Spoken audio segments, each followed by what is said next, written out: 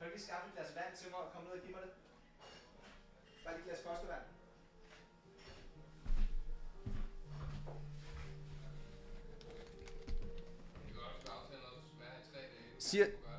Siger lige til Justin, han skal komme ned og åbne sin computer.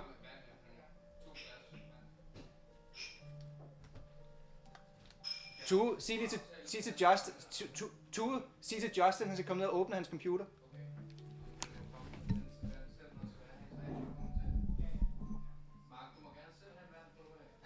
Det ved jeg godt. Har Wilson trykket live?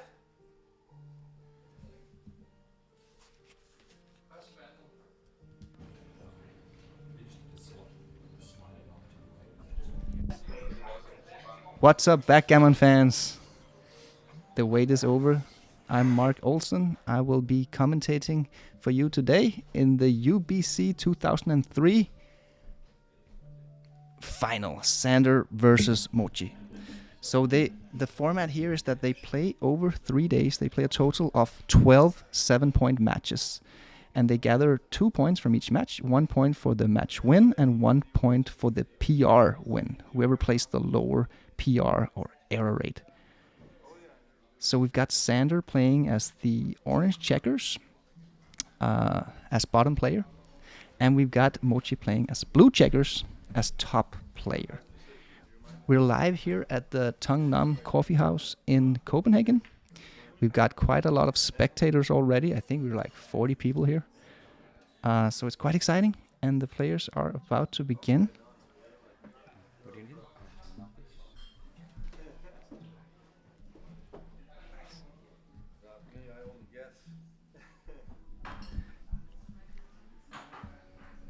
So for the first time ever, we're going to do a live stream of the UBC final. Usually we did it in a secret room, secret location. We recorded it. Everybody in the room had to sign a non-disclosure agreement to not spoil anything. And then we broadcasted it 1 month afterwards. But this time we decided to mix it up a bit, try something new. And let's see how it goes. So far it seems quite cool to have so many spectators here at the venue. We didn't expect that many, to be honest. Already here 1 o'clock in Copenhagen on a Monday. We thought that people were gonna come little by little as they got off from work, but it seems that the Backgammon community here has made a priority to show up. And we've seen Mochy is holding the prize cube. This is the UBC prize cube. It's custom made with special materials, golden engravings, and Mochy is just feeling it out. That's the main trophy that they're playing for, actually, because we thought, which token can they get the most utility out of? And yeah, a special cube. It's pretty cool. So now we're just waiting for the players to get ready.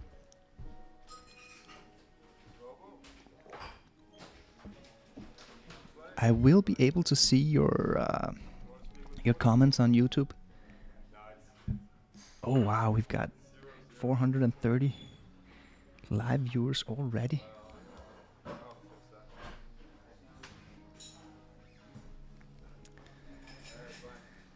Yeah, so what else can we say here? More people are arriving. We had to give a brief to the spectators here. We had to tell them that they are not allowed to make any loud noises. They can talk if they don't do it too loudly, but they're not allowed to interfere because they are sitting in the same room as the players. They are approximately 10 to 15 meters away from the two players. And they're watching the board cam on a big monitor. They're not able to see the XG feed unless they go to YouTube, of course, which they can, but we briefed them that if they do, they gotta keep their mouth shut to not interfere with the match. So last year it went all the way to 12 matches, where Sander, he was leading all the way all along, and then in the very last match, Mochy actually was catching up to Sander, and it ended up being super exciting. But with Sander eventually winning. the first player ever to beat Mochy in a UBC final. And then Mochy, of course, being Mochy, goes straight into the Contender tournaments, beat 30 other Grandmasters, and wins the spot right back again to come back and challenge Sander. Last year they played in Tokyo on Mochy's home field, and this time it's in Copenhagen on Sander's home field. And the fun thing about Copenhagen is that it's got a very big backgammon community. So that's one of the reasons why we figured that we might want to do this live, because we're going to have a lot of spectators coming and creating a good event out of this.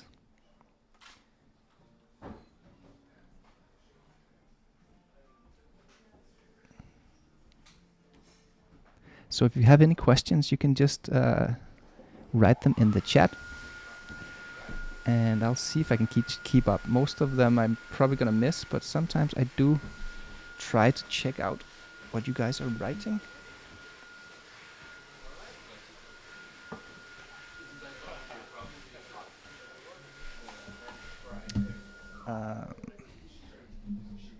We are at a live venue here. It's a bar and cafe, so sometimes you will hear the coffee machine brewing.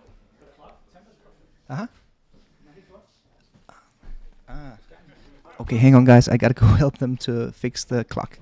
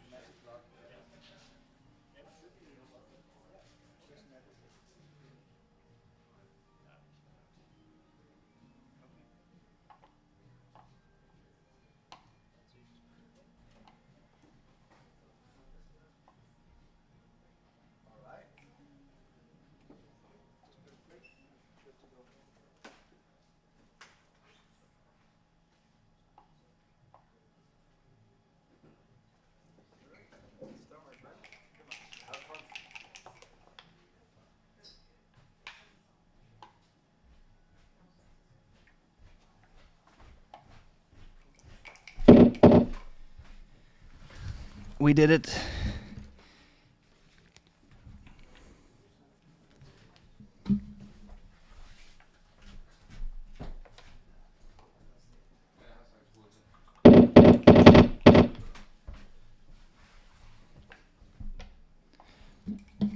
Yeah. The match has begun.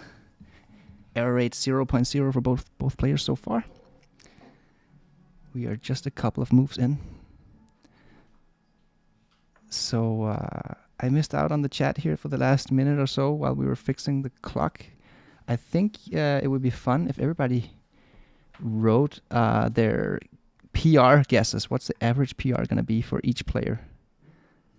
Let me see what you think in the chat. And remember to, of course, smash that like button. Ooh. Okay.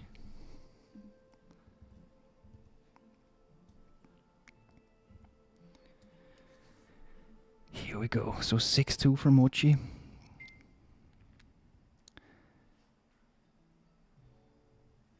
Most likely he's going to make the 11 point, right?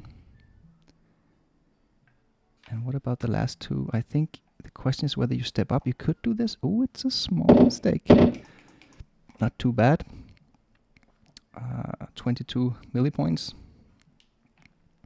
But a small mistake. So I think Mate, the transcriber, has blunder settings for 20 millipoints, which is the Japanese settings Usually we set it to 80.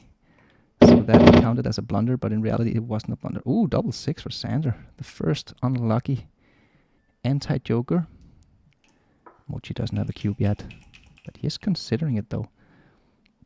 There's still a lot of contact value here for Sander. Good roll, Mochy, 4-2. 6-1 Sander. I think Sander's quite happy to make a double anchor here, even though the 1-5 back game is not particularly good. Yeah, still too early for Mochy. I think he's doing the right decision here, not doubling. 6-3, pretty good. He can make a point, make the 10 point. Yeah, so the game has defined itself. This is now a contact game. Mochy has full freedom. Notice that he cleared out all of the back checkers from Sander's side of the board. Ooh, Sander makes a good play here. He realizes he doesn't have timing to play the 1-5 back game. The pip count is simply not enough for Sander. He's only trailing 29 pips after the move. So excellent move by Sander. It was actually a big decision. Do you stay in the back game or do you just run? Now we have a 20-point holding game with a goalkeeper. And yeah, good choice, Mochy. It's simply too early here. The goalkeeper holding game is very strong here in the early phase. Mochy has to develop his position a little bit further. Like, for instance, he has to make the 3-point. That's what he's doing here. Next time, I think Mochy can double. With this development of the double 3. I mean, again, it's a kind of a blessing and a curse to roll these doubles in the UBC format, because although it's a great roll, it increases your match-winning chances. It also increases your blunder potential. And actually, this is the best play. This is the best play from Mochy. The bar point is extremely strong when you still have checkers on the midpoint.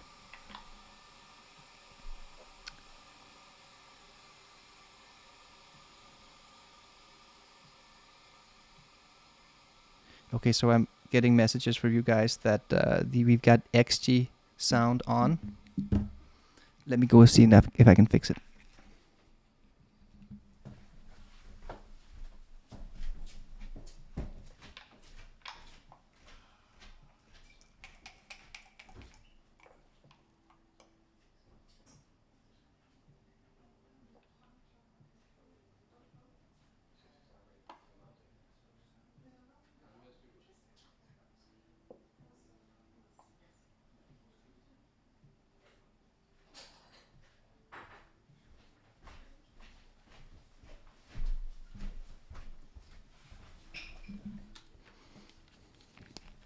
Yeah, and there's the cube. Okay, Sander elects to take it here.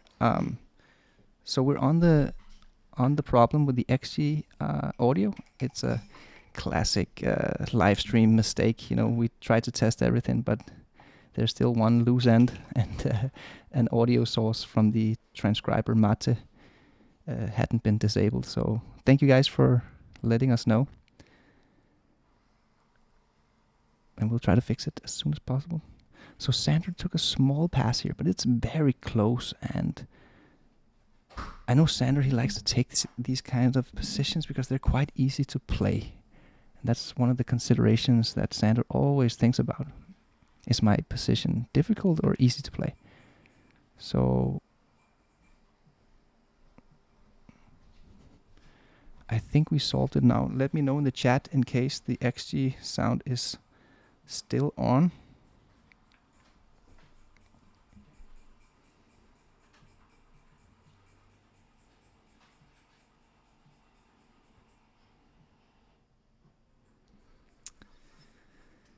Yeah, so big decision for Mochy here, whether he pay now or pay later. He has to pay now some way or the other, because he's not going to clear the 8-point here. That would be a big blunder. So the question is, where's it better to leave a shot from? And since we have XG to show us the right idea here. Oh, you could also slot the 2-point here. It doesn't really solve any problem. Yeah, this is the play.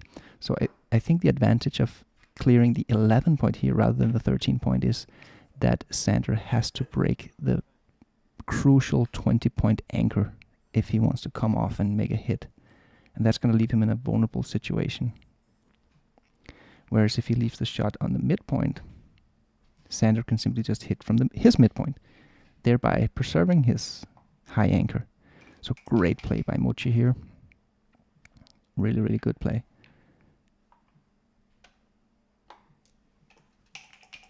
Sander makes the hit. Oh wow. Are we going to see a recube already? There we go. It could be a recube already. What's the pip count? Sander still trailing in the race 16 pips. And Mochy does have a pretty good prime formation himself. So I think that Mochy is probably taking. But that doesn't mean it's not a double. You know, you can still have market losers. So Sander has a real decision here. Okay, we see the XG result. XG says no redouble. Sander's a 65% favorite, winning 17.7% gammons.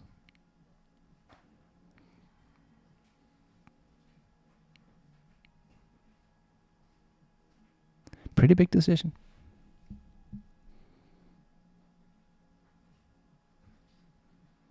Sander's trying to figure out whether he has market losers here. So what if Sander makes the 5' and Mochy dances? Is that going to be a market loss? Or is it simply what he needs to get into an efficient cube? Great decision by Sander. Really, really good decision. He might lose his market, but I don't think he's going to lose it by a mile.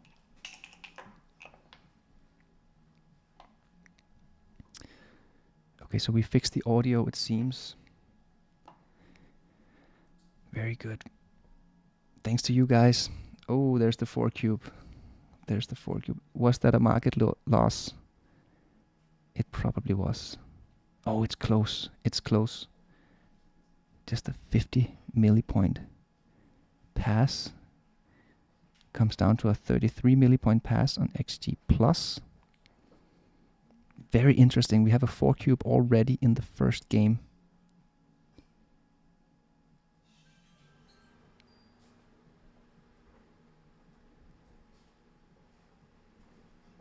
Sander is really putting Mochy on the spot here.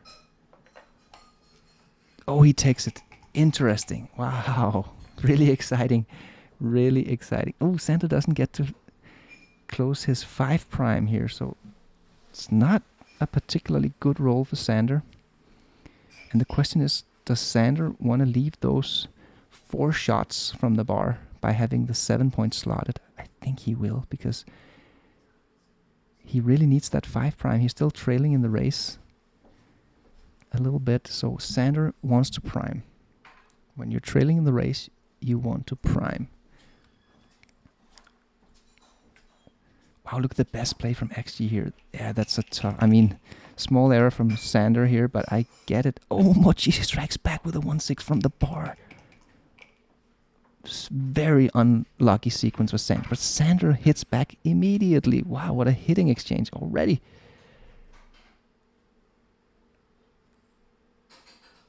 Mochy stops a bit. I mean, I don't think he's seriously considering redoubling here.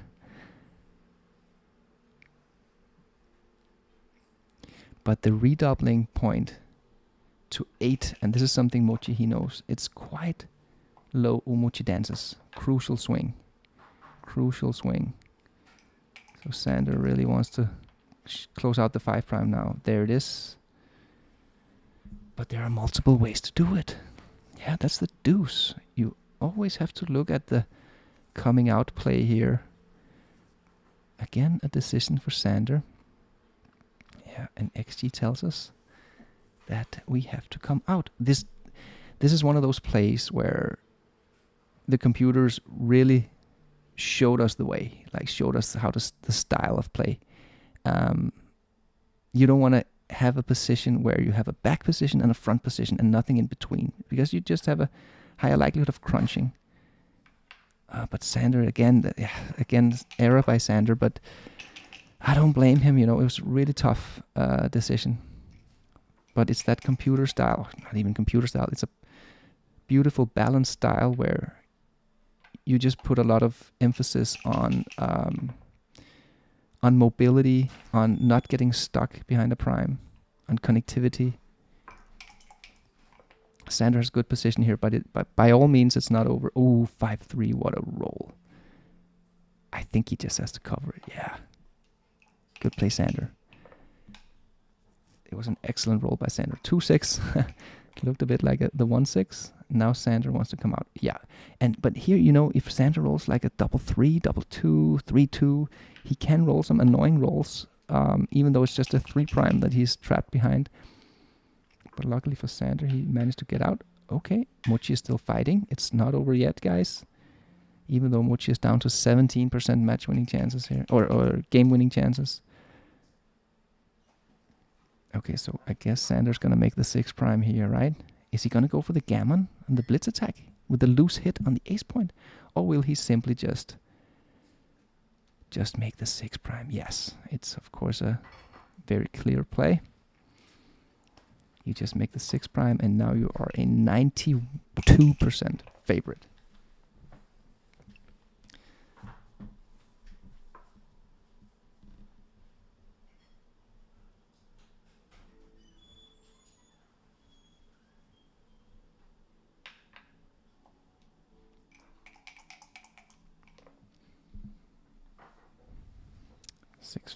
Another decision for Sander here, because he could actually win a Gammon here if he gets the closeout.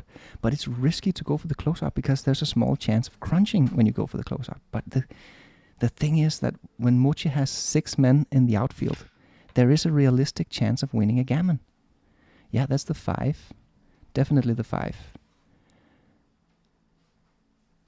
I think there's a good chance Sander is going to find the right play here. He's really good in these types of moves. Figure out when to blitz, but it's difficult. Okay, fair enough. Small inaccuracy here, a small error from Sander, 32 millipoint error. And here we see the Gammon chances are dwindling for Sander. Mochy came in, and every crossover from here on out matters for Mochy because he's saving Gammons by doing so. And you can see the Gammon rate is all the way down to 9% now. So by not closing out his homeboard, Sander kind of lost the chance of winning a Gammon. 4-1, but this is a pretty easy game to play here. We're going to see both error rates go down a bit. I think maybe Mochy is still 3.4 for Sander, 1.7 for Mochy, but no blunders. By the conventional standard, that's a loose hit. Yeah. Okay, move back. Yeah, Sander moves back. So I guess you gotta use 3 of the 4s to hit loose on the ace point.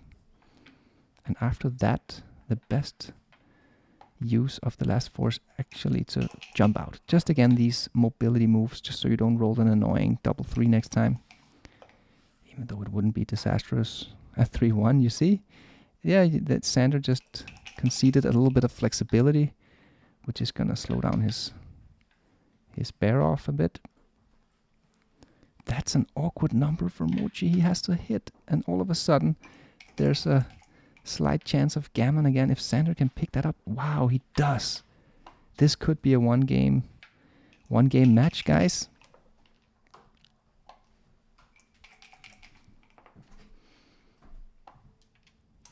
Okay, so Mochy is desperate to get the anchor here to minimize the Gammon chances. Oops.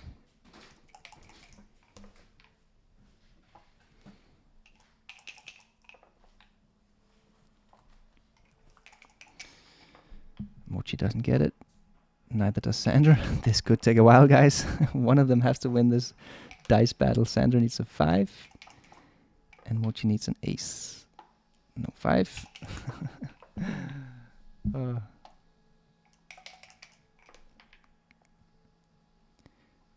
Wow, he picks up another one. Now the Gammon threat is real. It is definitely real. Sander could put 3 men on the bar here. Oh, they dropped a die.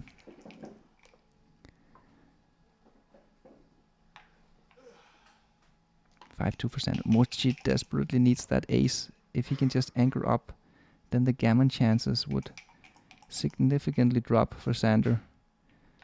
but Sander's not taking it. He's simply going for a 3-checker closeout here. I think he's a favorite. Oh, there's an ace. Mochy keeps fighting. He wants to come in. He wants to come in to save the gammon. And this is a nice position for Sander as well, because it's very difficult to make any mistakes here. And so you're going to grind your PR down because you get easy decisions. There's the ace. Crucial ace for Mochy. And I think Mochy is a favorite to save the gammon now. But I haven't seen the percentages.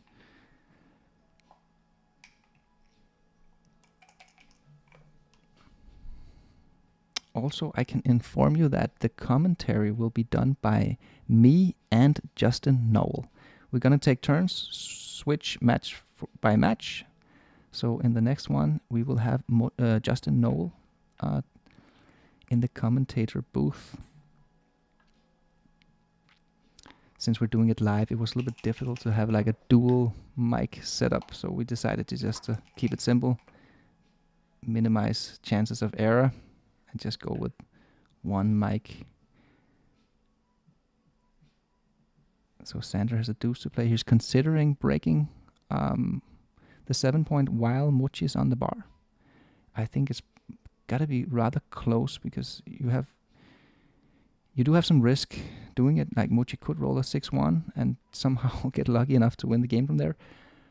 But it's also quite nice to just clear it now, because there's also a risk by not clearing it now. You know, Mochy might come in and then you might leave a direct shot.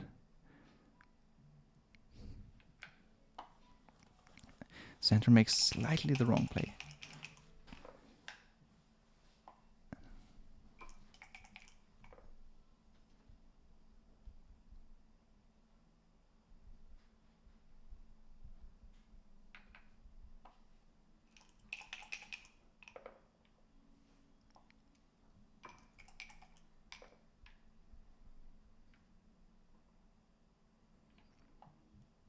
Decent roll by Sander. He gets to create a little bit of flexibility.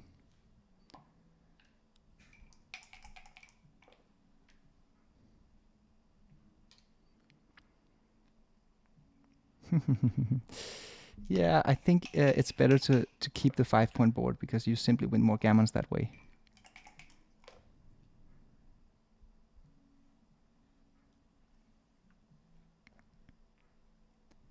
Here's the first decision for Sander here. Do you play aggressively in the bear off, or do you just clear from the rear? And we get to see that there's actually a pretty big difference in equity. That it's significantly better to clear from the rear. But over the board, I think Sander doesn't have an easy decision here. Okay, well played, Sander. I think the clue is that you get a really nice and flexible position by clearing from the rear. And of course you want to clear from the rear, again, especially against the ace-point anchor.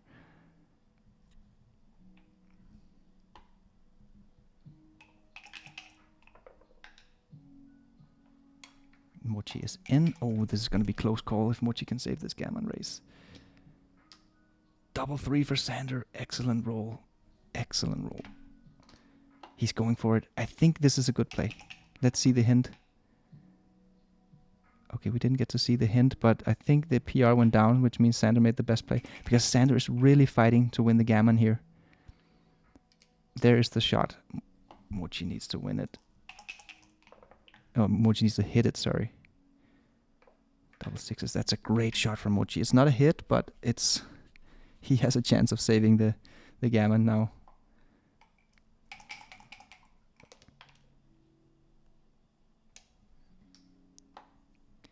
Mochy desperately needs to hit that 3 now, or get another big double. 4-5, not a good roll. Not a good roll. Is he considering staying here? Wow, he's considering staying.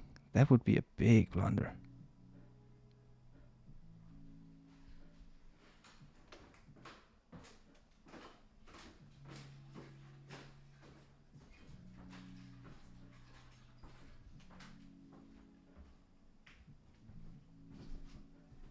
Okay, Mochy does make the best play. Well played, Mochy.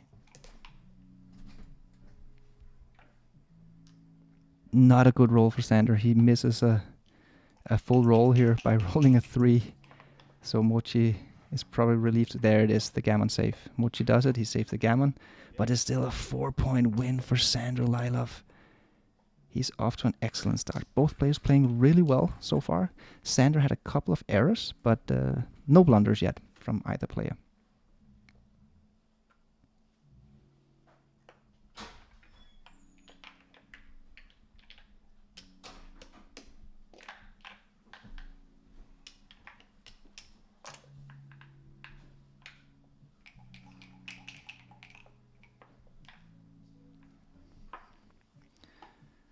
Lover's leave for Sander here, the opening 6-5. It's one of the best opening rolls. He gets to improve on his freedom with the back checkers, which is a very important concept.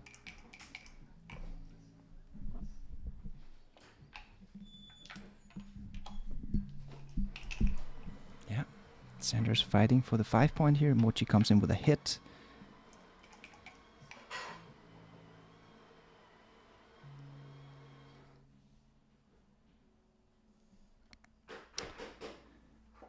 Yeah, this is the classic decision whether to make a high anchor or to hit loose, and Sander makes the best play here. It simply takes precedence to make the high anchor.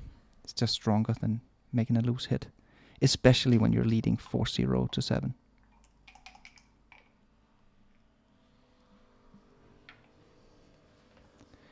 That is a great roll by Sander, double 1.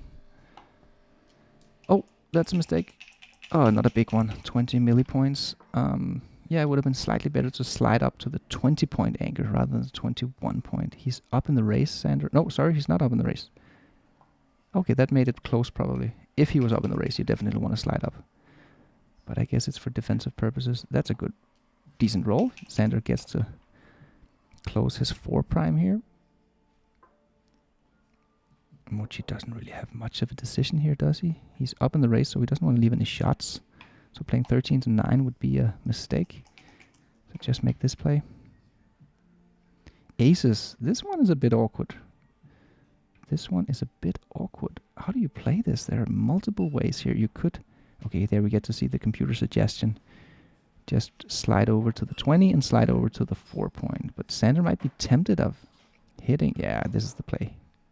That's the play. He doesn't need to hit here. He doesn't have a blitz position at all. He has a priming position. He's trailing in the race, so it's important to keep a pure prime. Good play, Sander. And it's also very convenient to upgrade his anchor to the 20-point. This is a bit awkward for Mochy.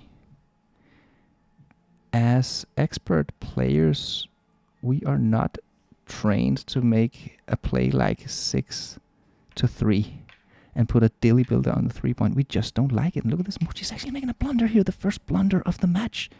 Mochy makes a blunder 105 millipoints. And his PR shoots up from 1.0 to 2.4. So Sander is ahead now. A little bit on the PR.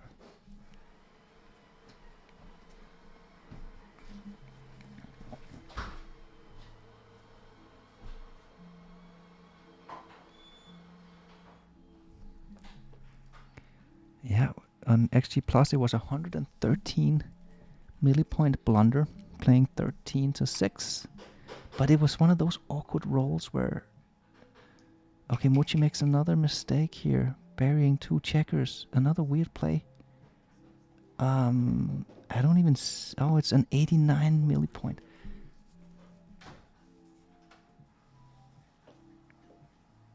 I think they have something with the transcriber. I don't know what happened.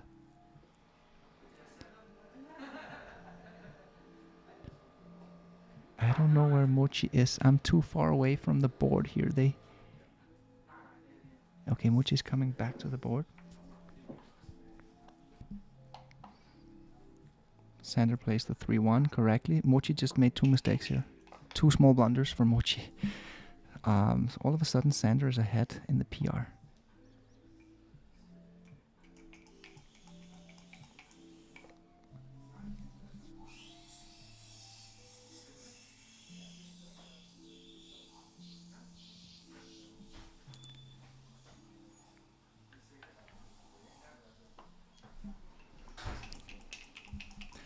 3-2 for Sander, clears the midpoint, preserve flexibility. Wow, a joker!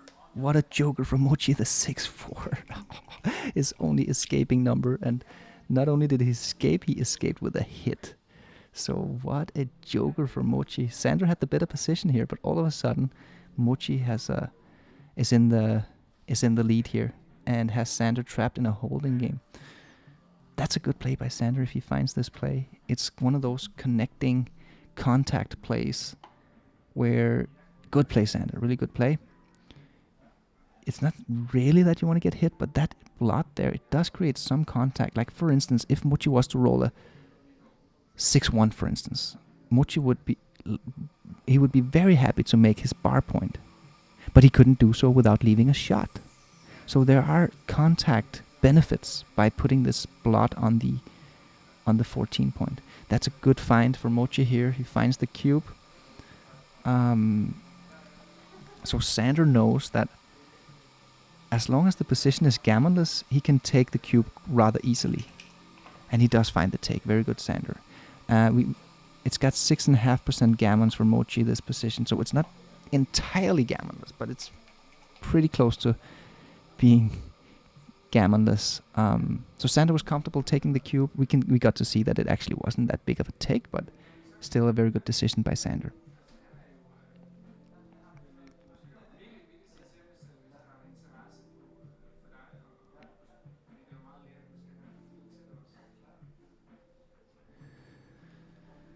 (6-2) for Sander here, so there's not really a natural play available. One question is whether he wants to keep that contact blot on the 14 point or not. I think that's the main question you want to answer in this position. And as we can see from the computer, it actually wants to keep the contact blot. But then you have to play 10-4 with a 6, and again, we don't like to make these inefficient plays where you put the checker past the point. Wow, excellent play by Sander. Really, really good play.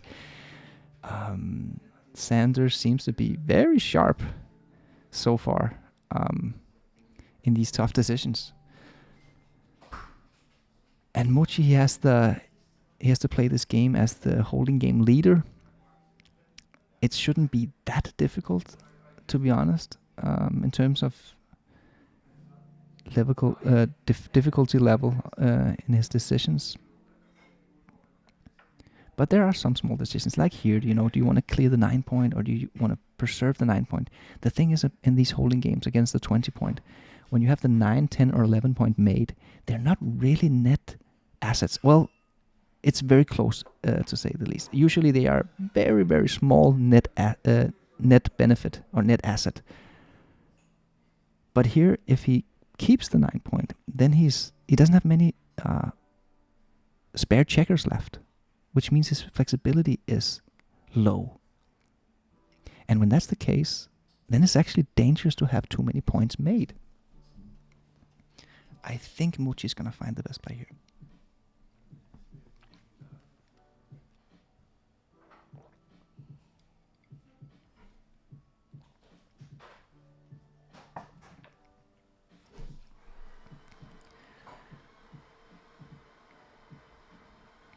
It is a pretty tough decision, I guess, over the board, but one of the advantages of clearing the 9 point is that you get to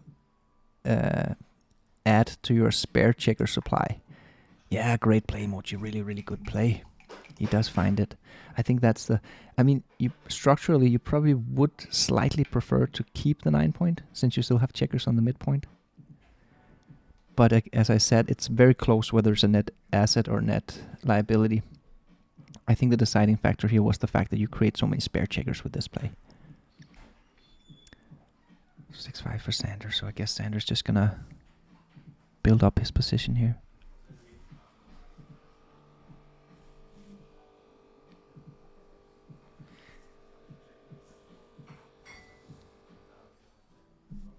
We're up to a staggering 831 viewers already, and we're just starting out. That's pretty impressive. Let's smash the like button, guys, if you haven't already. We have 10 times as many live viewers right now as likes. That can't be real. Smash the like button, guys. Let's get that number up It's gonna trigger the algorithm, and we're gonna get more viewers on our wonderful live stream here. The two best players in the world battling it out over 3 days. 6-3 Mochy. Yeah. And notice that Mochy made the sliding move, the underslide. What a fancy little movement there. Sanders just playing efficient. Utilizing his checkers to the fullest. Double six. What a killer. What a killer. There is a small decision though. Which move is better? Yeah, good move, Mochy. So it does make sense here to keep the 7-point made. It's gonna make make clearing the 8-point a lot easier. –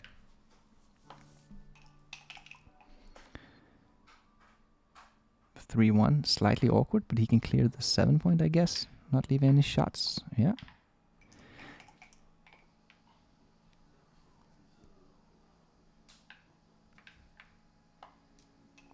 Oh, so Rory tells me that we actually have 207 likes. Maybe my YouTube page here didn't refresh, so that's my bad.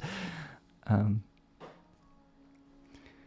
Sanders just playing a waiting game here. Now he has the 6' ready. Oh, there he goes, destroying his 6'. I guess it's actually a great play by Sander. Very accurate play here. I guess you wanna save some gammons as well. So Sander did get an extra crossover by stacking up a bit on the 6-point. Just to save the gammon. I think it's the same idea here.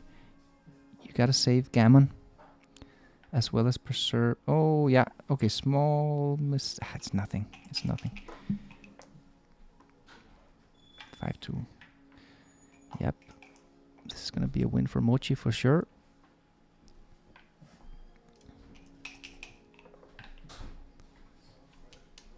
Double 4. Is there a gammon lurking here? No, I don't think so. I think it's too unlikely or too impossible.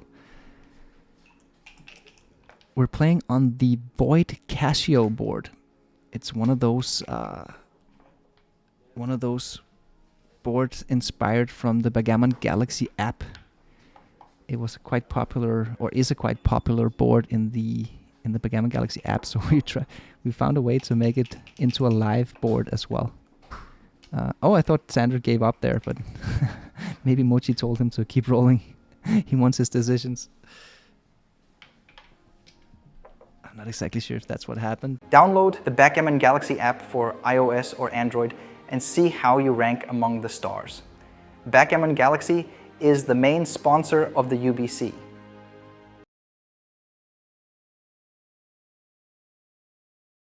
What's up, Backgammon fans? I'm Mark Olsen, Backgammon Grandmaster. In front of me I have one of the coolest backgammon boards ever designed, the Casio Void board.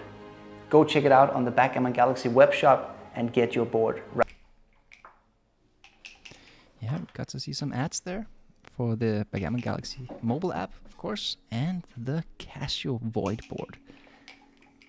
And of course the inlays are changeable, so you could even purchase multiple inlays and switch it up, and multiple checkers as well. Okay, 6-3 Mochy. I think he's gonna hit loose on the 4-point. Yeah, there you go. You want to fight for your key points. 6-3. Okay, you could look for duplication here. You could look for duplication, but I think it's still probably the right idea to just come out. We didn't get to see the hint from the transcriber, but I was curious to see how the slotting plays ranked there. Because every time you can find duplication in the opening game, when you slot the 5-point, you should consider it strongly, I would say. 6-1 for Mochy. So Mochy realizes that he has a blitz and a race formation here, so it's not automatic to just make the 7-point. But then when you scan the board, you realize you can't really play an ace if you were to run with a 6. So there is no other play, and it's quite nice to just make the 7-point here. To be honest, I'm not really sure why Mochy is taking so long on this move. But it goes to show that it really matters what kind of formation. This is actually what Mochy talks about in chapter 1 in Masterclass. And here Mochy has a blitz and racing formation, while Sander has a priming formation. So notice that Mochy is stacked and he has gaps in the structure. Sander has a more flat and concrete structure with less gaps in it, easier to fill out, more builders from the rear coming from the rear to fill out the gaps in his prime. So okay, Mochy makes a mistake here. He finds the creative play, I would say. Maybe he wants to prove a point after writing that chapter in Masterclass, which position type you have, but that was a mistake. I think Sander's going to find the hitting play here.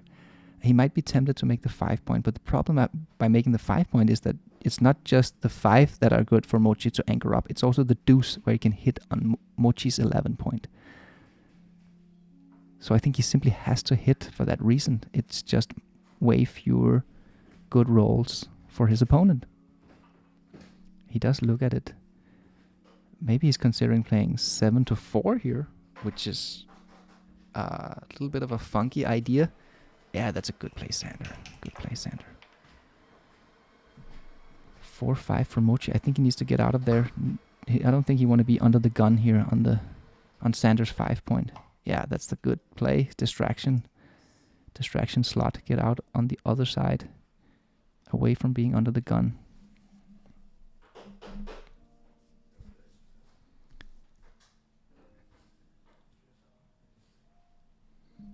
Okay, Sander is leading.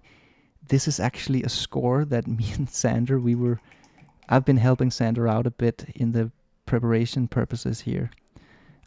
We're good friends and we usually play one match a day anyway, so we've been going a little bit more seriously at it the last month or so. And this particular score, 3 away, 5 away, when you're leading, we've been practicing this score because it's quite difficult to find the doubling window. Ooh, 5-4, that's a good roll, but he has a decision here because he has got 2 great plays available. He could anchor up, make the golden point, or he could fight for his own prime by hitting loose on the 5 point. This is a tough decision. Again, usually, I've said it before, anchoring up, making a high anchor, takes precedence over a loose hit. But this is not like a early loose hit, this is a very strong middle game hit where Sander is much more developed already. So the hit makes quite a lot of sense here. If Sander wins the battle of his 5 point, battle for the 5 point, he would have a demanding position.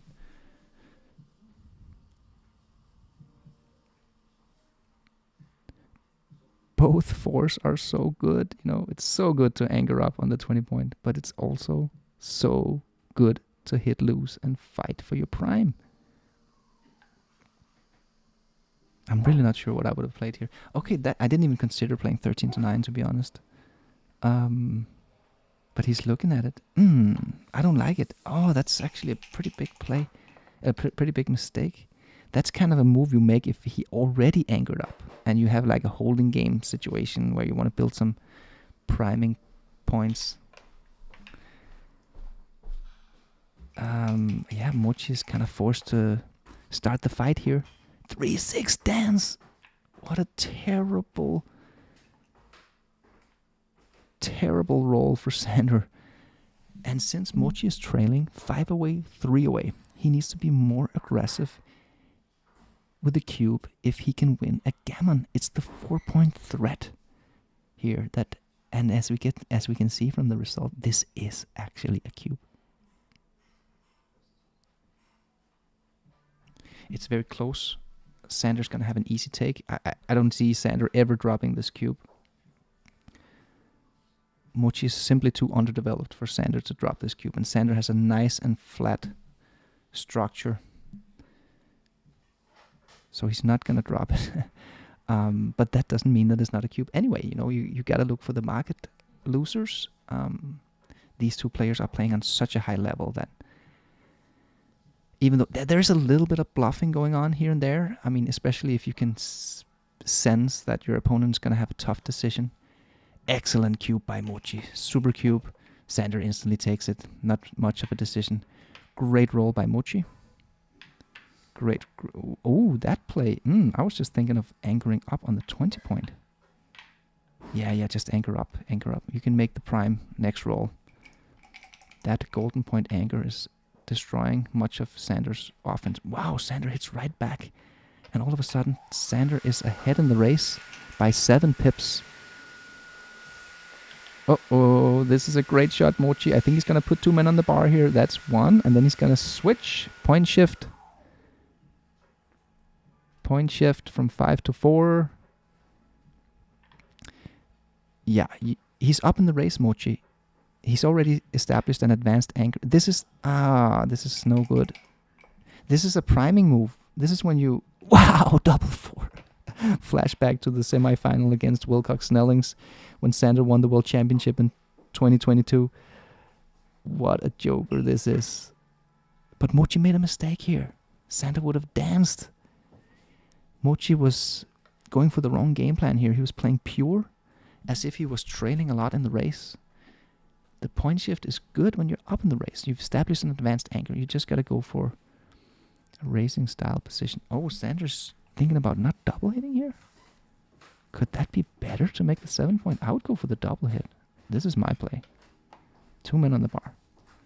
Okay, let's see the hint from the transcriber. We don't get to see the hint. Mochy danced? Wow. Of course, Sander's not gonna redouble. He's up. He's leading 3 away, 5 away. So he definitely doesn't want to redouble for the match here. That would be idiotic. Sander's just trying to win a gammon. Get lucky and win a gammon. That's a good move by Sander. It adds ammunition to the blitz attack. It slots the 7 point, which is very nice to make. The only downside was that you still have those 17 point checkers stranded a little bit. Oh, this is a... Okay, decent play by Sanders. 9 millipoint inaccuracy. XG tells us that the best play was actually to break the 17 point anchor.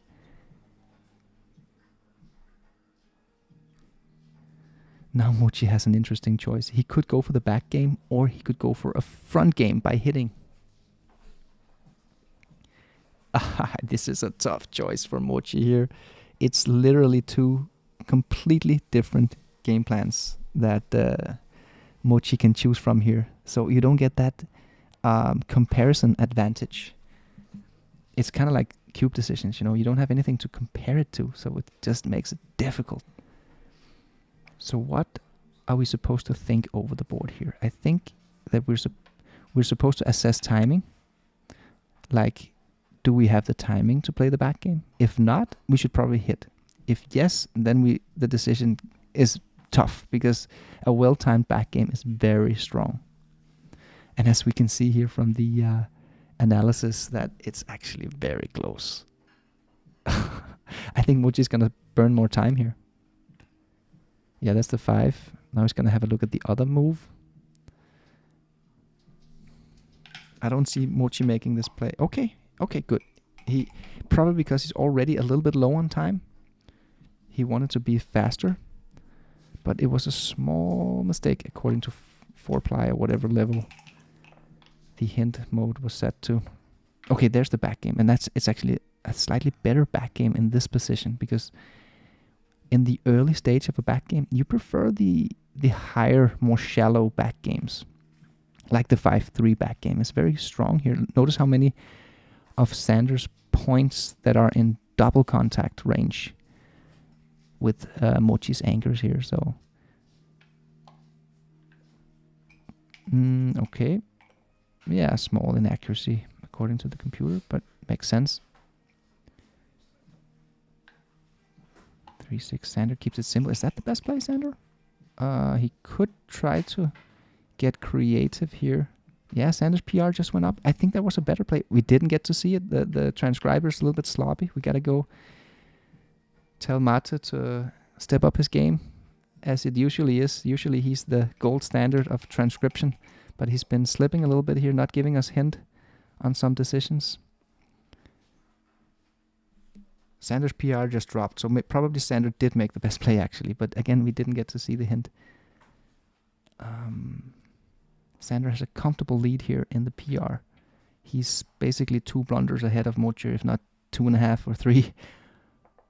So it's looking pretty good for Sander here in match 1. But of course we have a marathon ahead of us, right? It could go to 12 matches like it did last year. And Mochy seems to be in superb condition, actually. That's kind of like the word around here. He brought Kazuki from Japan, his close friend and training partner, and they've been studying hard, of course, and playing all morning here to get Mochy ready. Sander took a bit of a more casual approach. Good play, Sander. Really, really good play. He's up against the back game, so it's not that risky to get hit while your enemy still has that many checkers back. Oh, look at this play. Nice play, Mochy. Again, we are seeing special back game moves here. They wouldn't necessarily be correct in a conventional position. But when you're playing a back game, the concepts of purity and checker utilization, they just go way up. And, well, okay, so you want to have a look at it, because coming out with the 5 is actually very good as well to preserve mobility. But I think this is just such a nice move. Oh, nice move, Mochy. I love it. Really nice move to slot. Sander's just... You are a little bit ambivalent with a hit here. You definitely want a hit because you don't want Mochy to make a pure prime. But you're giving him some extra timing. 1-5 is pretty good. Notice how he plays the 5s. He comes out instead of covering the 8 point. Again, it's a mobility move. He doesn't want to run out of mobility and timing and risk crunching. So it's a very good play by Mochy.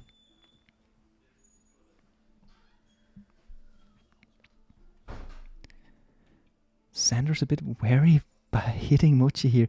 I mean, this is interesting, right? It's one of those back games where you really have to think hard whether you want to hit and give your opponent more timing.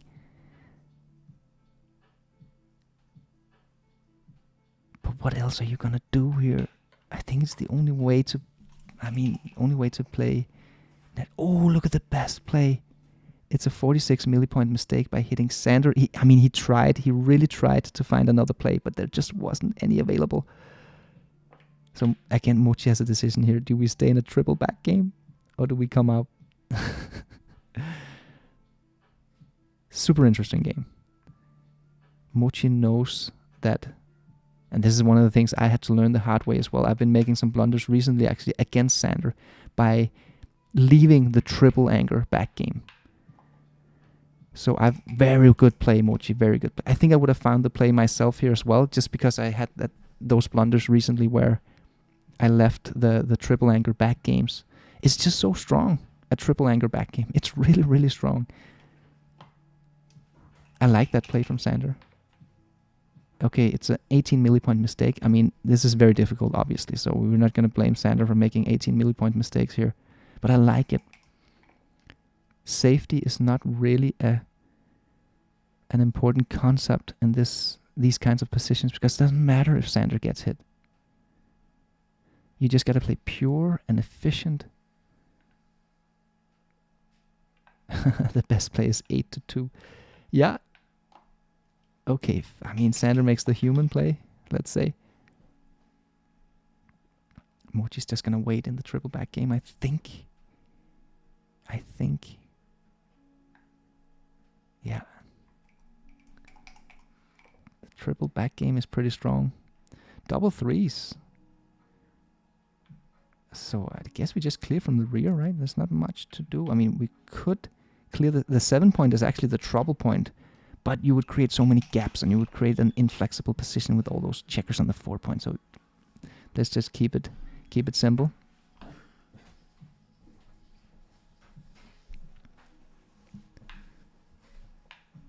Okay, Mochy is forced to leave the triple back game, but now at this point in the game where Sander has all of his checkers to his 8 point or further, it doesn't matter that much whether he has a triple back game anymore. It's almost like a phantom triple back game. Mochy dances.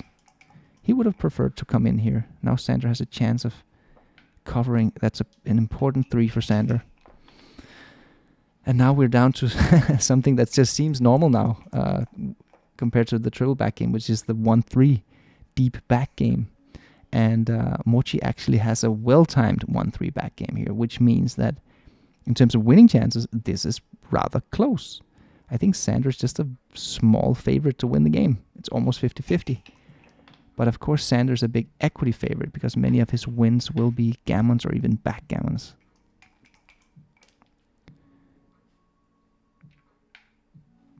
Three, four. You clear the 8 point. Sander has a pretty nice position here. Nice backloaded spare checkers. Double three, that's awkward. Nah, maybe it's not that bad actually. It's not that bad.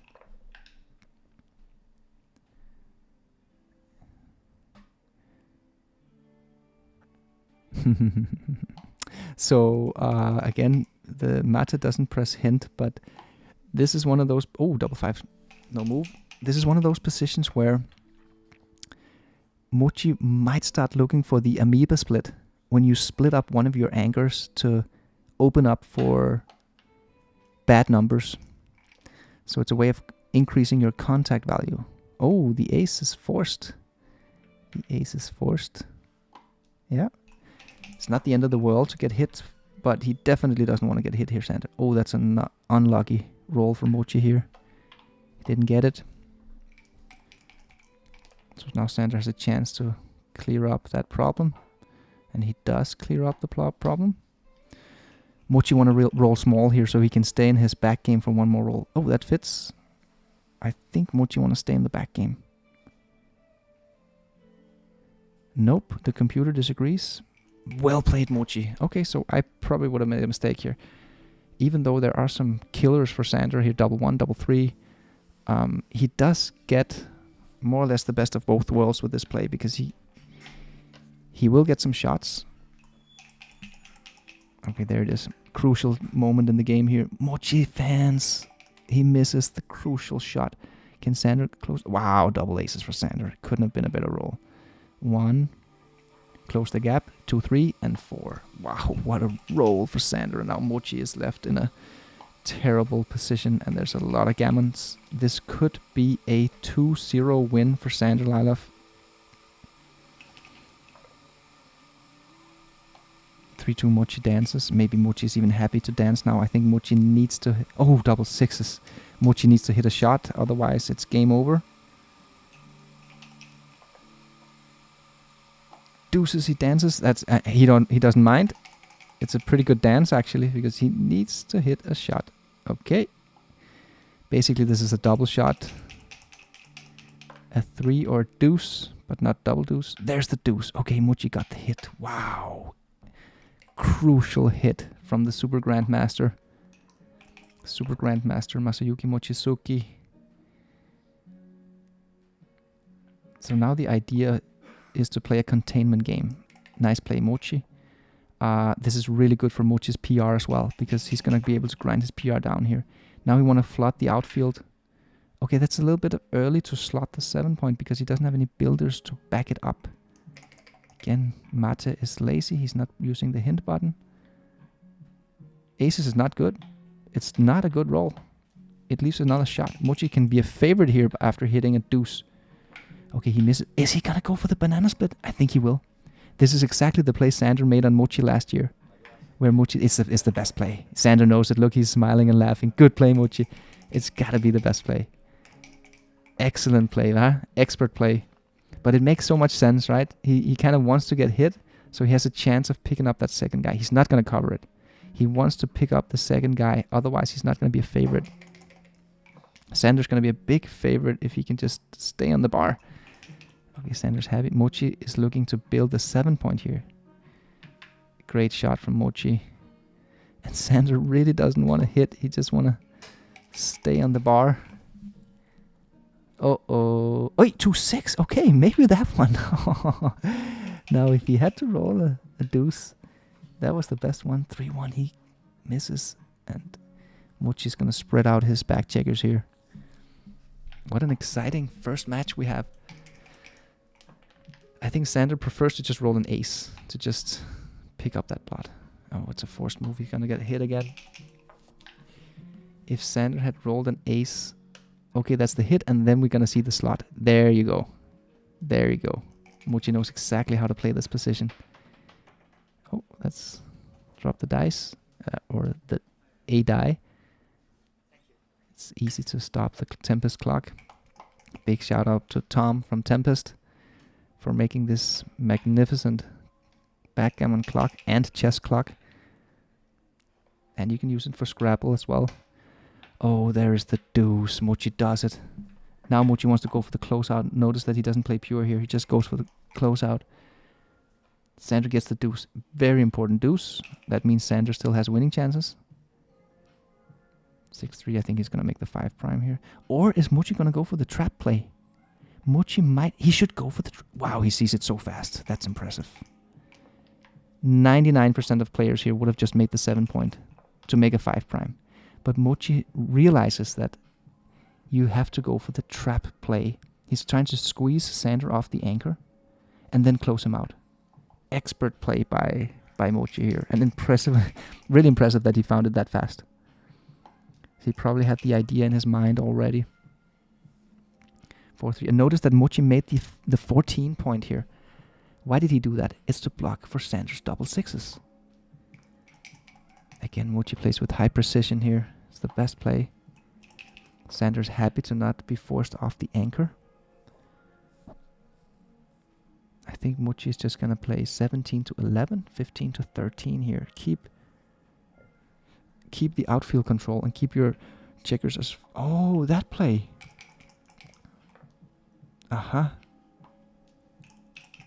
Yeah, good play, Mochy. He's going for attackers here. It's not a containment game where you're trying to prime your enemy. You're trying to squeeze him off the anchor.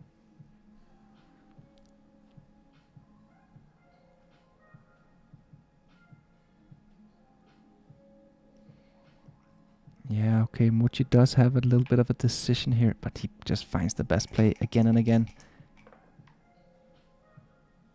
6-4 Sander. It's not a good roll. Now Sander opens up. Yeah, double 3. It double hits. You're gonna hit with 11 to 2. Yeah.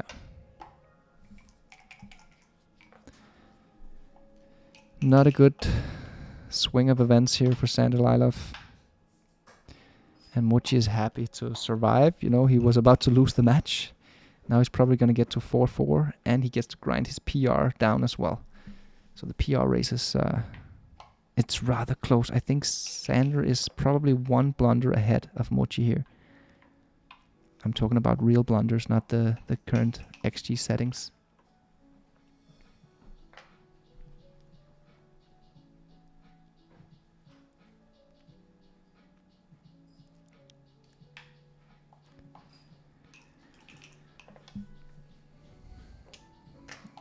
Very efficient roll here for Mochy.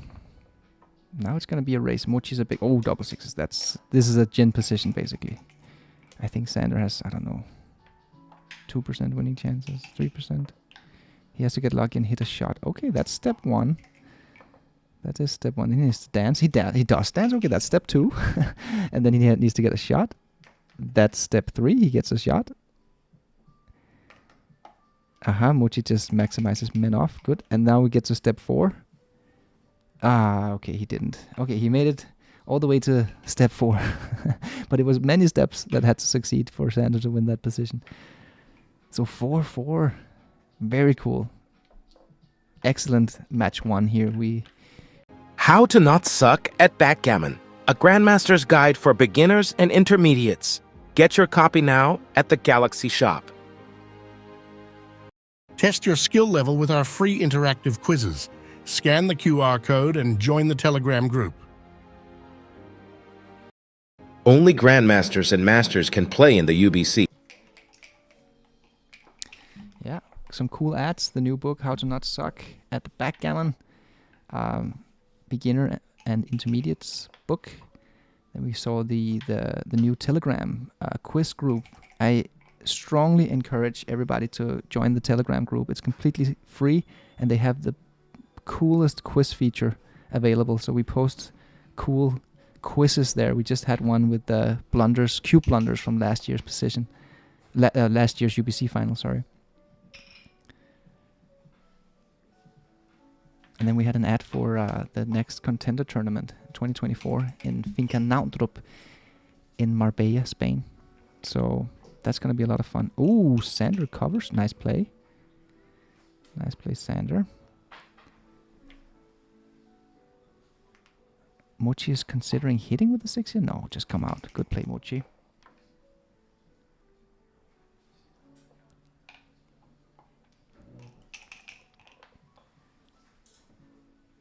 Yeah, Mochy's oh, he's looking at the double hit. I don't think you should double hit here. Just make the anchor. Yeah, good play. Good play. So Mochy won the battle for the high anchor here. Crucial battle to win. Now he's winning the anchor war.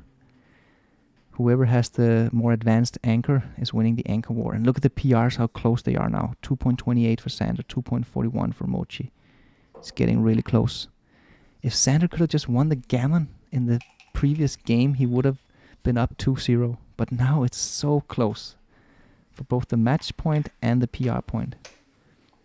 3-1. Ooh, that's a mistake from Mochy here. 51 millipoint mistake. Mochy is leading in the race.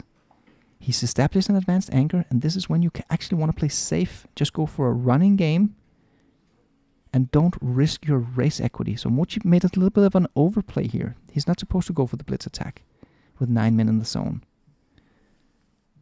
And funny enough, Mochy made a comment on that meme last week when with all the Roman soldiers running into war, and then the general says, "Stop! You're just 9 men in the zone." And then Mochy commented on it. You can blitz with 9 men in the zone, and that's exactly what he did, and it was a mistake. Mochy just blitzed with 9 men in the zone.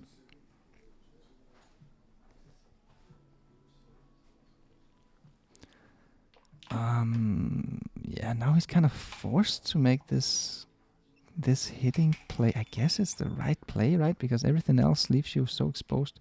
Sander hits back. Okay, so this is really exciting. Sander doesn't have a double yet, of course. He needs to come in. But he does have a racing lead if he can just come in. He doesn't. He dances. Crucial dance. Sander takes a big, deep breath. Yeah, that was a... Okay, look at the switching play. Yeah, Mochy. Nice play, yes. It's actually a classic Sander. Lylloff played that one, but Mochy, of course, he knows it as well. Sander dances again. This is a cube, I think. I think we have a cube here. 2 men on the bar. Isn't this a double? It's a 3-point match. I think Mochy missed a double. Come on, Matze, we get to see. Show us the hint. Okay, his PR went up, so I think he missed a double. But we didn't get to see how big it was. Sander dances. Yeah, this is too good to double, clearly. Oh, and he doubles a big blunder. I think the PR point is going to go to Sander now. That was a big one. He should have cubed last time. This one is way too good to double. Even in a 3-point match, your too good to double point is significantly earlier than it is in a 7-point match, for instance, or for money game. So that was a big blunder. I think it was the biggest blunder so far, actually, in this match. So Mochy's PR just went up to 2.95. That was I think that was a deciding factor here for one of the 2 points. So Mochy needs to split his back checkers here because he's losing the anchor war. I would go for a major split. But the thing is, I just talked about this idea yesterday with Oliver Squire and Justin Noel. When every time your enemy has this 9-point mate, the small split is quite nice actually with an ace. But Sander has an advanced anchor, so Mochy should go for. Yeah, I think actually Mochy made a blunder there. His PR went all the way up to 3.22. You gotta make a big split because Sander has made an advanced anchor. You gotta go for an advanced anchor yourself.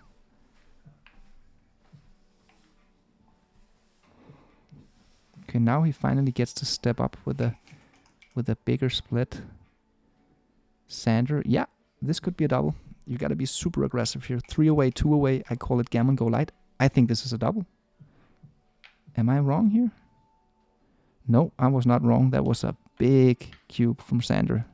His PR just went all the way up to 2.6. But again, we didn't get to see it. Now he lost his market. This would have been a money take, but At this score, it's not a take and a 3-away, 2-away. And Mochy knows it. I don't see him taking this cube. The 3-away, 2-away here. Yeah, he just gives it up rather quick. You could take it for money perhaps, but not at this score, 3-away, 2-away. Yeah, Sander made a... The Tempest Game Clock. The best thing to happen to game timers since the hourglass. So now the score is 2-away, 2-away, which means that it's essentially going to be double match point. Sander, okay, double 3. Maybe Sander's not going to double here. You just need to be a 50.1% favorite here. Then you want to double. Okay, Sander doesn't double. Oh, he rolls a double 3. Okay, you definitely want to step up with the anchor because you're losing the anchor war. So you definitely at least want to get up to the 21 point. And after playing the first 2 3s, you got to consider whether you want to make the 10 point or you want to make the 18 point. Or you could also make the 5 point, actually. But that's slightly inferior. I think the real choice here is between coming all the way out to the 18 point, where you are really winning the anchor war, or you want to unstack the midpoint and block your opponent's 6s by making the 10 point. Both plays are so nice, you know. It's just such a great roll, but the trap is to make the 5 point. It's not as important to make the 5 point here. You're giving up your 8 point in the process. Your opponent has already made an advanced anchor. No, Sander, you gotta come up. You definitely gotta come up.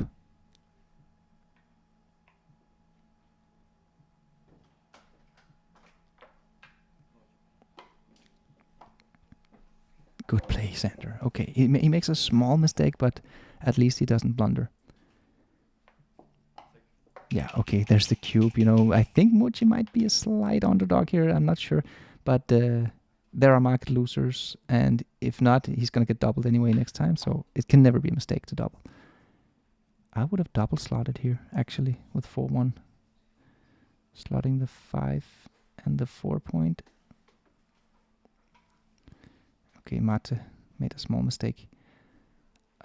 So remember, the UBC rule states that the matches has to be analyzed with XG++.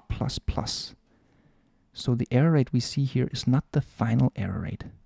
But I would be surprised if it were to change all that much. Double 2 for Sander. They keep rolling doubles. Again, Sander has the racing advantage, so he should step up to the 16 point. But then again, he has another decision. Do we come all the way or do we come down? I like this play. I think that's a great compromise. Unstacking and building the crucial 11 point. The 11 point has even more value when the 5 point is open. 5-3 is nice. Sander's taking the lead here. Now he's like more than a 60% favorite in this position. He has a racing advantage and he has Mochy trapped in a holding game. It might even be like a 65-35 proposition at this point. 2-1 is not particularly good because the holding games are very much race oriented. So with 2-1, Mochy could catch up if he rolls a big double.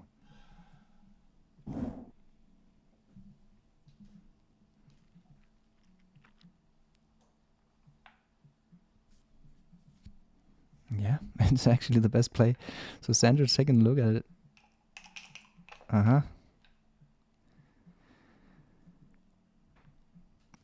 Mochy. Okay, yeah, something like that looks correct. 6-4. Is this when you just want to go to make the 7 point? You're going to leave 4 shots, 6-1 and 2-5. That's it. I think you do want to make the 7 point. It's just so nice. It's close, you know, leaving 4 shots. That's the downside. 4 shots out of 36, so 1 in 9 times he's going to get hit here, but every time he doesn't, he has the great asset made, the 7 point, which makes it much easier. Oh, double 1, he can make the 5 point here. Beautiful.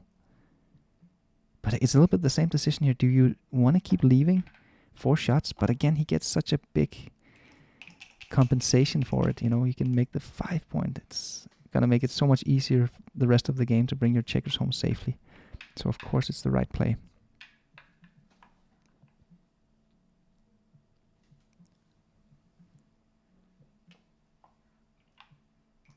Okay, Mochy Mochi is just slotting, preparing his position. 4-1. Finally, Sander gets to have a 0 position. That's a position where you leave 0 shots for the enemy.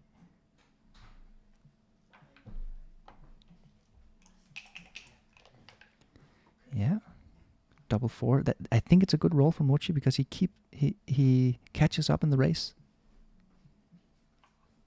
He's just 1 5-5 or 6 away from actually winning the race here. But of course, Sander has the advantage. He's the one with full freedom. Mochi is still trapped, and it's not going to be that easy for Mochi to realize his racing equity. That's a great shot by Sander. He's going to come down with all 3, make the 10 point, and then just play 13 or 10 to 7 with the last 3. Excellent shot, and it removes the 6 from the equation. If Mochi were to roll a 6, he only gets to play 12 pips, not 24, and he's still stuck behind Sander's prime. Yeah, okay, so Mochi is basically conceding the position here in terms of just accepting that he's playing a holding game here, trying to wait it out. Let's see if he can get lucky later on, rolling a big double to try to catch up in the race, or if he could get lucky enough to hit a shot. I think Sander is probably a 75% favorite in this position.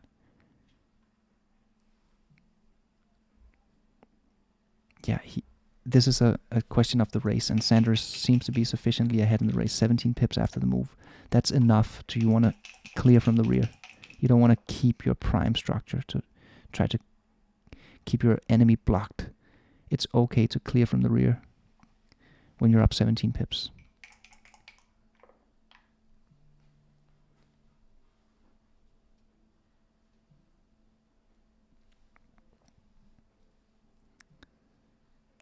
I like this play.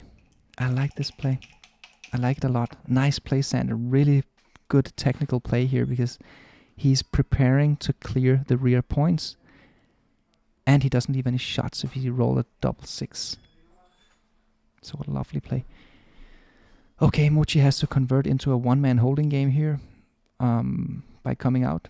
It also gives him the best chance in terms of racing because he's not burying checkers and creating wastage.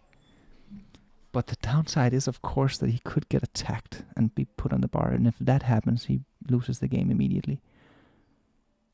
It's looking good for Sander here. It looks like a 2-point win for Sander in this match so far, but it's not over yet. Mochi has 21% winning chances. There's a 6. That's the reason why Sander made that play with a 4-1. 2-1 for Mochi. This is a terrible position for Mochi. He has to get really lucky here. This looks like a 2-point win for Sander Lylloff.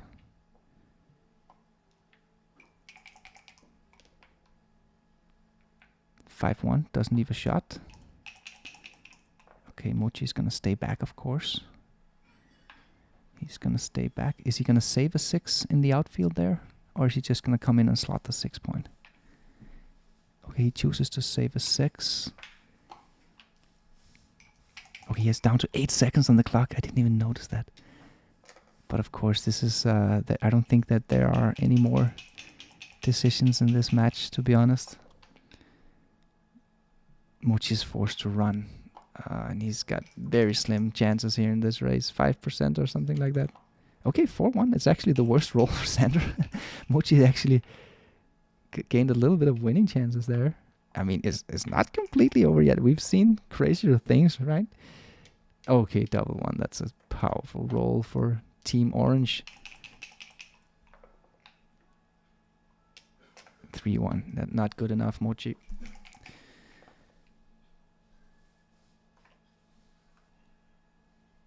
Can he make it? He needs to roll a 6 or 5 on the next roll. He's down to 1 in 1,000 according to XG. Is Mochi's winning chances here? No, that's it. I think that is it. Sander doesn't roll an 8. Okay, he does roll an ace. So there is a theoretical chance here for Mochi. He needs to get 4 checkers off. No, he doesn't. I think that's it. 2-1, 2-1, 2-1. Yeah, that's it. Nope, that's not it. He can still make it. Now he needs to get four men off. Anything else is not gonna cut it. That's not enough. Wow, fist bump.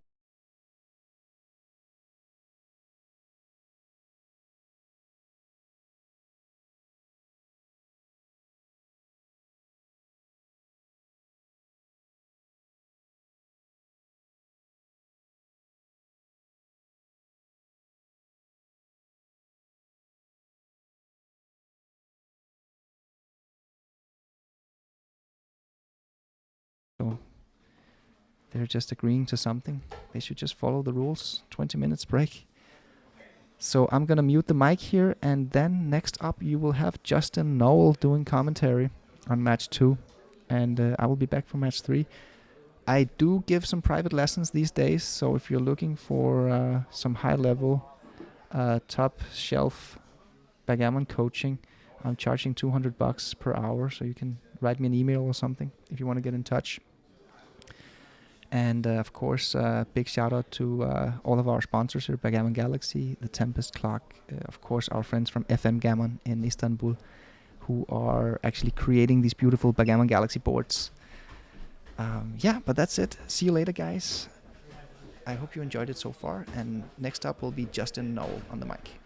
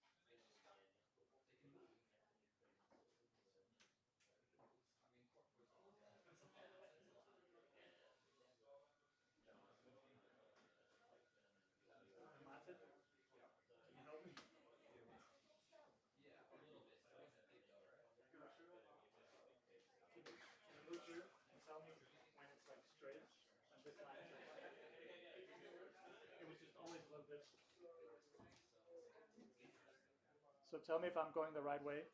Right direction, yeah. No, not now. Before. Okay, stop. Here? Stop here. Yeah.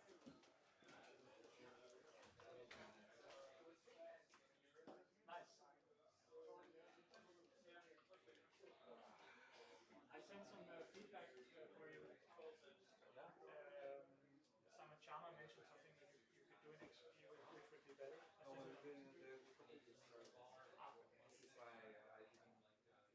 Especially when he's in time trouble, it's speeding up. It's computer trouble.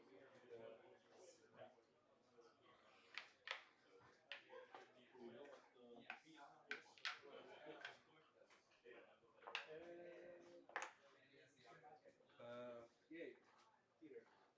Which this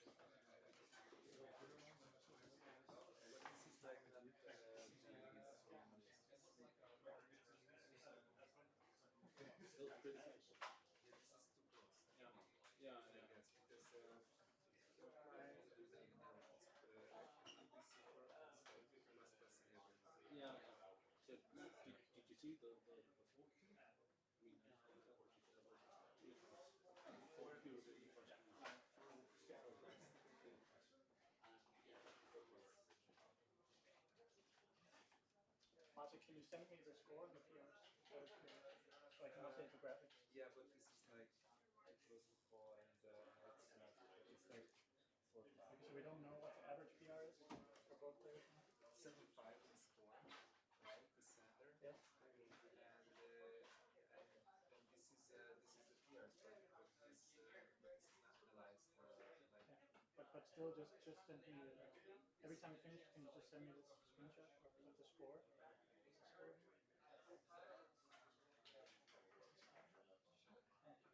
I basically just need the score and the players every time we finish it.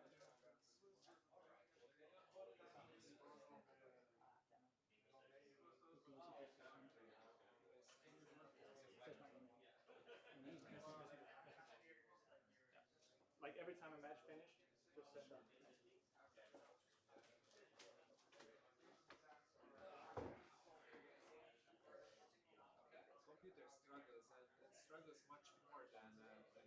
Download the Backgammon Galaxy app for iOS or Android and see how you rank among the stars. Backgammon Galaxy is the main sponsor of the UBC. What's up, Backgammon fans? I'm Mark Olsen, Backgammon Grandmaster. In front of me I have one of the coolest backgammon boards ever designed, the Casio Void board. Go check it out on the Backgammon Galaxy web shop and get your board right now.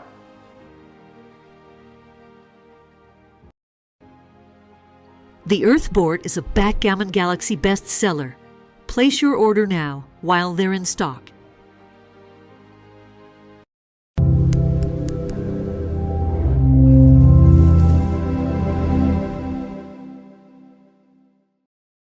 What's up, Backgammon fans? I'm Mark Olsen, Backgammon Grandmaster. Are you the next Grandmaster? If not, you better get your copy of Backgammon Masterclass. I'm the author alongside with two-time world champion and the only Super-Grandmaster in the world, Masayuki, Mochizuki. The book takes you through the game plans, the strategy of the game, strategic visualization, a backgame chapter, first time ever backgame chapter, and how to use the doubling cube in middle game situations. Get your copy now in the Backgammon Galaxy web shop. The Monte Carlo board is an old-school, cool experience. A unique board that makes backgammon tuxedo-worthy again. How to Not Suck at Backgammon, a Grandmaster's Guide for Beginners and Intermediates. Get your copy now at the Galaxy Shop. Test your skill level with our free interactive quizzes. Scan the QR code and join the Telegram group. The Tempest Game Clock. The best thing to happen to game timers since the hourglass. Just set it, dock it, and rock it. Only Grandmasters and Masters can play in the UBC, but everybody's welcome to participate in the side of that at Fingernaundrup. An amazing learning experience for true backgammon fans. Download the Backgammon Galaxy app for iOS or Android and see how you rank among the stars. Backgammon Galaxy is the main sponsor of the UBC. What's up, Backgammon fans? I'm Mark Olsen, Backgammon Grandmaster. In front of me I have one of the coolest backgammon boards ever designed, the Casio Void board. Go check it out on the Backgammon Galaxy web shop and get your board right now.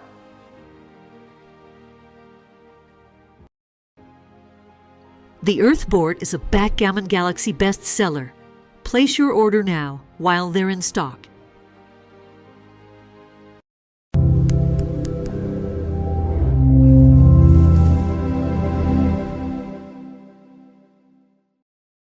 What's up, Backgammon fans? I'm Mark Olsen, Backgammon Grandmaster. Are you the next Grandmaster? If not, you better get your copy of Backgammon Masterclass.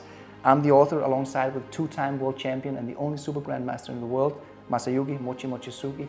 The book takes you through the game plans, the strategy of the game, strategic visualization, a backgame chapter, first time ever backgame chapter, and how to use the doubling cube in middle game situations. Get your copy now in the Backgammon Galaxy web shop. The Monte Carlo board is an old-school, cool experience. A unique board that makes backgammon tuxedo-worthy again. How to Not Suck at Backgammon, a Grandmaster's Guide for Beginners and Intermediates. Get your copy now at the Galaxy Shop. Test your skill level with our free interactive quizzes. Scan the QR code and join the Telegram group. The Tempest Game Clock. The best thing to happen to game timers since the hourglass. Just set it, dock it, and rock it. Only Grandmasters and Masters can play in the UBC, but everybody's welcome to participate in the side of that at Fingernaundrup, an amazing learning experience for true backgammon fans. Download the Backgammon Galaxy app for iOS or Android and see how you rank among the stars. Backgammon Galaxy is the main sponsor of the UBC. What's up, Backgammon fans? I'm Mark Olsen, Backgammon Grandmaster. In front of me I have one of the coolest backgammon boards ever designed, the Casio Void board. Go check it out on the Backgammon Galaxy web shop and get your board right now.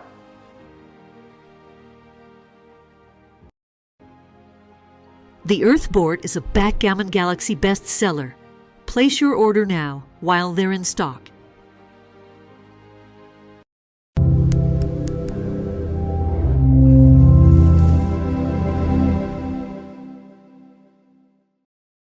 What's up, Backgammon fans? I'm Mark Olsen, Backgammon Grandmaster. Are you the next Grandmaster? If not, you better get your copy of Backgammon Masterclass. I'm the author alongside with two-time world champion and the only Super-Grandmaster in the world, Masayuki Mochizuki. The book takes you through the game plans, the strategy of the game, strategic visualization, a backgame chapter, first time ever backgame chapter, and how to use the doubling cube in middle game situations. Get your copy now in the Backgammon Galaxy web shop. The Monte Carlo board is an old-school, cool experience. A unique board that makes backgammon tuxedo-worthy again. How to Not Suck at Backgammon, a Grandmaster's Guide for Beginners and Intermediates. Get your copy now at the Galaxy shop. Test your skill level with our free interactive quizzes.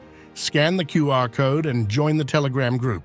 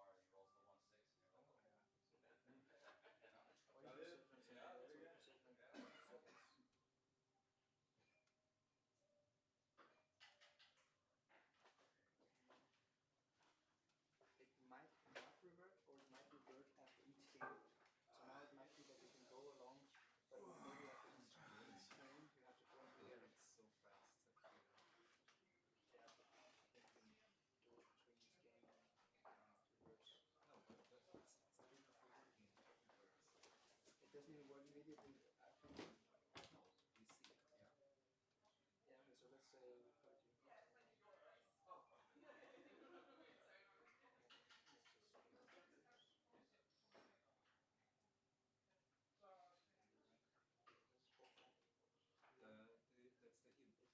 Yeah. Ah, that's the hint thing, you're right. Yeah, but still that's no matter what I do.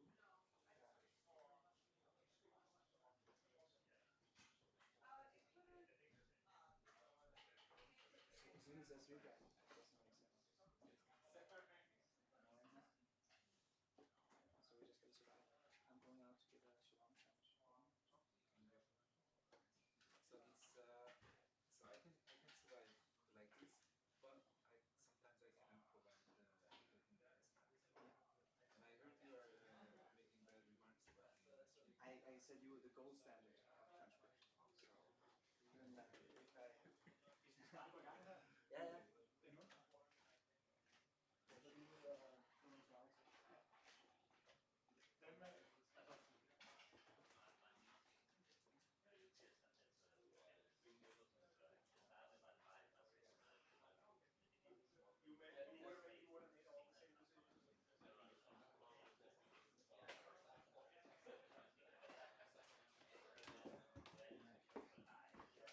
yeah. I just used the bathroom real quick, okay? Yeah.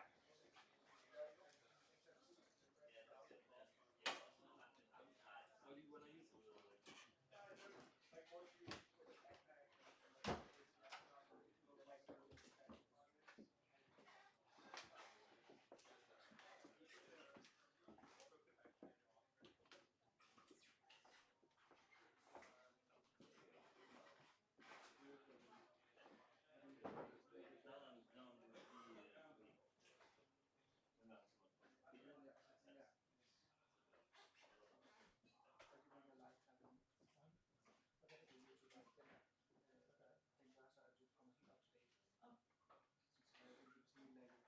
Mark, I think I solved it. There's another setting at the game type. And then yeah, the free mode. and I did. Free mode.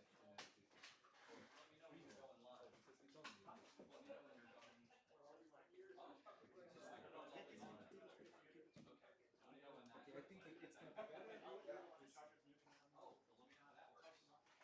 Mark, do we know how the microphone mutes and unmutes?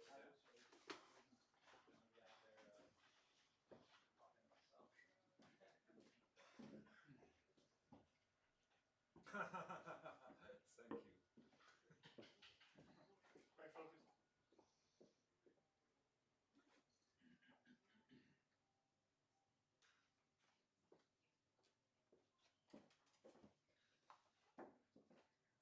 Okay, now it's unmuted.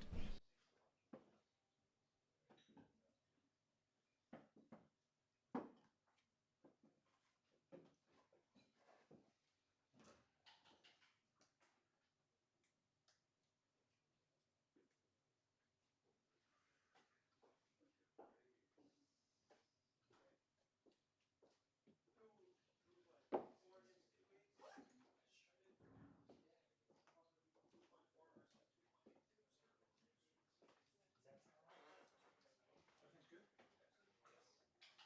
Very exciting first match.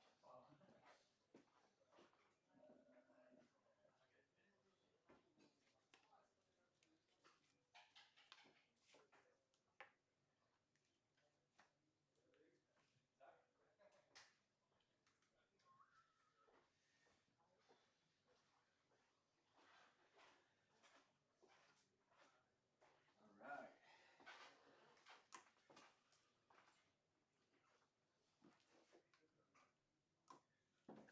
All right. So I'll give you a thumbs up when you can start. Okay. We're ready to roll the dice.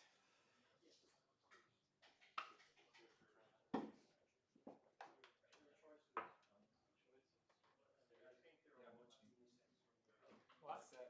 Once set my computer blunder threshold to 0.2. What? The blunder threshold in Yeah. XG. Mute. Oop. All right, we are back. I am Justin Knoll, doing commentary on the second match, live from Copenhagen here in Denmark. Match 1 was quite exciting. If this one coming up, match 2, is anything like match 1, strap yourself in, get ready to go. Whew.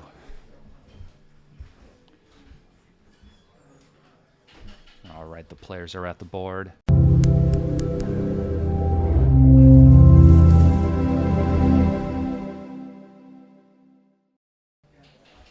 I will be posting where I'll be, what tournaments I'm going to be at.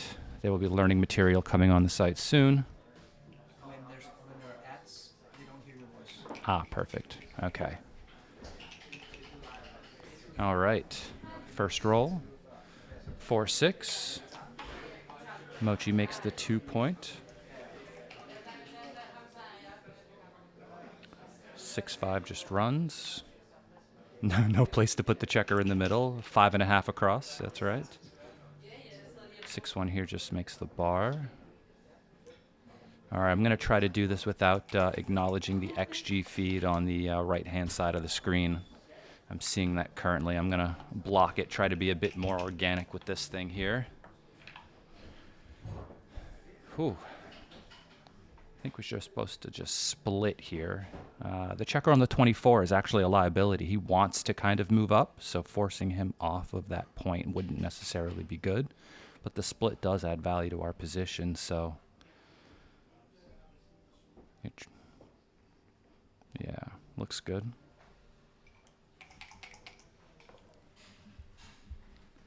Double 4s, okay. I see the first 2. Gonna make the 3. I think, right? Just making the 5 priming play.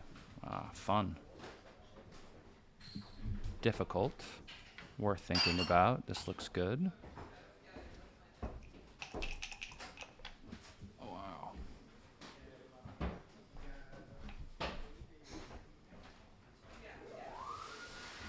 I can hear all of the background sounds through the headphones here.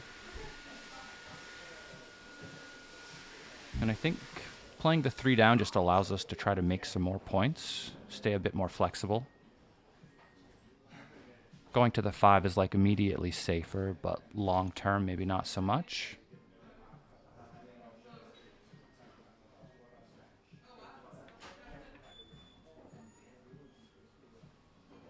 Yeah, I mean, of course this is okay.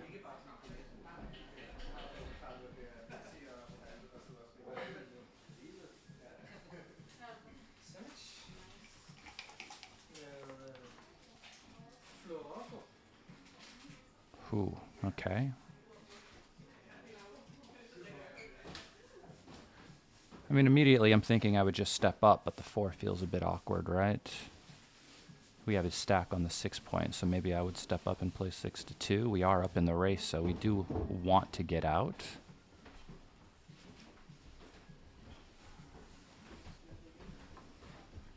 Can't be up in the race and stay back on the 24 point. And so Mochy is hoping he gets to attack. He can make the 4 and then think about switching or coming down. So this is structurally a bit nicer, but does allow him to run, which is not what he wants him to do, you know? So now he's considering the switch. Right. This feels pretty strong. Gains in the race, puts him on the roof. He might fan a bit. Yeah, this looks good. He might roll an ace and still get stuck back there. Or he might roll 6-3 and enter immediately.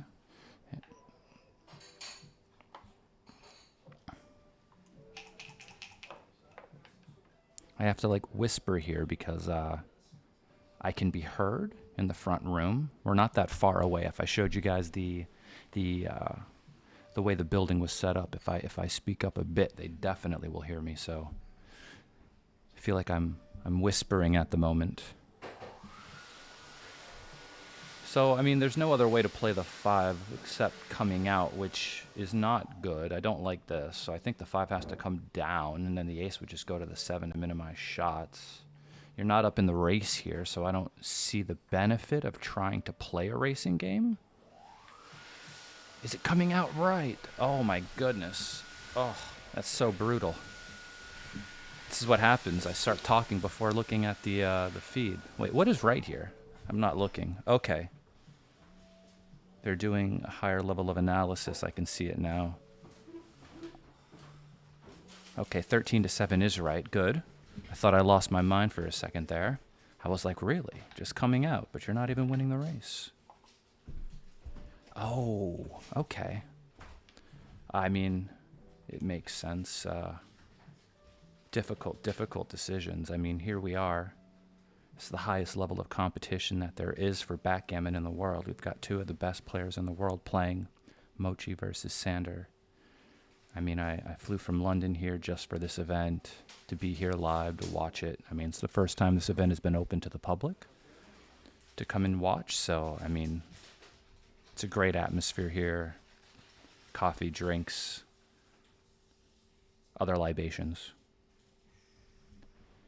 And there's a lot of volatility here. Now that the anchor's gone, he's up in the race. He could hit and cover. He could make the 3. 6 points gone. There's a lot of volatility here.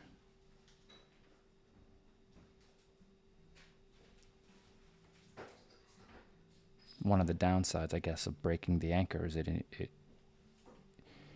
increases the amount of volatility in the position. Meaning that if he just stayed back, right, you know, him rolling an ace and hitting you wouldn't be as big of a deal as getting hit in the outfield or, you know, being pointed on here, right? Things could go wrong in a very quick way.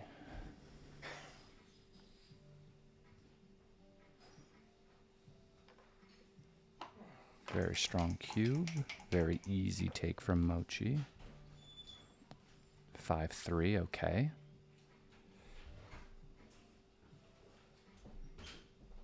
Well, I guess you just have to cover. You're not going to just point on him with 5-3 and leave deuces and aces to hit. Plus, what is that? 4-4 and 4-6 as well. And double ones. Seems like a bit of a disaster. So maybe you just make the point and hope he can't come out with the 6 next roll. Maybe he just comes to you. Maybe you roll something poor and still has a straggler in the outfield for you to pick up on. This feels like something you might want to consider. I mean, you were hoping you got to do some sort of attacking play when you doubled, and now that you have the opportunity to point on him, maybe it feels like a good idea. But when you start looking at some of the numbers a bit more in depth, I think it looks a bit rough because now the volatility is going the other way and you are outboarded still. So any deuce, which happens 12 times, every 2 plus double ones. Double ones picks up 2 guys, right? Like, and then just one poor roll from you, from the roof, and you could be getting gammoned yourself. And that's not good, getting gammoned on your own cube. Imagine you double the other guy and then you get gammoned. That does not sound like fun.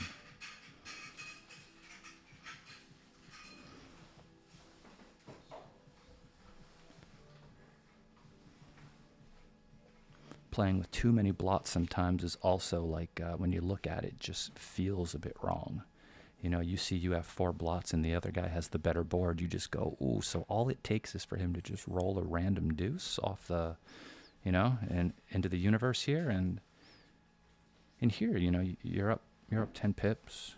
If he doesn't roll a 6, but like what 6s, you know, he could roll 6-5 and you could still have a shot, right? He'd come out and play down.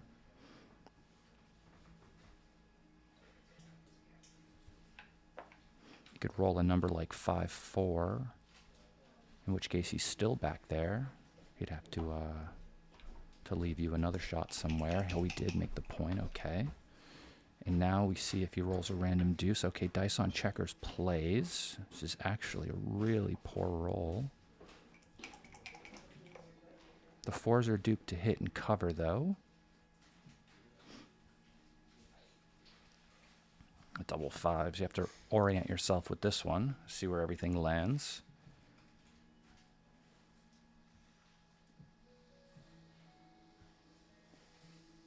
So you could cover and then hit maybe. Ooh, switch with all 3. That's still a lot of blots. You could cover and hit. You could think about coming around. That seems reasonable. Then maybe you just fade the ace. This. I don't know. It looks funny because you're killing that checker and putting it on the ace point. Just seems a little unnatural. But I know you don't want to get hit back. But 1, 2, 3, 4 this way. So the aces don't kill you. But a 3, 5, and 3, 6 would definitely be dead.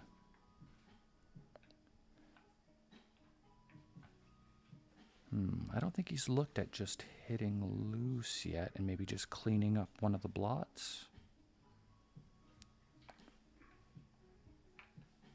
The hard thing sometimes, like considering all of the options when you have a double like this, right? Because they just play in so many places and they can just move all around the board, and it's difficult to figure out sometimes like what the most important thing to do is in any particular position, you know? You know, you feel like covering the deuce point is important because you don't want to get hit there, right? But then, like, what are you going to do with the other 3? And so he's looking at options of maybe just leaving it there and just hoping to prime the single checker. Okay, now that I look at the XG feed, I can see they just want to play 7-2 twice, hit, and then play 10-5. But this is difficult. But you get paid a lot on a lot of the fanning numbers, right? So you're equalizing the home board strength with 4 points. You're putting the guy on the roof by staying on the, what is it, the 19 point. If he fans, you have the opportunity to pick up the second checker in the outfield, which I think is like something they're really like considering. The computer is an ace 5 here. Okay, so we hit, the ace is duplicated, so you can get hit in one place or the other. Which one is better? So if you play 24-23, it doesn't really advance you or help your ability in escaping, and you still have to play the 5 down. Don't think the guy in his home board is really like an asset to his position. So what would we do if we hit with the ace on the 12 point? Maybe we just play the 5 down and just play to try to make the 6 this way again. Right, so we're only adding double 6 to get hit, but if he rolls that, we're in really bad shape anyway, so it's not that big of a deal to give that, but we give ourselves an extra builder to try to make the 6, so we would have 2s and 4s and 6s working to make the 6 point. We would have 1s and 3s to step up, so there's a lot of diversification with that type of play, right? Lots of diversification. Just going through the numbers, you can kind of see the diversification there. You know, you've got 2s, 4s, and 6s on one side, 1s and 3s on the other. You know, I would probably roll double 5s, but that's me, you know. But these plays are so difficult, so difficult. It's hard to wrap your head around sometimes, like what the most important thing is in any particular position. So 4-1, you're in a prime versus prime sort of spot here with one guy back. Really would love to try to fill in the 4 point here. 6 is open on the other side, so I think orange has a lot of really good prospects of just being able to leave on their own. So yeah, that's why it looks like teal has to attack here. 6 being open, always the threat to run. And you have to hit, because if you let orange just roll here, they might just make the point, right? And then you can't win. So you can't let them just roll, because then he has 5s to escape, and then all of the numbers that don't escape just make the 4 point, yeah? So that makes the 6 clear, and then this is your only 5.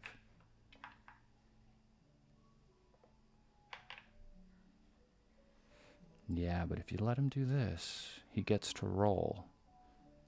And then, you know, your hopes are only that you roll 2-1 or double 1s next roll to fill in the 6 yourself, and that's just not a lot of rolls.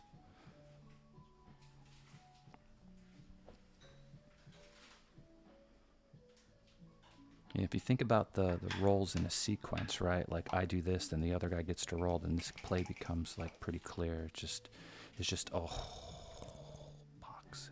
Wow. Wow, wow, wow.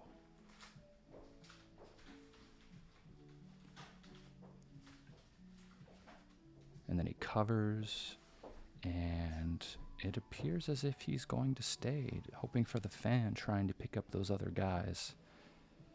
Does make sense to try, but yeah, I mean, if you're able to pick up those guys, the gammons go through the roof, right? So seems like it's worth the risk, because what's going to really hurt? I mean, okay, you could roll 4-1, but that's not like the end of the world. This is not so good. You can't get the other guys anymore. You just come around. Fantastic play you found there, though. 5-1 makes the 1 point, I think. 6-5 fans again. 5-4, okay. 4 and then 5 maybe? Yeah, it looks okay. I mean, I see double 6s leaves a shot, but he wants to leave himself more diversified numbers to try to just fill in the 4 to win more gammons. The 4 has not been filled in. It's all right, though. 4-6 stays and just comes down. He wants to stick around, you know, hopefully just slows his bear off and maybe makes him get an awkward position. Well, double 6s, I think that has to go now. There's just, you know, if you can't fill in the 6, it's going to be very difficult to stay. Then you just end up forcing everything to the 1 point, which doesn't seem fun, so yeah. Just take your chances here. Maybe you roll another one. Your chances are very slim in this game. Win next to nothing. I guess it's a good thing you rolled it, because he'd be on the roof otherwise with the 2-1. And there it is. Okay, he just brings the guys in. I mean, I don't know if the ace matters that much. 6-3.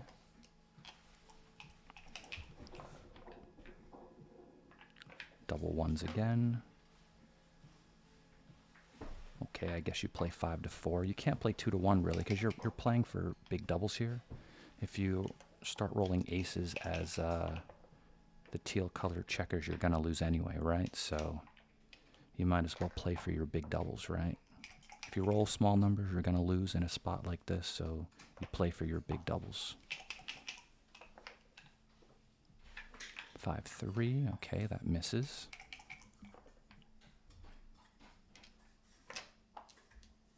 I know, sounds like an ASMR style. I agree in the chat.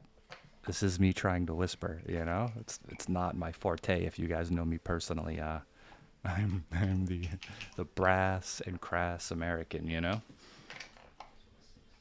I can't help it. It's part of my nature.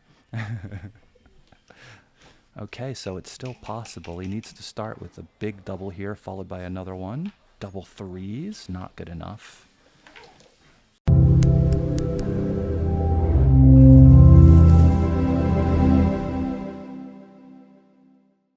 Download the Backgammon Galaxy app for iOS or Android and see how you rank among the stars.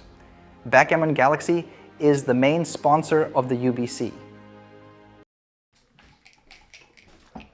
So Backgammon University is my new website. backgammonuniversity.com. Feel free to go check it out.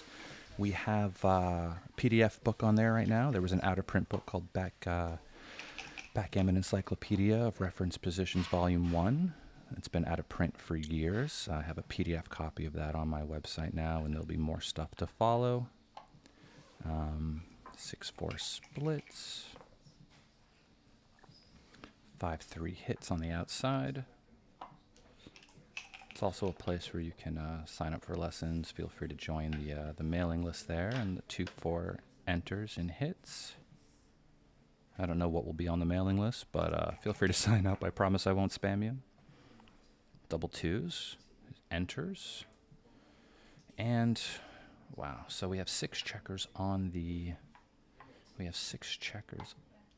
13 point, you know, so maybe the diversification play of playing 3 down was a little better just due to the number of checkers that are there, you know.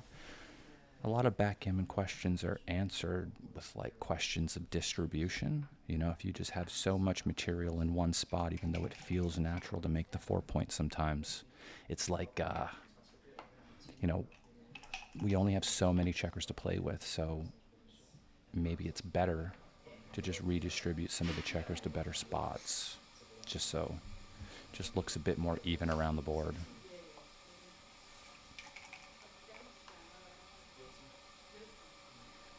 One and then 5.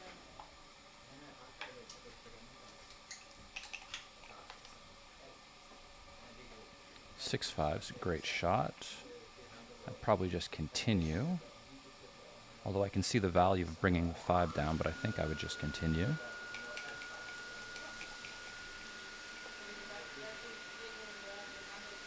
Double 1s. Not so good. I guess I would just switch from 5 to 3. Keep the structure as solid as I can. Wow. Okay, well, here's a shot. So the 5 comes down. I think I would just... So it's either the deuce or the 5. I mean, I would probably slot the deuce here just because it's fewer shots, even though it has worse containing opportunities. Mochy, of course, is looking at the correct play.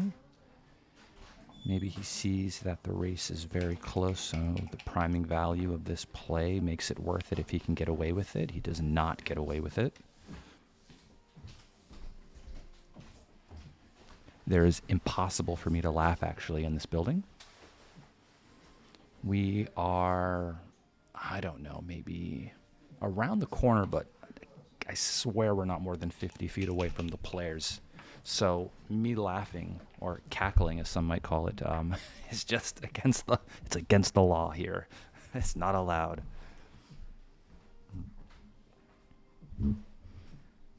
I flew in from London just to be here, though. It is fun when I'm not on the mic. I'm able to laugh then. But just at my own jokes, of course, you know. The usual. I mean, someone has to laugh at them, right?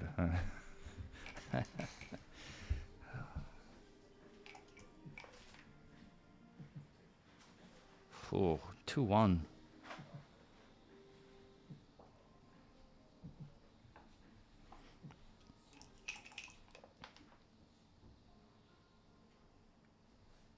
Okay, 4-2.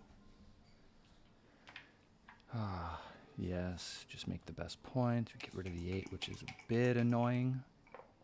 But, of course, we don't want to leave shots. This equalizes the board strength. Okay. Sander was able to make the 5 point. Great roll. 5-3.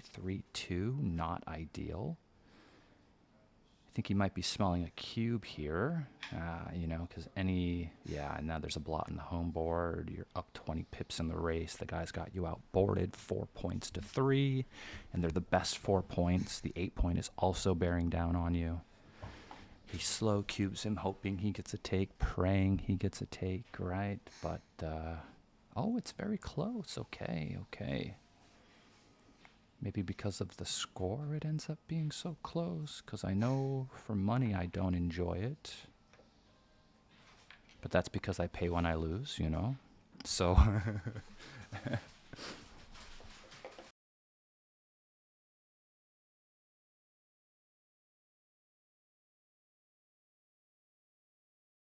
Copenhagen. I'm not at home hoovering the house or vacuuming, as we would say in the States, you know? But there is quite a bit of ambient noise. You know, we're in a bar slash coffee shop here, open to the public. Tons of things are going on here. One of those things is backgammon. The 5 enters, the 6 just continues out. So we're at a score of 4 away, 7 away here. Okay, 4 enters and the 1 slots.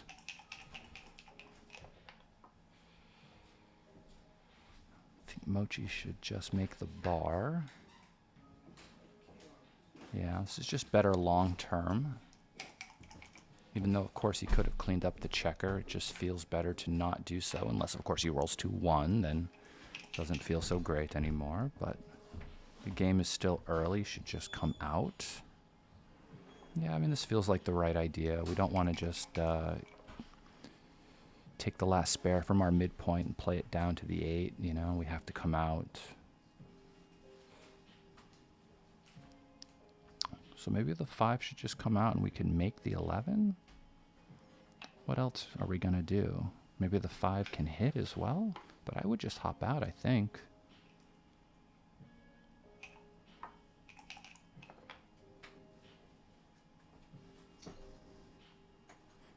Okay, so the 4 enters and the 2. What's the race here? We're up, but there's a blot on the 1. Do I really want to hit with the deuce? So he's thinking about it. Yeah. So if we hit and we get hit back, which is likely, we're outboarded. We sacrifice a lot of race equity when this doesn't work, you know? And that is the biggest asset we have going for us right now, is the fact that we're up in the race. Here, this just isn't likely to work. We're outboarded, and even though there's a blot on the 1, it just feels like it's better to just try to improve the part of the game we're actually winning in, which is just the race, right? So if we start playing with more blots, we get hit more, and then of course our race lead diminishes. And then you might hit 2 checkers, and then, you know, race lead really diminishes then. Go figure. We get hit once, race lead diminishes. Get hit twice, race lead diminishes more. Or you could just be missed completely. And we should just split here, maybe. You want more numbers to try to make an advanced anchor, right? So, seems like the right idea.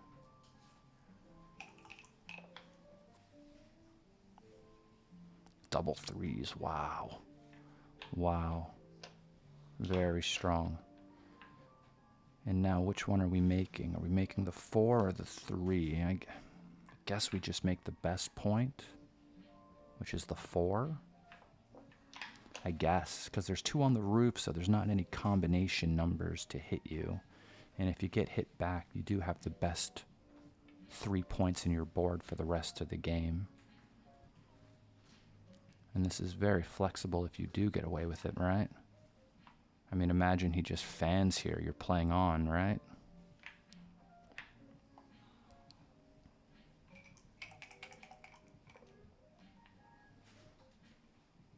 Or he rolls 1-3, and now you're not so happy. So he's trailing. He's giving it a think. I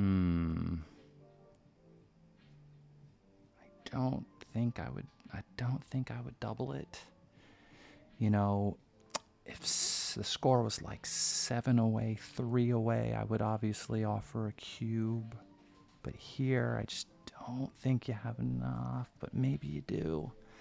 Very, very tough. I mean, he does have the 5, but you have the 2 blots there as well. But maybe he's thinking, okay, maybe I enter with like 1-3, 1-4, 1-5, in which case, you know, the cube is very good. Could also enter with like 1-6, so all your aces are just fantastic. 1-1. Yeah. Okay, good.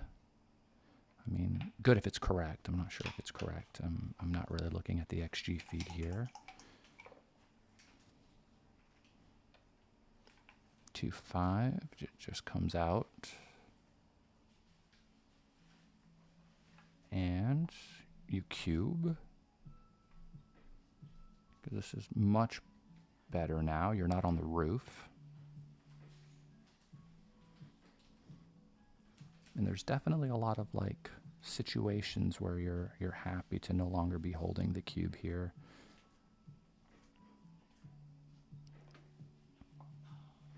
All right, he gives it a good 30-second wait for show. And now we'll see what he does on the return. I mean, I can see the XG feed. It says that it's a big pass, but it looks harder than that to me because I'm not on the roof. And you have the 5-point made, but the checker on the 24 is really a big liability, you know, because if you start getting in a hitting contest and you get lucky enough to hit back, you might just get hit back on the 20. The Earth board is a Backgammon Galaxy bestseller. Place your order now while they're in stock. How to Not Suck at Backgammon, a Grandmaster's Guide for Beginners and Intermediates.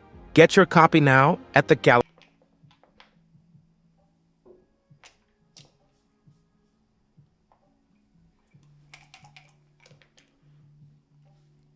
Yeah, all of the matches are looked at plus after the fact.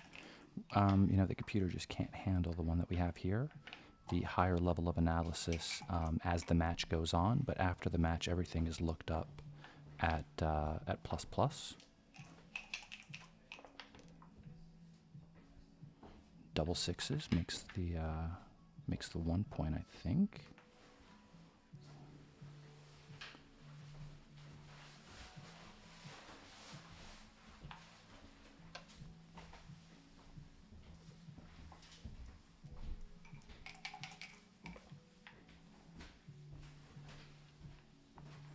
Two, and then the 6 just comes out.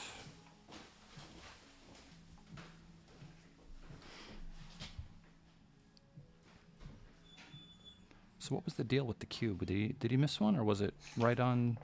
I mean, he rolled a good sequence. 2-4 just makes the 4 point.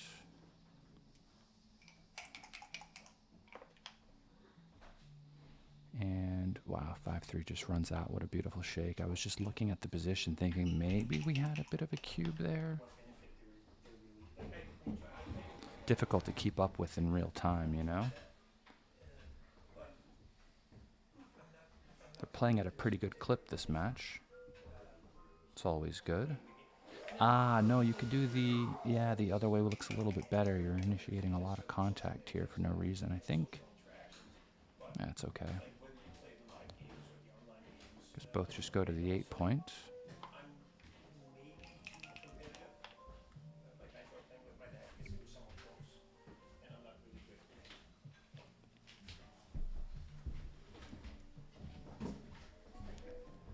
All right, we've got ourselves a 2 and a 6 here. Does not play particularly well, so I guess we go to the deuce. Seems like the only 6 we really have. And the deuce. So we have the option of either 6-4 or 18-16. Yeah, it's difficult. I guess he's looking not to allow the checkers on the 15 to just play freely with a hit here. So there's your 6. Maybe I just play 6-4 here. Don't think I want to risk getting hit with a 3 as well from the roof. Just end up playing with too many blots. 5 deuce. 5 deuce from the roof hits. And now he needs a deuce back or else... oh, he rolls the 2. Yikes. And we hit it twice, of course. Right? We hit twice, of course. I think we have to hit twice. All right, let me check the feed here. Oh, okay, good. Good, yes. I know it looks a little funny not having any spares on the 6, but it's a fantastic play in double 4s. Oh my goodness, okay. So now we're 4 away. We can double here, right? So we're 4 away. Even though we're leading, the values of the value of our gammons are elevated. 4 points would get us to a win, right? So we have to cube, right? The score tells us we have to do so. And then we let the other guy figure out what he wants to do.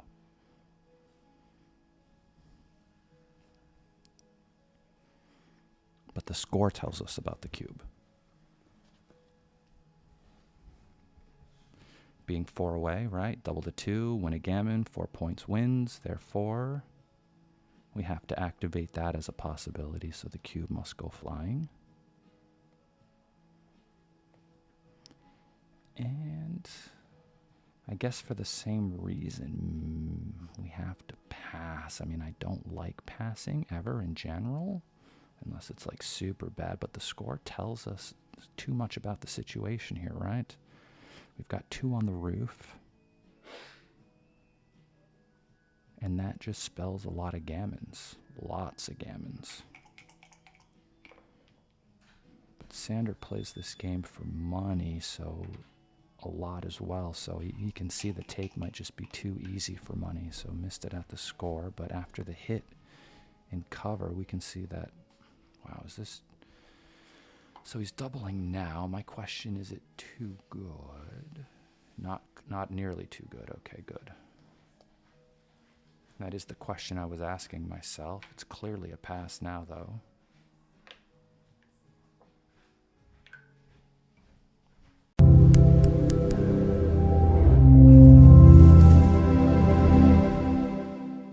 Test your skill level with our free interactive quizzes. Scan the QR code and join the Backgammonuniversity.com. My new logo. I had that made by a guy on Fiverr for like $100. I love it. I have to whisper. You just never hear me whisper, so I sound a little more bassy than normal. But don't worry, this whisper isn't careless. It's very careful.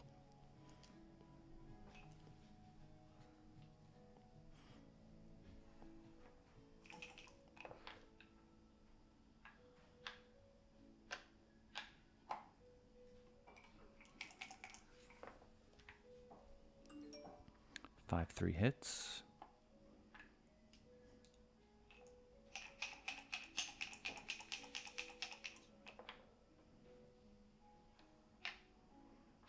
Two and 3 hits. 5-4 anchors. What a number. Cuts out all the volatility here. Just anchors up. Doesn't have to worry about much anymore. I guess we'll just make the advanced anchor and the 7 point.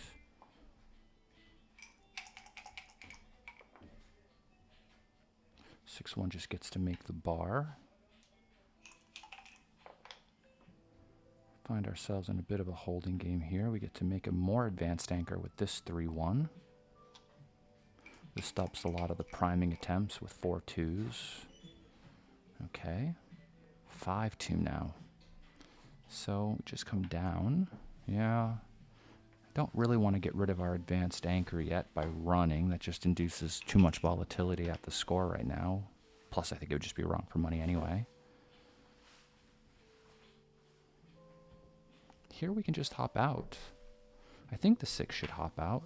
Gets a little bit more control over the outfield, right? Because he, you know, I know we're not up in the race, so that generally means that we shouldn't be like racing, but we're not really. We're just kind of improving our flexibility and control over the outfield. And if he hits us, he's breaking his midpoint, and that induces a lot of good things for us. So I think it's just about control.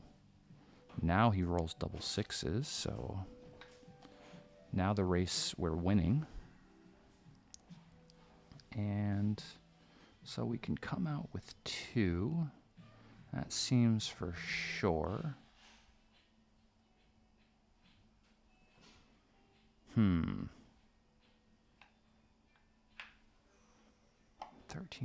seems very reasonable. Why is the computer going to just leave the shot with the 9? Maybe because of the blot on the ace. Maybe you get a chance to make it and help you get around. Very difficult play. I hate leaving shots. I would leave one now, though. I'm not scared now that there's 3 blots in his board. But I generally like to make plays without leaving shots. So, I mean, I can see Mochy's play feels very natural, not wanting to volunteer after, you know, gaining freedom with that. But now that he's got 3 blots in his board, I'm not scared. You know when Kevin McAllister comes downstairs and he's like, I'm not afraid anymore. I'm not afraid anymore, right? That's what the 3 blots or turning on the lights in the basement will do. It'll make you a little less afraid of getting hit, right? So now he's got the 4-2 and he's a little less afraid, right? So I don't think I would hit here. I think I would just make the board and wait for him to have problems with the 15 coming home, I think. These are always tough decisions. I've been going through a folder of like hit or no hit decisions lately on my computer, and it just feels like not the best time to pay, if you know what I mean, right? Or open up the situation to all the volatility when you have multiple blots in your board. Sometimes it's right, but it did not feel like a good choice here.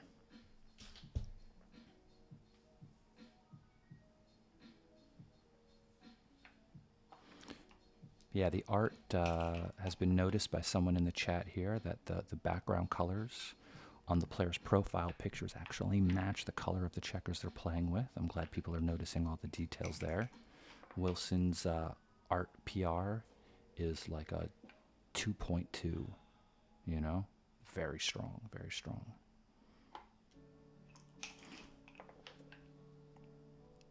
Double 4s just brings everybody around. It's a fantastic shot. He's going to be up 20 pips in the race afterwards. I think I would just come down and cube. Right? He's worried about being 6 away from the anchor and having trouble clearing it, but I think it's, provided he doesn't roll a large number here, the game is, okay, maybe not. Let's see here. He gets to fill in the point. He just rolled 8, so it's 12 pips difference. How long is the race? 93. So in a straight race, this would be a cube. So we should double here. The take looks pretty easy because of the 6 away contact, though, right? So he doubles because of his racing lead. You know, this would be a take, maybe just a small pass in a straight race. But here with all of the contact, I think the take becomes pretty clear because he just might have trouble bringing that outside point home, right?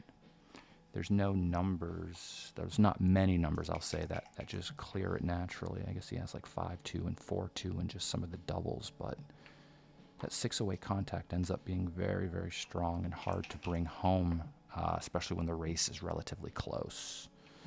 Double 4s clears the outside point, but doesn't solve all of the problems yet. Still might have a problem clearing the 4 away contact. There aren't any spares really to play with. Let's see what he rolls. 2-1, okay, makes the ace.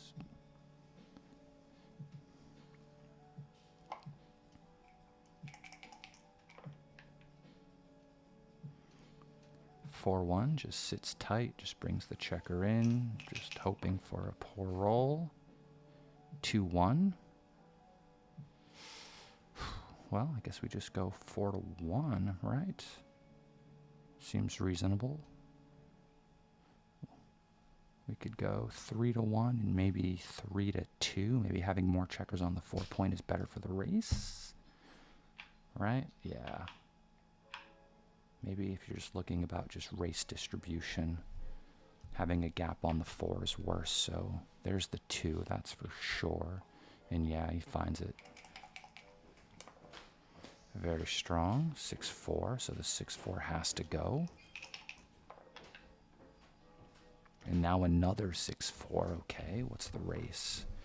Is going to be up 23 pips after the play. Are you going to hit and cover? I don't think so. I think that's like enough of a racing lead to just try to play safe.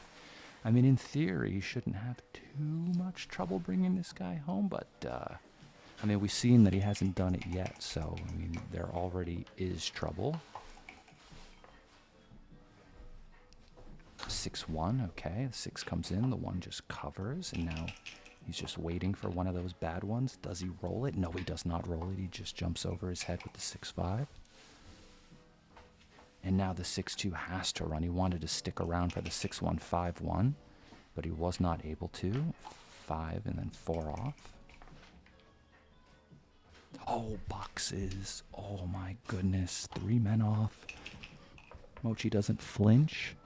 He tries to roll it back. He doesn't. 6-3 though. Very good shake. Still has an oh no, there's no advantage here. What's happening? How many checkers does Sander have off? I want him to put them in the trays so I can count easier. 6-4. 5-4. So there's 8 checkers versus 8 checkers. Ooh, the ace, that's not good. There's some gappage there. Mochy's board is very fast. Sander has a little gappage here. He's going to wait to recube till 4-2, okay. Now he's down to 2 rolls. This is when he's going to stop and think about it. He hates the idea of rolling an ace here. It'd be very, very sick, but he knows if he doesn't roll an ace, Mochy just has a single shake to take off here. So if he doubles, he's going to be redoubled for the match. So what is his match equity if he passes at 1 away, 6 away? Crawford. Yikes. Neil, is that 19%? Or, no, it's worse than that, yeah?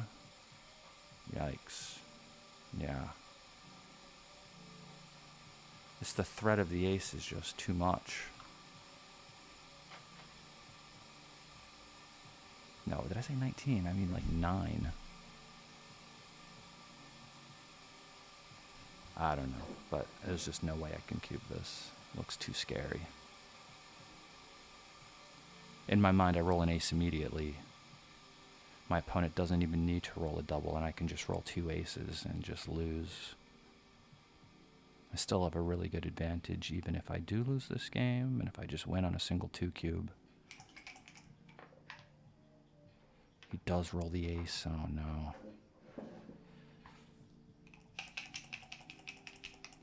The take point was 11.3% according to Neil Kazaros. He rolls the 4-3 here. And now he's looking at this recube. And since it's a last roll position and he can't get recubed for the match, this is a better cube, yeah? Because he can't redouble him. Fantastic spot. Allowing yourself to be redoubled is very, very agonizing, and he solved that problem by just waiting a roll. Sander's very pleased to see Mochy in the blender here.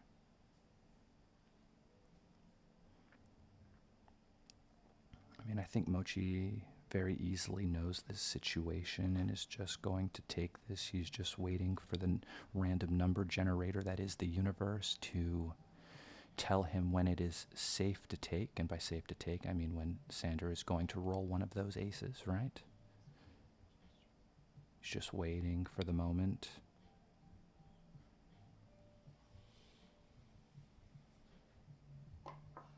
See, he scoops, and now the universe will tell us if it was the correct time to take. He shakes and shakes and shakes, and and that is the match, my friends. Wow. A lot of good decisions there. A lot of fun stuff. Let me see the PRs again. If you guys will let that pop up on the screen so I can see it. I have been trying to avoid the XG feed for most of this. I don't know if they can hear me. But at least I can talk normal now. Let's go. Wow, that was crazy. What are the PRs? Anybody? I'll find out.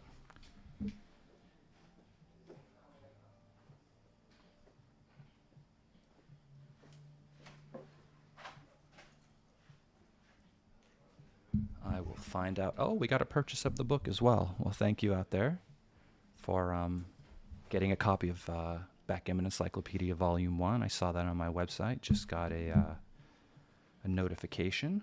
I don't know if the person wants me to shout them out, but if they do, just message me and I can shout you out the next time I do my stream, all right? If anybody picks up the ebook. I'll give you a shout out if you want it. All right, I got to go check what the PRs are. I'll come back and I'll update you guys once I get the numbers. Okay, I'm gonna go run up front and see what those numbers are, and then I'll come back to you. But I have to let out all of my voice and my energy before I go. So let's go. I've been holding back and whispering way too long.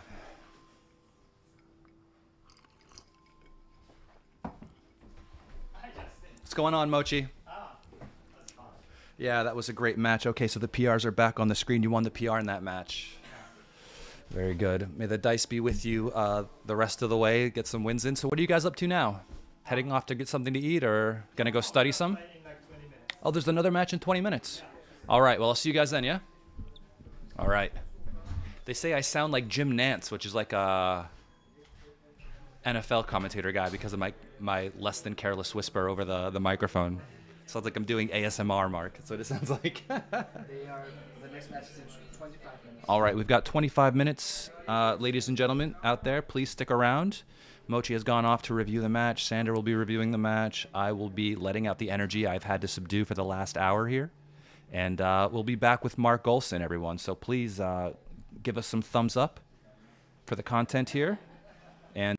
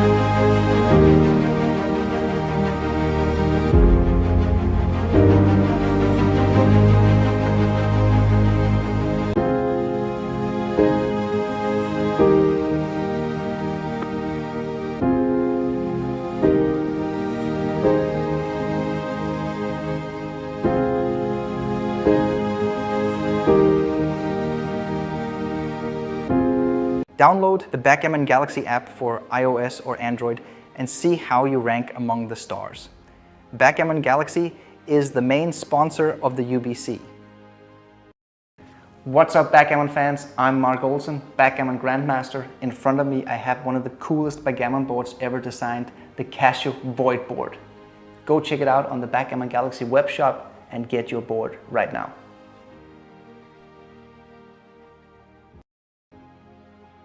The Earth board is a Backgammon Galaxy bestseller. Place your order now while they're in stock.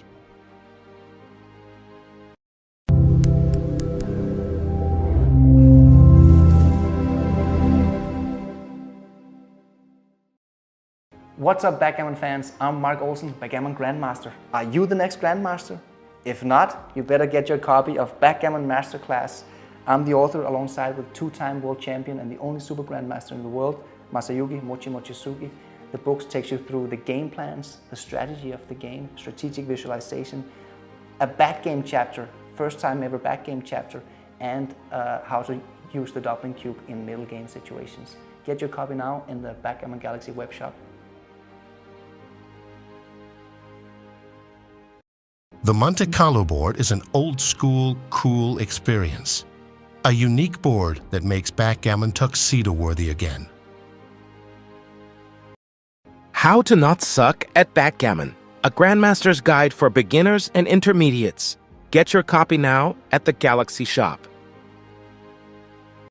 Test your skill level with our free interactive quizzes. Scan the QR code and join the Telegram group.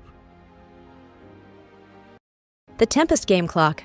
The best thing to happen to game timers since the hourglass. Just set it, dock it, and rock it.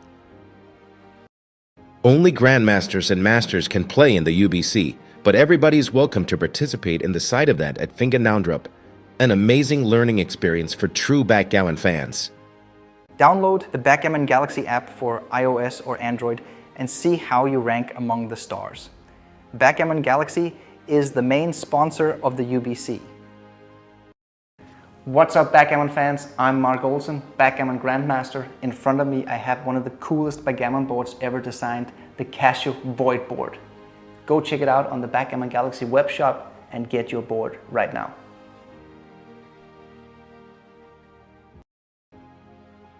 The Earth board is a Backgammon Galaxy bestseller.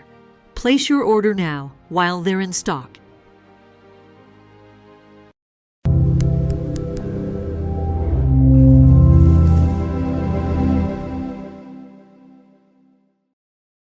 What's up, Backgammon fans? I'm Mark Olsen, Backgammon Grandmaster. Are you the next Grandmaster? If not, you better get your copy of Backgammon Masterclass. I'm the author alongside with two-time world champion and the only Super-Grandmaster in the world, Masayuki, Mochizuki. The book takes you through the game plans, the strategy of the game, strategic visualization, a backgame chapter, first time ever backgame chapter, and how to use the doubling cube in middle game situations. Get your copy now in the Backgammon Galaxy web shop. The Monte Carlo board is an old-school, cool experience. A unique board that makes backgammon tuxedo-worthy again. How to Not Suck at Backgammon, a Grandmaster's Guide for Beginners and Intermediates. Get your copy now at the Galaxy shop. Test your skill level with our free interactive quizzes. Scan the QR code and join the Telegram group. The Tempest Game Clock. The best thing to happen to game timers since the hourglass. Just set it, dock it, and rock it. Only Grandmasters and Masters can play in the UBC, but everybody's welcome to participate in the side of that at Fingernaundrup. An amazing learning experience for true backgammon fans. Download the Backgammon Galaxy app for iOS or Android and see how you rank among the stars. Backgammon Galaxy is the main sponsor of the UBC. What's up, backgammon fans? I'm Mark Olsen, Backgammon Grandmaster. In front of me I have one of the coolest backgammon boards ever designed, the Casio Void board. Go check it out on the Backgammon Galaxy web shop and get your board right now.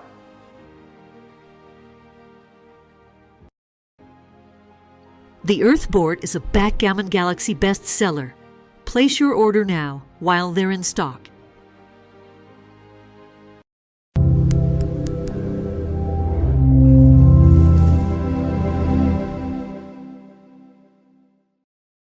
What's up, backgammon fans? I'm Mark Olsen, Backgammon Grandmaster. Are you the next Grandmaster? If not, you better get your copy of Backgammon Masterclass. I'm the author alongside with two-time world champion and the only Super-Grandmaster in the world, Masayuki Mochizuki.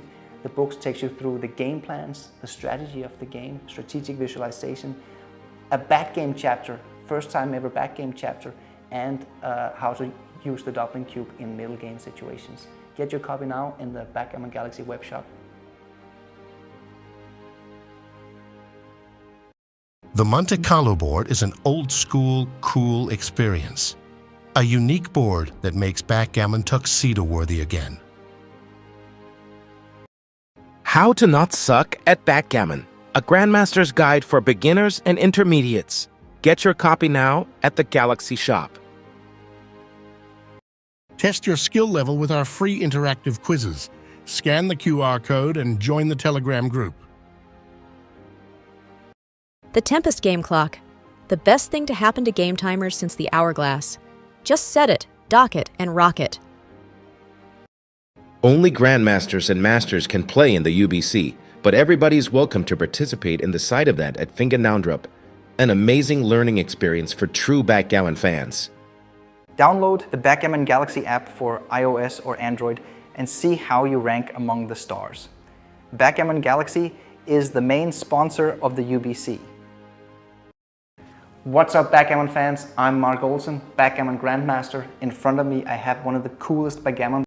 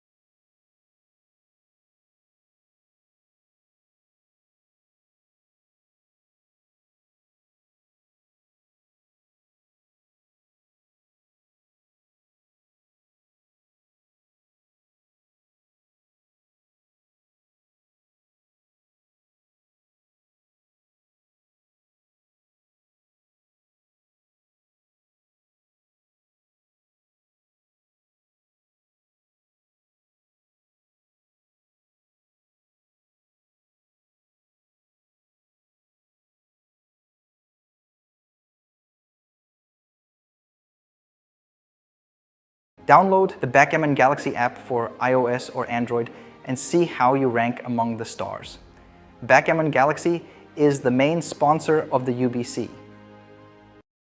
What's up, Backgammon fans? I'm Mark Olsen, Backgammon Grandmaster. In front of me I have one of the coolest backgammon boards ever designed, the Casio Void board. Go check it out on the Backgammon Galaxy web shop and get your board right now.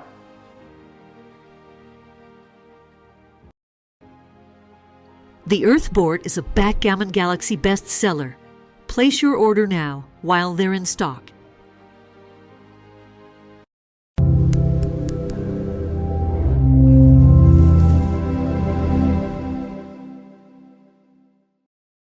What's up, Backgammon fans? I'm Mark Olsen, Backgammon Grandmaster. Are you the next Grandmaster? If not, you better get your copy of Backgammon Masterclass. I'm the author alongside with two-time world champion and the only Super-Grandmaster in the world, Masayuki Mochizuki. The book takes you through the game plans, the strategy of the game, strategic visualization, a backgame chapter, first time ever backgame chapter, and how to use the doubling cube in middle game situations. Get your copy now in the Backgammon Galaxy web shop.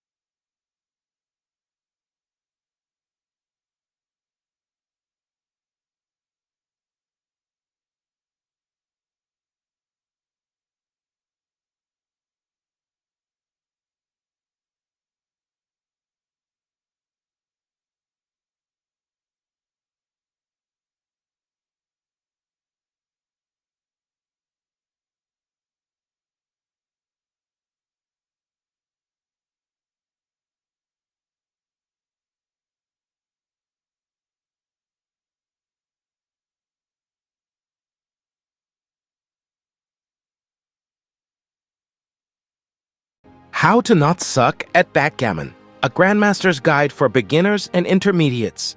Get your copy now at the Galaxy Shop.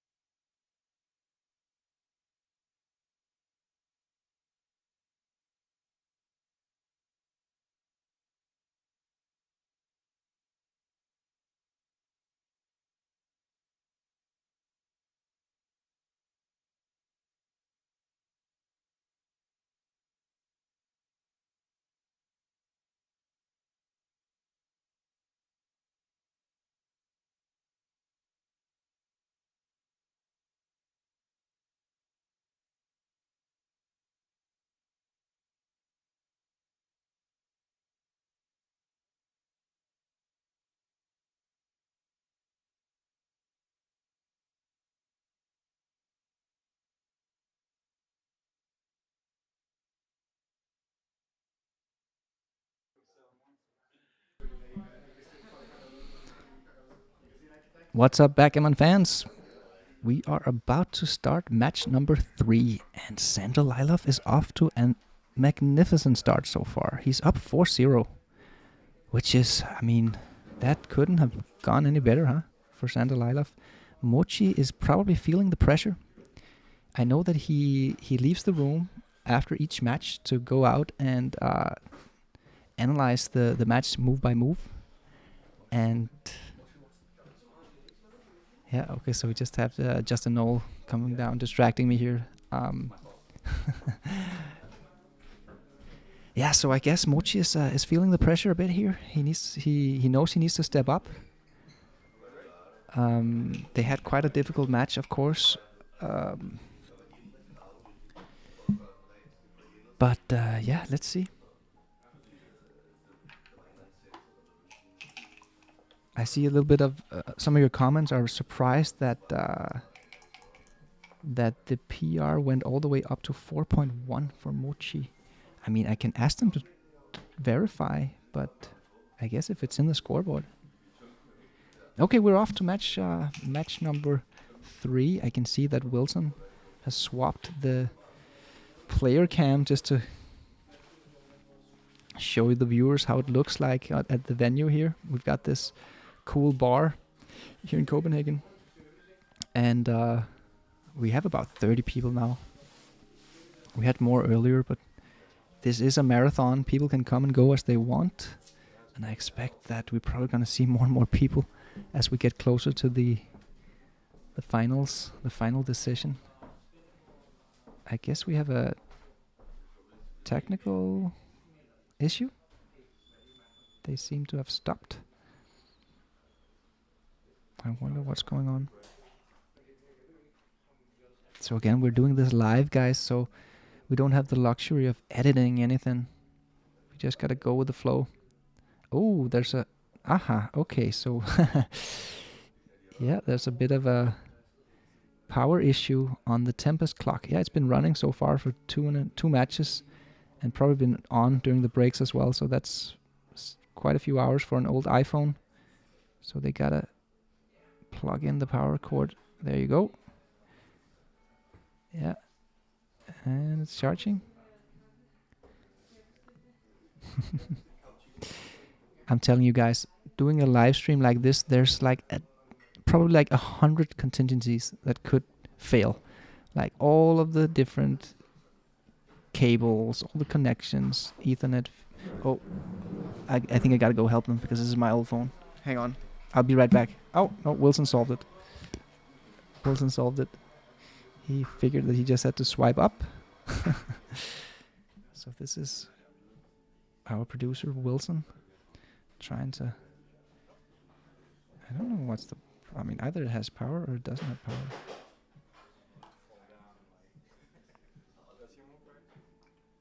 I think they solved it. So yeah, here we go. Mochy rolled a pretty good double 1 there.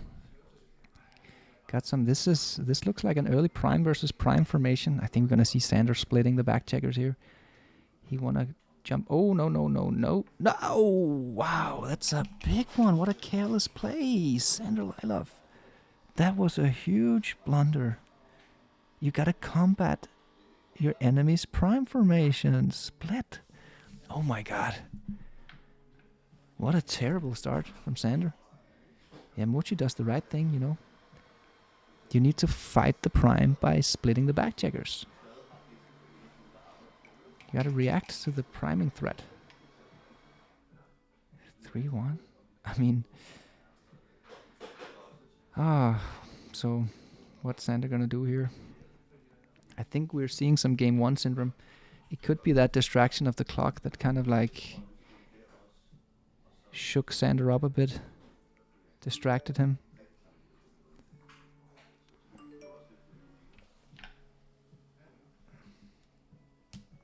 Yeah, he does have a decision here, like, do you hit? But it just breaks so much structure, and the problem is he still has 2 men on the 24 point.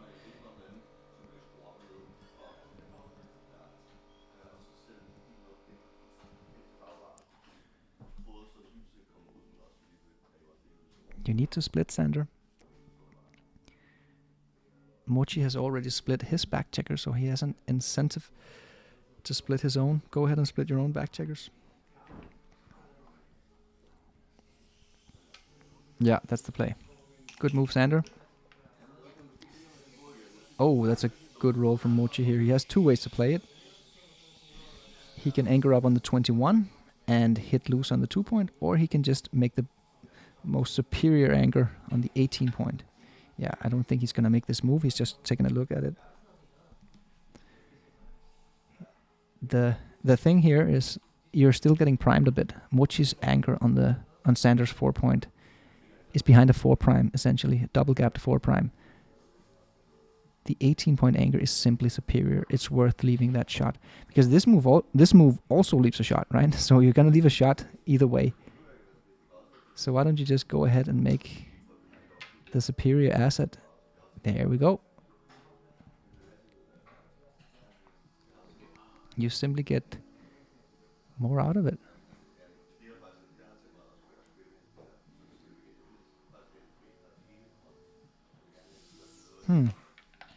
There is some blunder potential here. I mean, hitting is pretty good. You put him on the bar, but you're still stuck behind a prime. That's the problem. And look at the pip count. Mochy is up. He's going to be up 12 pips, I think, after the right play.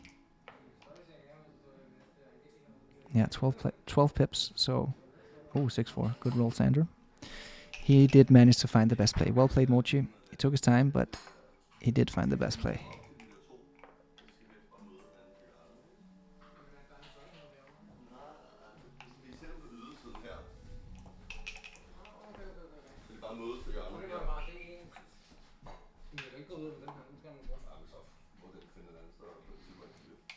So Sander has one man back here. He's trying to escape that last checker. He's up 12 pips, so if he can just get out of there, he will have a big advantage. He can't, but he can do something else here. He can go for the switching play, 8-2. Beautiful move. Very effective roll here. Super effective roll. So he was looking to run the back check. Oh, this is a cube. That's a cube. Easy cube, actually. The decision is on Mochy here. And how do we figure out this is a take? You know, you're on the bar. I mean, is it that nice to take it? But I guess my way of thinking about these positions where it's like a holding game with some extra attack is if the offensive player has a lot of pips to play on the other side of the board, he's going to spend many rolls bringing his checkers home, and that just gives Mochy a chance to win this game. As we can see, look at the winning chances. Mochy is actually still winning 32%.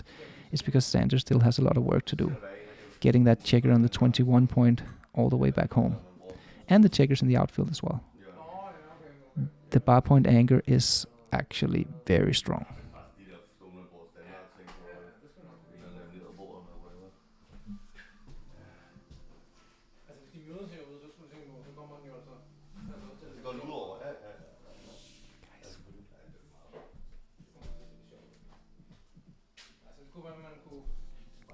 Yeah, it is a tough decision.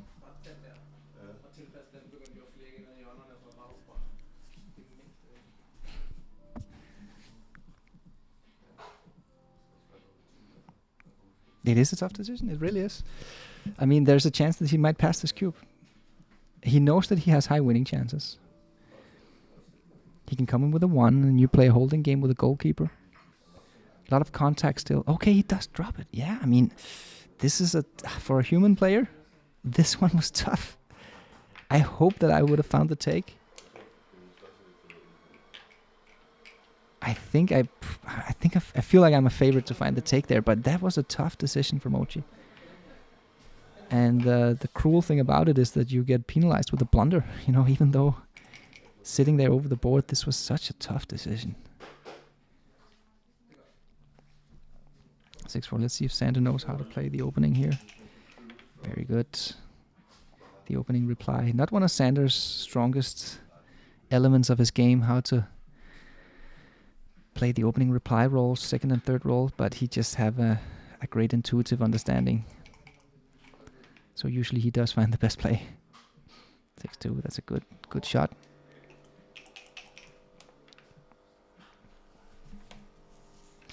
Easy play for Mochy. Coming out.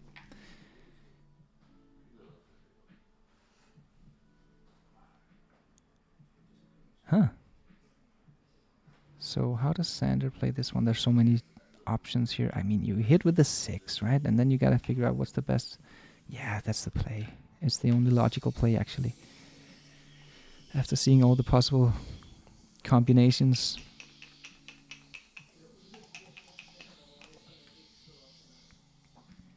That's a strong reply from Mochy. So despite Sander's careless blunder in the early game of game 1, he's actually ahead in the PR because of Mochy's drop in the last cube action.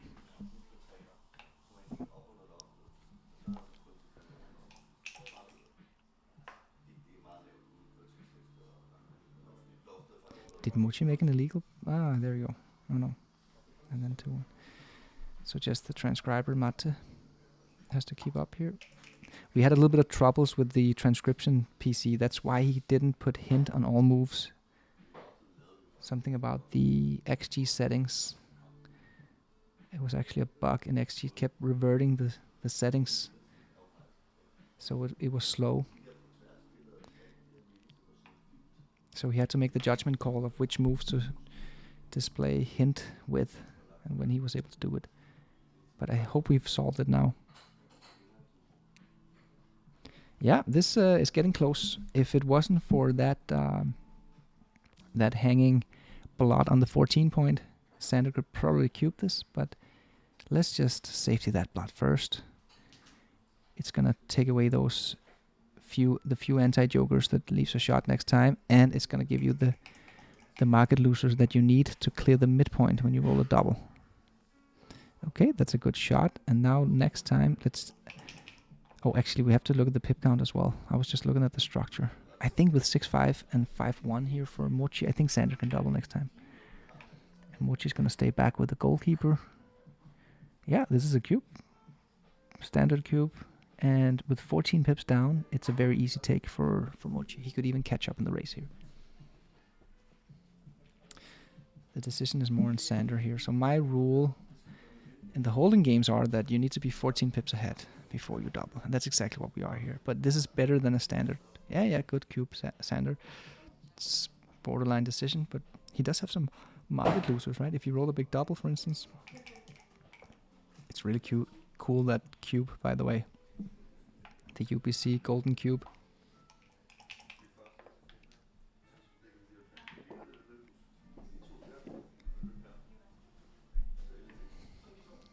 Double one for Mochy. Notice that he stays back with the goalkeeper. He would prefer to have it further back, but unfortunately you can't move checkers backwards. That's a nice move by Sander there. That was more of a liability than an asset. The 11 point.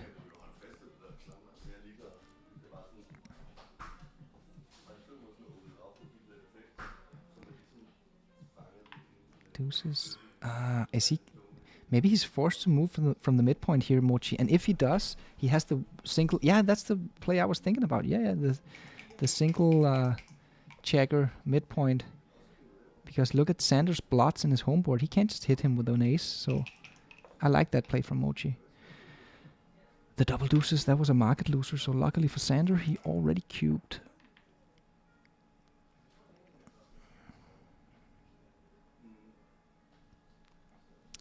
Five-two, no shots.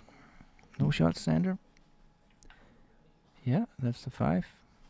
I think I would play 8-6 here, but I guess it doesn't matter too much. You can also just go ahead and make the 1 point. 6-3. I don't think Mochy's gonna move his back checkers here. Wow, okay. It's very close. So apparently it's super close between all 3 potential moves here. You can run with the rear checker, you can break your anchor, or you can just stay put. And it's super close either way.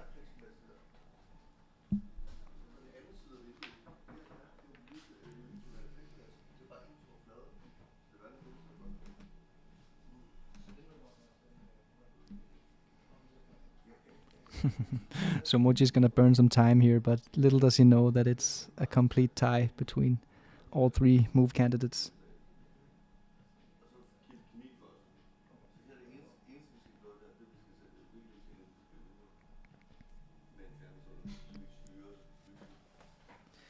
Wow, we've got 486 likes on this video so far. That is incredible. I wonder if it's a record or something. Well done, guys.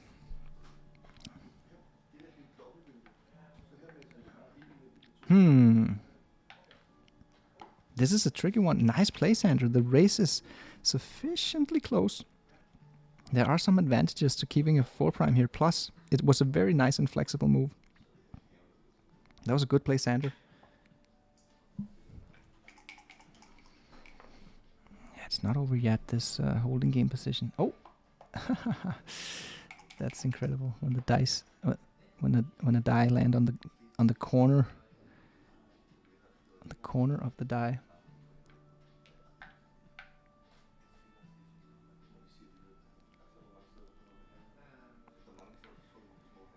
Okay, so Sandra makes a slightly incorrect decision here. Oh, and he gets punished for it. The race was sufficiently close so that Sandra actually would have preferred to keep some blocking power. It was a little bit too early to start clearing from the rear. Maybe a couple of pips more and it would have been fine. So dice on checker is legal, of course, in the UBC. Yeah, this is a straight race and it's actually quite close. 4-1, not a good roll from Sandra. Mochi is catching up. Mochi might be a favorite here. He was down 20 pips just a couple of moves ago.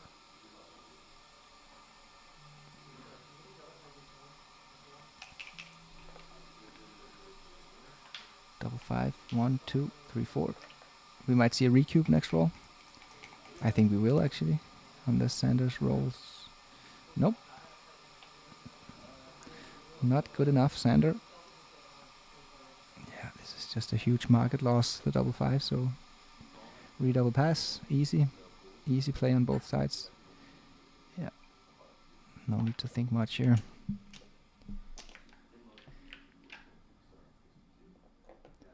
Like Neil Caceres writes in the chat, Sander was punished for breaking the 4'.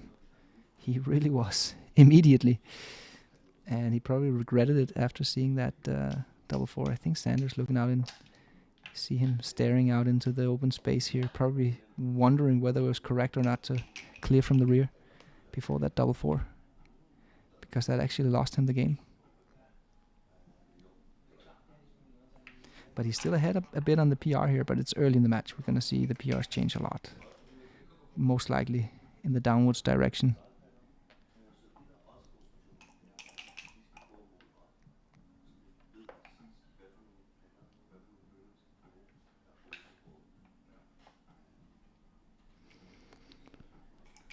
Yeah, the split to the bar point from Mochy. That's a double hit if I know Sander. Oh yes. He loves the double hits. Double 5 from the bar. That's a good roll. So you have many ways of playing this, but only one way is correct. And that's apparently just simply making the ace point here. He's going to be up in the race.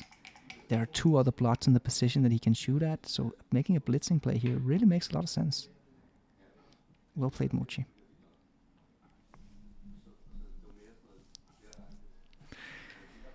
No! Why is that? Wow, it was best.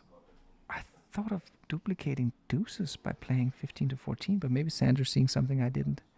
I guess there's some ace and 3 duplication here. Oh yeah, that's actually a very powerful ace and 3 duplication. But Sander just saw it immediately, even though it was a tactical play. So Mochy is tempted here to double with all those plots, but correctly so, he didn't. Just make the 5 point. I don't think you're in a rush to pick up that blot on Sander's 2 point. It's kind of a liability for Sander. So in my opinion, this is a pretty easy play.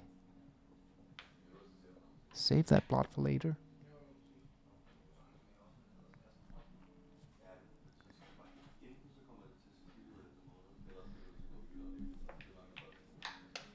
Nice move, Mochy. Sander needs to enter. He does. So what's the best way? Yeah, seems like a good move to me.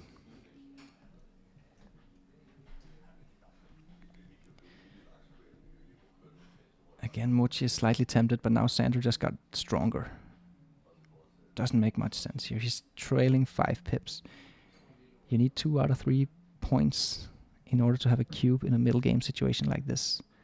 And you gain a point by having a significant game plan advantage in either priming, blitzing, or racing. And I would say Mochy only has an advantage in in blitzing here, not in racing and not in priming.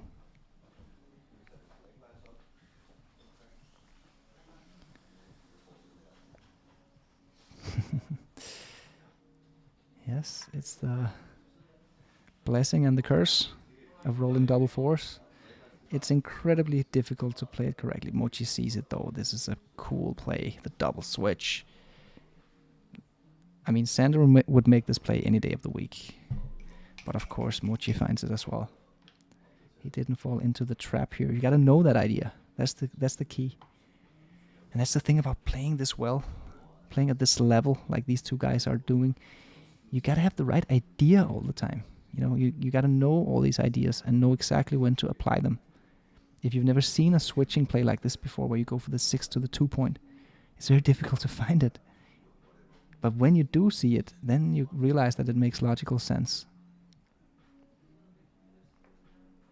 Whoa! Mochy overrates his position a lot here. That is a big mistake, and I don't see Sander passing this literally ever. I mean, there's no chance. No chance that Sander would pass this. Mochy overrates his own position here. He's only up 5 pips in the race, but he's kind of stuck with 3 back checkers. Good take by Sander. Wow, that really hurts Mochy's PR. That wasn't good, Mochy. Mochy's PR springs up to a 5.8. Oof. He hasn't found his A game yet. The Super-Grandmaster. He's struggling. He's really struggling to find his A game. Whereas it seems that Sander, I mean, except for that careless blunder he made in game 1 with the 3-2 where he didn't split against the prime formation, he's been playing really well.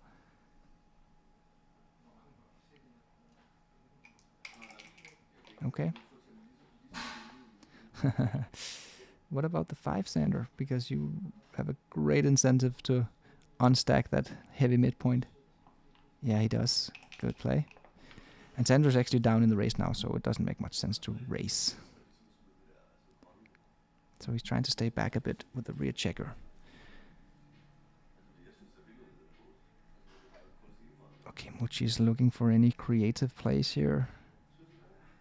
The ace is no, it's not really forced. You could actually play it in 2 different ways. I think the idea to apply here in this position is that you don't want to get hit because the race is too close. Mochy has a racing advantage by 15 pips after the move. So he doesn't want to get hit.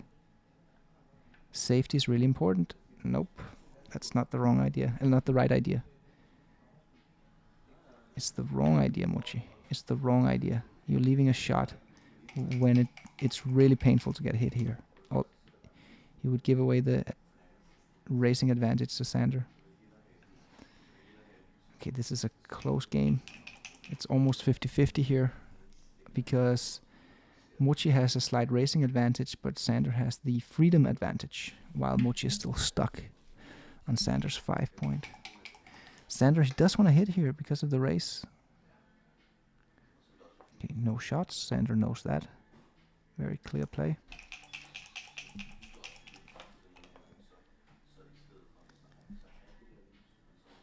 For 1, I think it's the same principle here. You would like to make the 5 point board, but you don't want to get hit, so you gotta move that blot. I would have made Mochy's play too, but the computer has a slight preference of slotting the 6 point instead of the 3 point. Again, whatever you do, Sander, just don't leave a shot. Whether you want to play the double slot or you want to play 13 to 6, doesn't really matter all that much.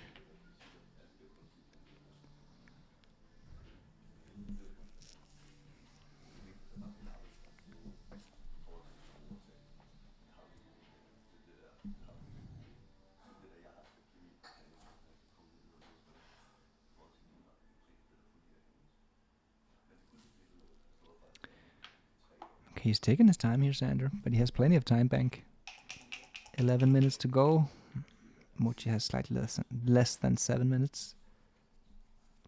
I think this is time to give up the midpoint, Mochy. Preserve your flexibility. Keep all of your checkers alive. Because he can't really keep the midpoint, right? It's impossible. He's going to bury a checker one way or the other. So the only way to preserve your flexibility and not bury checkers and not break your rear anchor. Wow, double 5. Double 5. So all of a sudden, Sander takes the lead. He's a 2-1 favorite here. Sander Lylloff. That didn't change much. That was slightly below average. So Sander's probably up to like 69, 70% favorite here. 67.5.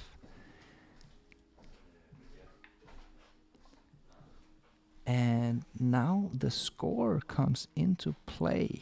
And this is something that I know that me and Sander, we've actually studied this together. You know, gammonless positions.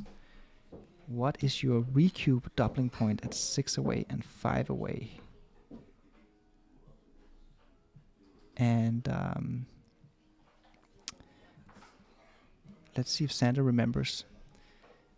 The Recube doubling point is supposedly 69.5%, so it's more or less the same as it would be for money. Actually, for money, the redoubling point is around 72%, so he can redouble slightly more aggressive in a gammonless position like this than he can for money.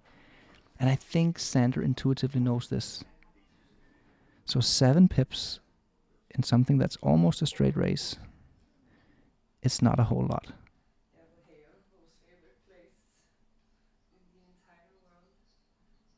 Yeah, it falls slightly short of a redouble, this one. So we see Sander's winning chances here are 67.2% according to XG++.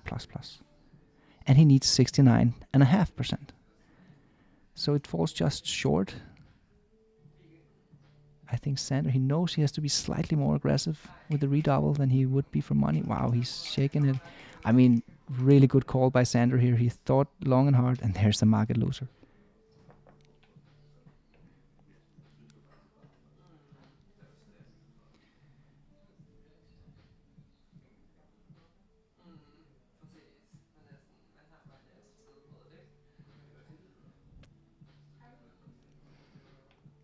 Yeah, just bring them in, Sander. You're playing a racing game now. And on this, Mochy can roll something. Double 3. Okay, not bad. 12 pips. So what's that going to be? That's going to be 15 pips. It's not enough. I think it's a drop. Yeah. Mochy is down to 20.5%. Not quite good enough. Yeah. The redouble. And now Mochy is going to find the pass here. I'm pretty sure. His take point. Let me look it up. I have the tables for you right here. The take point on a 4 cube leading 5 away, 6 away is 24.6% in a gammonless position. So it's basically 2.5% higher than 7 away, or money game,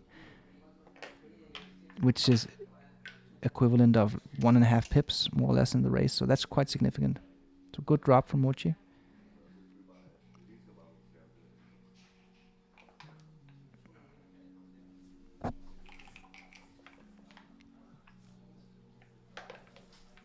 That was quite good racing skills we saw there from Sander and his dice.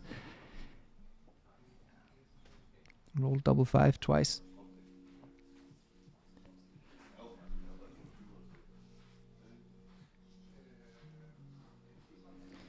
We're up to 1,000 people watching it right now. That's so cool, guys. And we're only in day 1.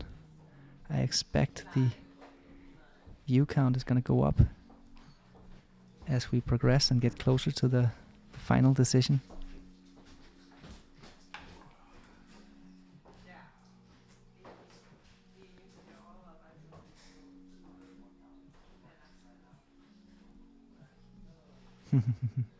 Yeah, tricky little 3 here. So Mochy doesn't want to leave too many fly shots. Notice that Sander made the minor split with his back checkers, which means that there's a lot of fly shots here. That's the play. Good play, Mochy. You know, it's ugly, but that is the play. Really nice, or, I mean, difficult to call it nice, but it was really nice that he found the best play. So Dennis Culpepper asked me what table that I'm using for Recube to 4. I've got my own data. It's just tables that I've generated myself, inspired by the professor Dirk Schiemann. But I basically got tables for redoubling points at all scores in a 7-point match, and of course also the take points.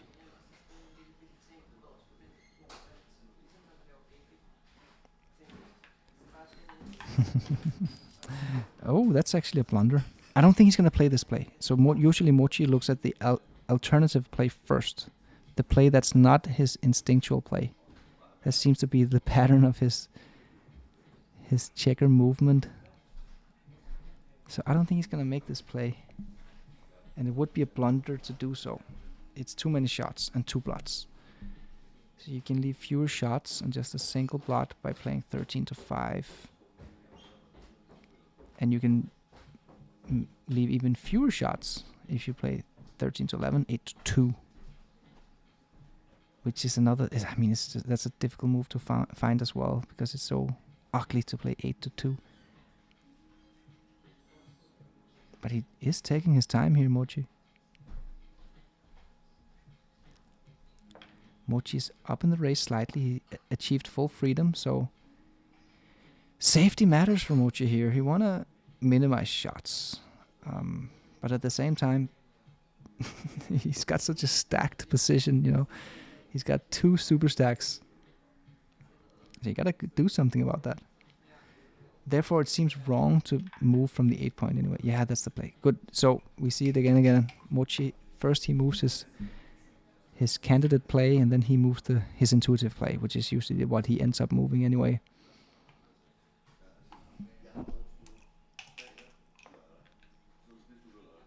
Oh, that's not a good dance. This is, okay, wait a minute. Sander might have a cube here. This is 4-away. Sander 4-away, 5-away. Sander can be aggressive in this position because he has gammons. The 4-away score is the most special score. No, this is a cube, Sander. It's a big mistake not to double. He misses it. It's a blunder. I think that's the only weakness we've seen so far in Sander's game. He hasn't adjusted well to these cubes at the match scores. And those are actually, in my opinion, for a player at Sander's level, a rather easy thing to get right. It's like a low-hanging fruit. He's supposed to know that he can double more aggressively. And now he lost his market by a mile here. Huge pass. So it's one of those unique scores where the leader can be more aggressive and the trailer has to be more careful because the leader's 4-away. That's the thing. Yeah, this is a big pass. The score makes it an even bigger pass. It's probably like 150 for money, but at this score it's like 270. Big pass. Mochy has nothing here. He doesn't even have a pip count lead. He's trailing 9 pips. I mean, the only thing Mochy has got going for him here is that he's not on the bar, and if he's not put on the bar next roll, he has the 7-point slotted, but good pass, Mochy. Good decision. So Mochy is grinding his PR down here.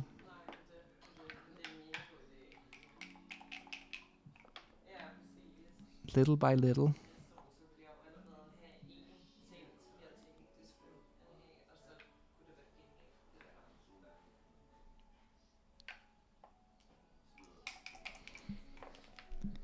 Yeah, so now we're back to that 3-away, 5-away score that I know that Sander has been drilling. The cube actions. Ooh, double 5. Flashback to the game 12 from last year where Mochy rolled a double 5 in the 4th or 5th roll of the game and made a big blunder. But this time he got it right. Good play, Sander. It's better to stay back here in this situation where you don't want to get hit in the outfield. Getting hit inside Mochy's home board is not that bad because usually you can hit him right back. It's going to be a loose hit.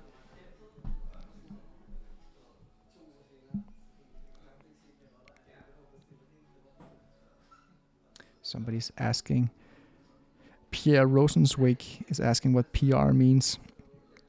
It means performance rating. It's essentially an error rate. On Backgammon Galaxy, we call it error rate. In XG, they call it PR, performance rate. Or performance rating. Slightly weird choice of terminology, actually. I prefer error rate, to be honest. It's self-explanatory. Yeah, I don't see Mochy not finding the best play here. Good play, Mochy. Oh, that's a double from Mochy here. Easy double. 5 away, 3 away. The question is whether Sander can take it or not. I don't think he can. No. It's a huge drop. Sander has nothing. He's down 16 pips. He's on the bar, so he's getting blitz attacked. Yeah, easy drop. No need to think too much here. And now Mochy is the player who is 4 away. So the score is 3 away Sander, 4 away Mochy. Being 3 away, of course you prefer to be 3 away. You're leading the match, but it's a very insignificant lead. Mochy has 43% match winning chances here from this position. So getting from 4 away to 3 away at this score, that point for Sander was only worth 7% match winning chances. And the reason is that being 4 away is super efficient. Being 3 away is slightly awkward. It's not that efficient. It's a little bit of a weird score. Oh, let's see if Sander can find the slotting play here. There's so much duplication going on. But it's difficult to find, huh? The way to find it is first you have to realize that you can invite your opponent into a priming battle. And that's good if you have advantageous conditions to do so. And I think Sander has pretty advantageous conditions here.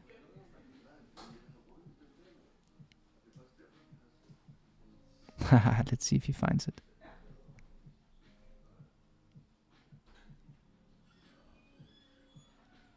He's thinking about it. 23 to 22 is also fine. No big deal. That play is weird. Okay, it's just a 10 meter point mistake. Okay, I mean, the good thing about this play is that you're anchoring up when your opponent has 10 men in the zone. But already, now Mochy's beginning to have a prime formation. And you don't want to be anchored up when you're facing a prime formation, especially not on the 23 point. So Sander's probably going to start looking to split that anchor very soon.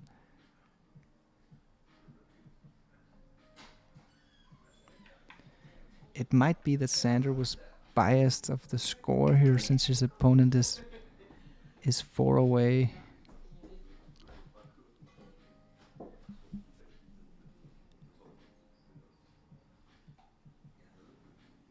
I mean, you want to get off the 23 point Sander, but how to do it with this roll? It seems almost impossible, right?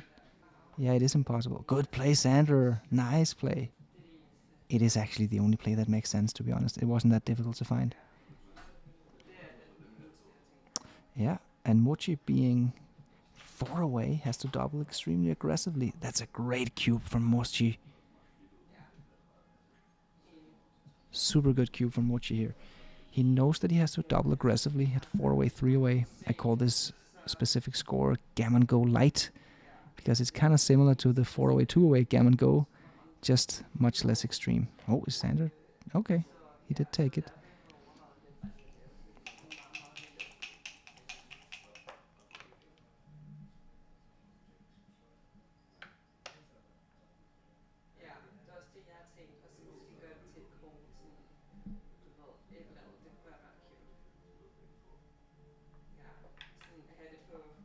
Okay, so it's confirmed that there was an error in Mochy's error rate in match 2. We're not even sure, or I'm not sure if Sander won the error rate in that match. The score might be be 3-1. It seems that Wilson had put the total error rate rather than the average error rate in his error rate label. So we'll try to get it sorted ASAP.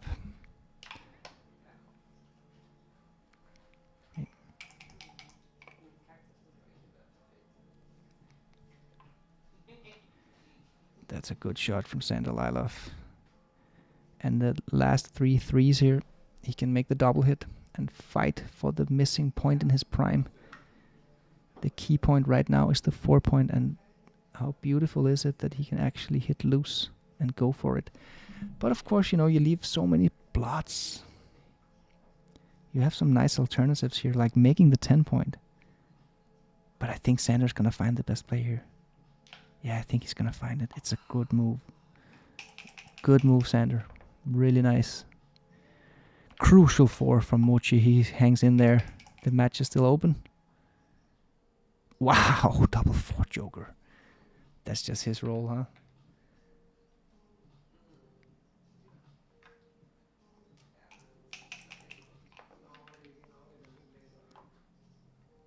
Absolute destroyer from Sander. Sander shouldn't redouble here. He's doing the right thing. Like, why would he? Why would he risk the entire match when half of his wins are gammons already?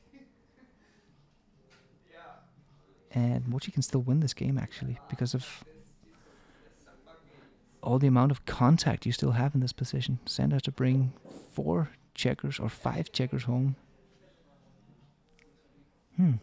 Mochy's standing up, walking around. He's feeling unlucky. But you haven't lost yet, Mochy.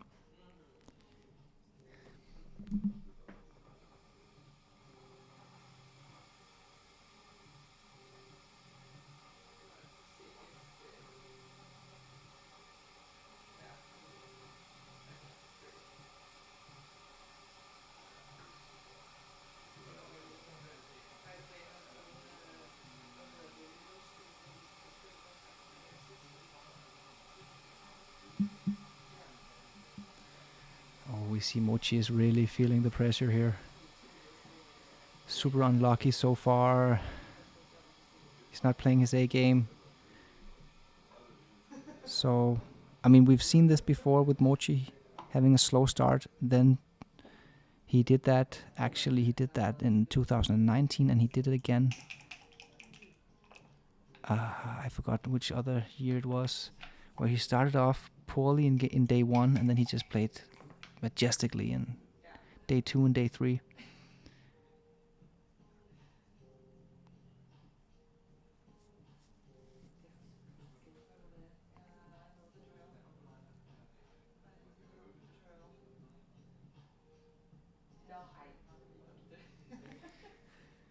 Yeah, Sander has to choose between defense and offense here. I mean, it is quite nice to make the priming play here, but it was a small inaccurate move according to XG. It would have been a little bit better to go for the connecting plays, the mobility, freedom plays. He has the same choice here. Do you go for a back game connecting play, or do you go for the offense? I think the match score is also influencing the decision here, but not big mistakes by Sander. So now he wanna mobilize the back checkers in the best way possible. I think it's to come in with a 4 and then step up to Mochy's 3 point. Why would you come in on the 24 point, Sander? It doesn't make any sense to me. Yeah? Yeah. Exactly.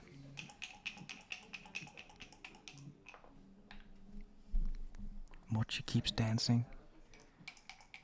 Well, if he can just come in, he can at least play a deep anchor holding game. Again, Sander's looking to mobilize the back checkers. That looks good.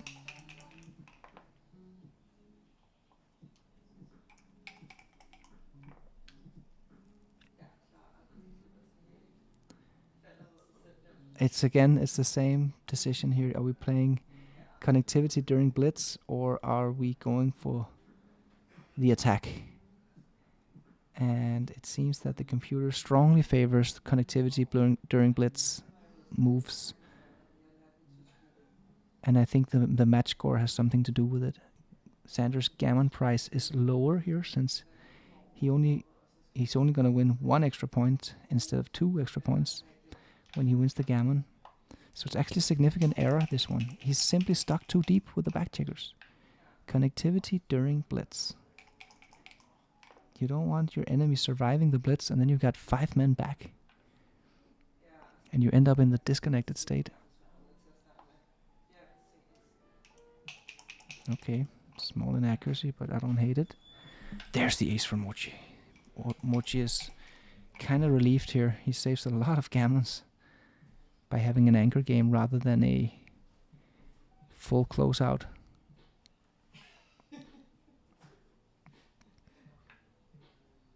Yeah, it looks decent to me.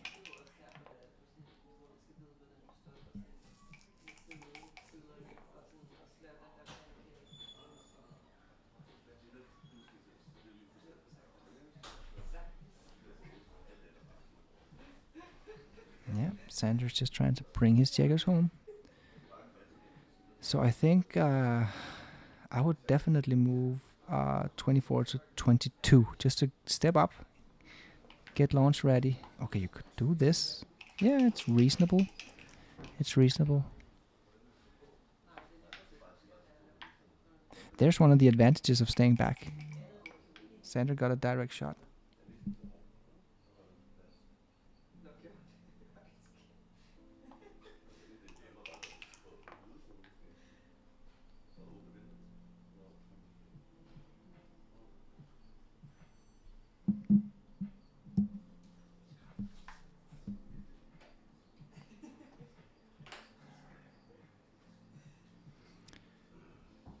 So I just got a message from Wilson, the producer, that they're going to double check the error rate from match 2 right after this match. Wow, 1-6 from the bar from Sander. Huge roll.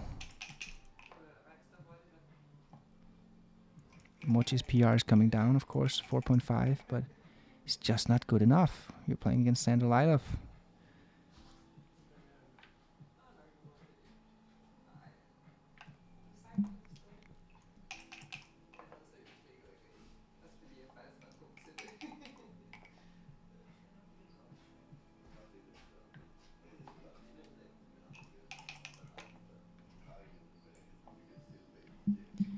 Not looking good for Mochy here.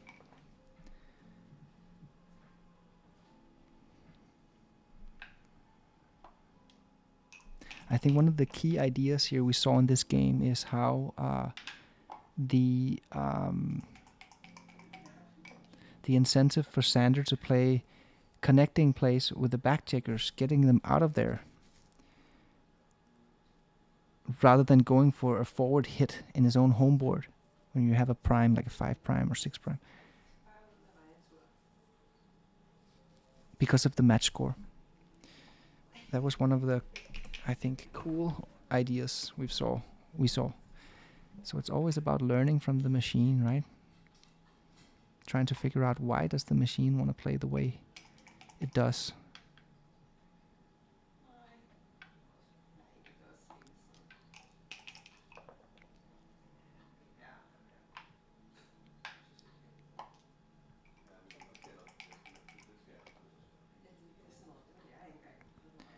(4-1).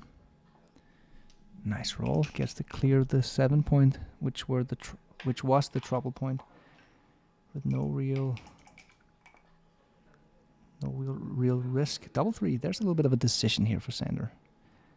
I mean, it's nice to get checkers off the board, right? You can't just play all 4 of the checkers from the 6 point to the 3 point, just clear from the rear. That doesn't work. That's too inflexible. So that's 1-2. Okay, so now you got 2 left, Sander. 1-2. Wait, okay.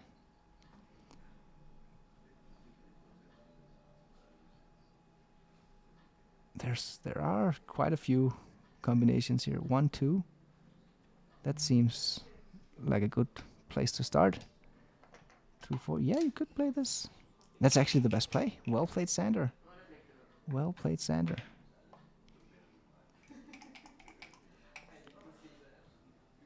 3-2, that's nice.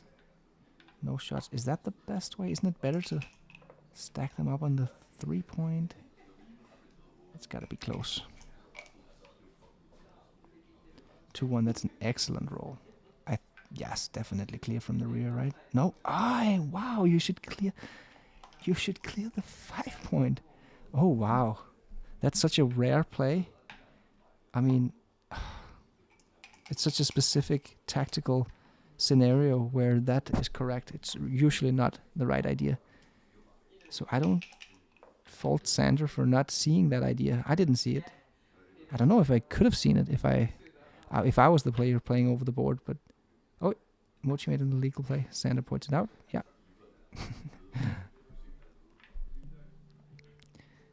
I don't remember when I saw that last time where you could clear the 6-point with rather good flexibility, yet it was still better to clear the 5-point out of turn. Here, however, maybe he should go for the gammon here. It could be. It's close, 24 millipoints between. It's better to clear from the rear. Play it safe.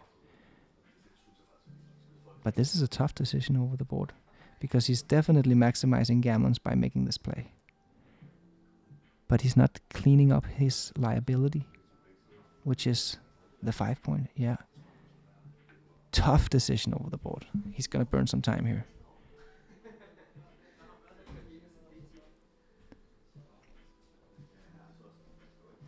So there's a trade-off, right?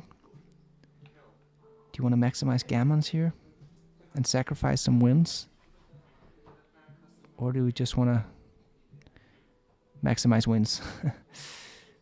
Yeah, this is really tough, Sander. For each additional gammon percentage you win, you can sacrifice half a percentage of game wins, a single wins. Okay, Sander goes for the gammon. It's a small inaccuracy or small mistake, but no big deal. I can certainly see where he's coming from.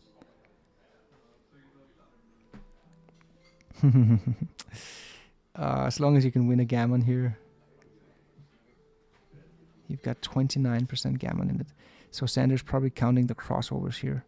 How many crossovers does Mochy have to save the gammon? He's got 1, 2, 3, 4, 5, 6 crossovers. Sander's got 10 crossovers, which means he's within 4 crossover range. So he does have a decent chance of winning a gammon. That's not a good roll for Mochy. He had preferred to roll much bigger. He's 1 joker from winning the gammon. This is his chance. Mochy, it's now or never. You gotta roll that 1. He doesn't. Oh, he comes in. Mochy is very confused. 5 and 3. Yeah, he pressed the clock. Did many things there. But he does have good chances of. Saving the gammon here. 4-5. I think he's a big favorite to save the gammon. But Sander could get lucky. 6-1. Yeah, Sander leaves himself with double 3 or better. 4-1. Mochy knows that one. Yeah, you want to get the ones. Now it's just 2-1 that doesn't take off a shot next time. Oh, a cocked die. We get a reroll. Let's see. 5-1 for Sander. Okay. Okay, there is the 2-1. There is the 2-1. No, Mochy gets it. He gets it.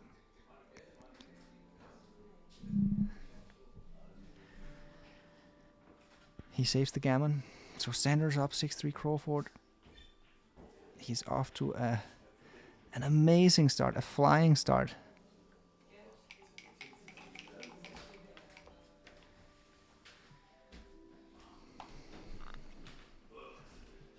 And if you're new to the match here, to the live stream, remember to smash the like button. We've got, how many concurrent live viewers? We've got more than 1,100 live viewers right now. It's incredible. And 555 likes. That's gotta be some sort of a record. So thanks a lot, guys. Keep it coming. We are gonna be streaming the next 2 days as well. This is just day 1. Remember, it's like watching the Tour de France. It is a marathon, not a sprint, this UBC final. It could go all the way to 12 matches, but if Sander continues like this, playing at this level and getting all the best dice, it might be shorter, but I suspect that Mochy is gonna come back tomorrow and maybe even later today and begin to find his groove, his A game. Yeah, that's a nice little dilemma here. Do you make the defensive high anchor or do you go for the 4-point?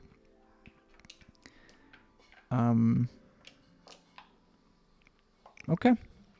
Mochy goes for the offensive play. I think he's biased because of the match score. He wants to win a gammon here. That would get him 1 win closer to winning the match. He would be within the range of just a single game rather than winning 2 games. Or rather than being forced to win 2 games. So I think that biased Mochy's play a little bit because the 18-point was simply just better. Especially when you have 3 men back. Then the priority of establishing an advanced anchor goes up. And the 10-point was already very powerful for Mochy. But not a big deal. Sanders got a decision here. Do we build a 3-point and unstack that super stack on the 6-point? Very ugly to have so many checkers on 1 point. Or do you try to make a run for it? Running with a rear checker has such a big upside because every time you get missed, you can get full freedom. But he does find... Oh, actually, the second best play would have been slightly better to run, but I think I would have done the same as Sanders just because it's so ugly to have the 6 checkers on the 6-point.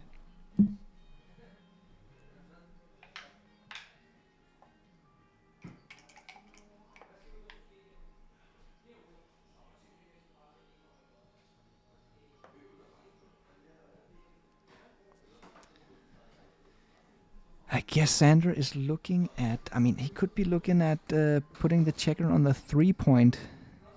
It does give a little bit of attacking flexibility, but it's a little bit weird. It's a little bit weird.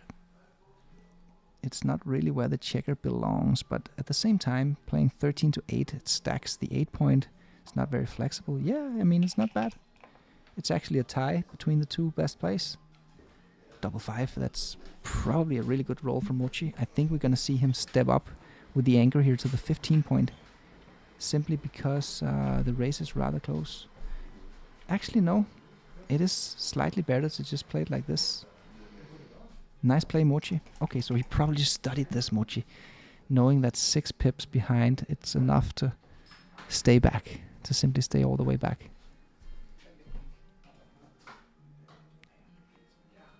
And now we've got the first shot here. Duplicating the aces, very nice. Mochy needs an ace both to hit and to cover. He doesn't get any. Yeah, he stays back, of course. Sander wants to cover up that blot. Yeah, that's nice.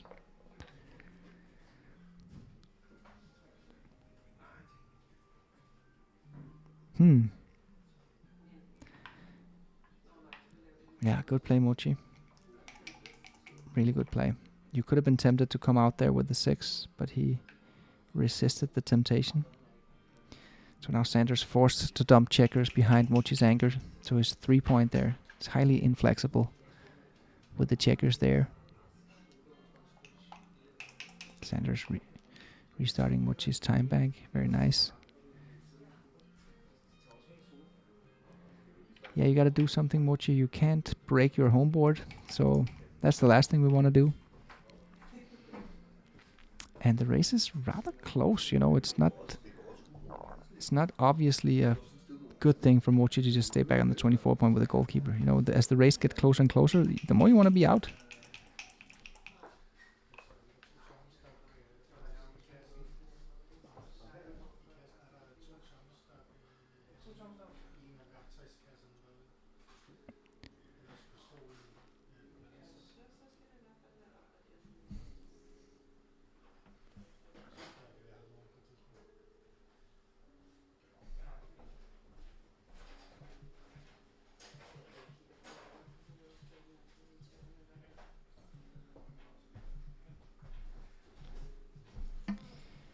I mean, you don't want to break your board, right, Mochy? So, what else are you gonna play here?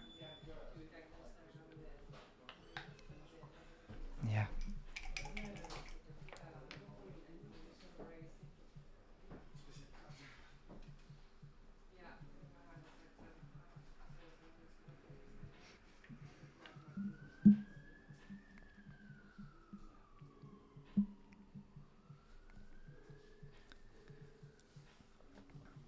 Sander being ahead in the race. He's looking to... Okay, yeah.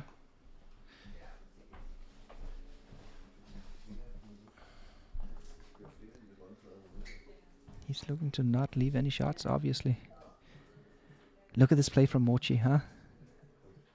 That's the computer play. Okay, so this is kind of similar. It's probably not a big mistake, this one. It's kind of similar, yeah. 11 millipoint inaccuracy.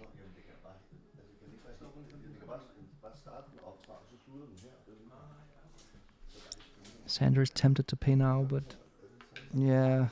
Okay, he does it. 46 millipoint mistake. The problem is the cube is in the middle. No, wait a minute. My bad, I'm tired. It's the Crawford game, so that can't really be that important here. Sorry, my bad. Commentators get tired too.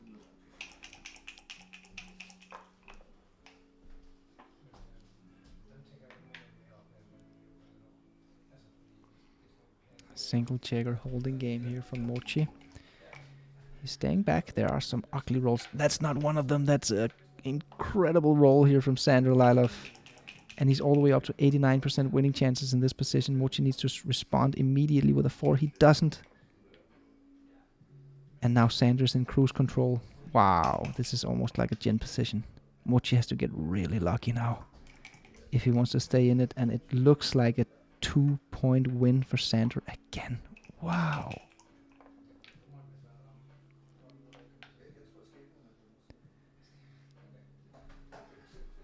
I think Mochy needs to stay back now. Okay, he chooses to save a 6. Interesting. Yeah, saving a Gammon doesn't make any sense. He does have a small chance. 4-3, yeah. This is Mochy's chance. He needs Sander to roll something. Oi, that's not it. That was a game winner, and this is basically a gin position. Mochy's probably winning this 0.1 or 0.2% of the time. Wow. Yeah. They just immediately fist pump.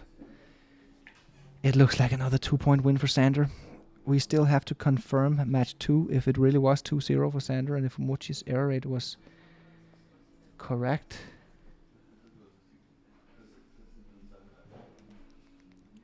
I mean, of course, we just put up the vote on YouTube who will be the UBC champ. I think Sander is a pretty big favorite right now. I mean, but of course, it's not over yet. We've seen Mochy do the comebacks before. Mochy hasn't really found his A game. I mean, I feel like I've seen this narrative before. I've heard this narrative before. It's not the first time where Mochy is underperforming in day 1, and then he comes back and plays literally like a backgammon god in day 2 and day 3. But he has 20 minutes now to get another break before they come back and play the 4th match of the day. We will double check if the match score is correct. I think actually that it is correct. I think Sander's leading 6-0 right now. But we will double check. And then we'll be back with Justin Noel on the mic. So remember, guys, we got to thank our... Did they confirm match number 2?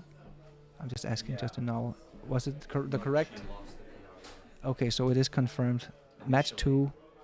Initially, it came out as Mochy ahead, but they ran it at ++. So A lot of the ++ analysis.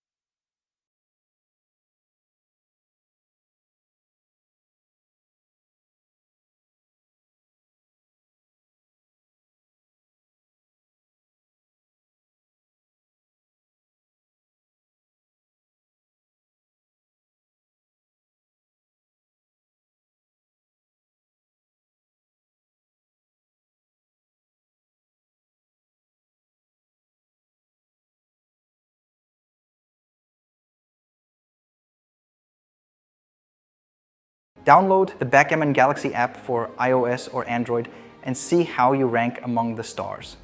Backgammon Galaxy is the main sponsor of the UBC.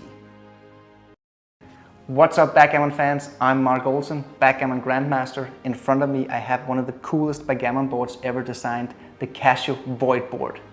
Go check it out on the Backgammon Galaxy web shop and get your board right now.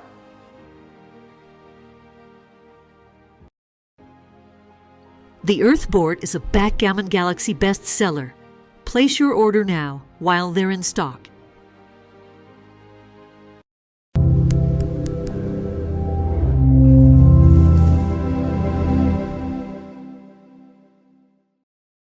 What's up, Backgammon fans? I'm Mark Olsen, Backgammon Grandmaster. Are you the next Grandmaster? If not, you better get your copy of Backgammon Masterclass. I'm the author alongside with two-time world champion and the only Super-Grandmaster in the world, Masayuki Mochizuki. The book takes you through the game plans, the strategy of the game, strategic visualization, a backgame chapter, first time ever backgame chapter, and how to use the doubling cube in middle game situations. Get your copy now in the Backgammon Galaxy web shop. The Monte Carlo board is an old-school, cool experience. A unique board that makes backgammon tuxedo-worthy again. How to Not Suck at Backgammon, a Grandmaster's Guide for Beginners and Intermediates. Get your copy now at the Galaxy shop. Test your skill level with our free interactive quizzes. Scan the QR code and join the Telegram group. The Tempest Game Clock. The best thing to happen to game timers since the hourglass. Just set it, dock it, and rock it. Only Grandmasters and Masters can play in the UBC, but everybody's welcome to participate in the side of that at Fingernaundrup. An amazing learning experience for true backgammon fans. Download the Backgammon Galaxy app for iOS or Android and see how you rank among the stars. Backgammon Galaxy is the main sponsor of the UBC. What's up, Backgammon fans? I'm Mark Olsen, Backgammon Grandmaster. In front of me I have one of the coolest backgammon boards ever designed, the Casio Void board. Go check it out on the Backgammon Galaxy web shop and get your board right now.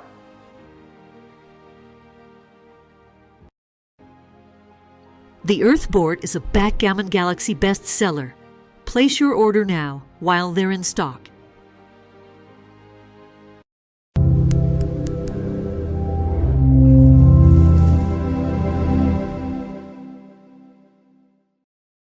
What's up, Backgammon fans? I'm Mark Olsen, Backgammon Grandmaster. Are you the next Grandmaster?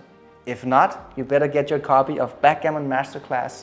I'm the author alongside with two-time world champion and the only Super-Grandmaster in the world, Masayuki Mochizuki. The book takes you through the game plans, the strategy of the game, strategic visualization, a backgame chapter, first time ever backgame chapter, and how to use the doubling cube in middle game situations. Get your copy now in the Backgammon Galaxy web shop. The Monte Carlo board is an old-school, cool experience. A unique board that makes backgammon tuxedo-worthy again. How to Not Suck at Backgammon, a Grandmaster's Guide for Beginners and Intermediates. Get your copy now at the Galaxy shop. Test your skill level with our free interactive quizzes. Scan the QR code and join the Telegram group. The Tempest Game Clock.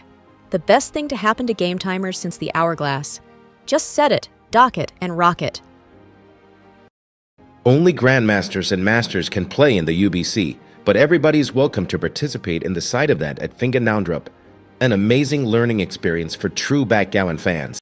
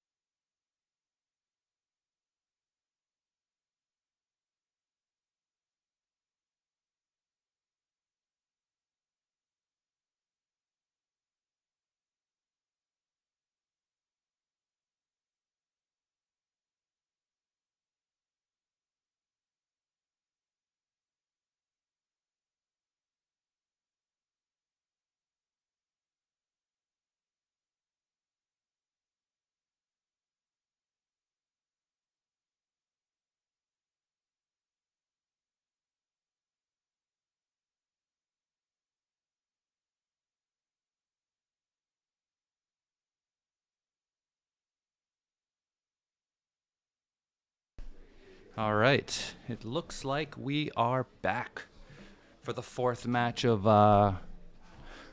potentially 12. We'll see how it goes. I am your host for match 4, Justin Knoll. Back again from America to London and now in Copenhagen for match 4. Yes, I am ready. I'm just introducing match 4 now, Wilson. You're not live? I am live. I can hear myself and it is on. Yeah, we're all good. No worries. No worries at all. So, Mochy is down 6 points. So, in the second match, they ran the analysis at a higher level. So, all of the matches after they're done, what you see on the stream is an initial analysis at, like, I believe 3-ply, because the computers are fairly slow, and if we try to run it any faster, for the live stream, it would just slow everything down and it wouldn't be able to really keep up. So after the match, we run every decision at ++, which changes the evaluation. Now, normally it doesn't change it by that much, but sometimes, we ran the cube decisions and Mochy's got larger, Sanders got smaller, and it really swung the PR in match 2, which is why we saw that reversal of the point there. Oh, okay, well, here we go. The fourth match of the day, it must be pretty grueling for these guys, especially, if the dice are not going your way, there's only so much you can control in a backgammon match, right? You can't control your dice, you can't control your opponent's dice, you can't control how they're going to play and what their cube action is going to be. The only thing you can control is what you do with your own dice. And checker decisions. So, that's only 25% of the game. So if things are going against you and there's not much you can do besides just focus on making correct decisions, which is all anybody really wants to do here, is try to win that PR point and hope the wins land in your favor. Whew. All right. I want to thank you guys for visiting my new website while the match was up or when it was over. Got a few orders of the book. I'm going to message the people that ordered and ask them if they want a shout out for tomorrow for placing that order on my backgammonuniversity.com site. So thank you guys for that. And if anyone is interested in lessons on how to play backgammon better, feel free to reach out to me at justin@backgammonuniversity.com. And other than that, let's hope for some complexity here so we can have our minds broken here.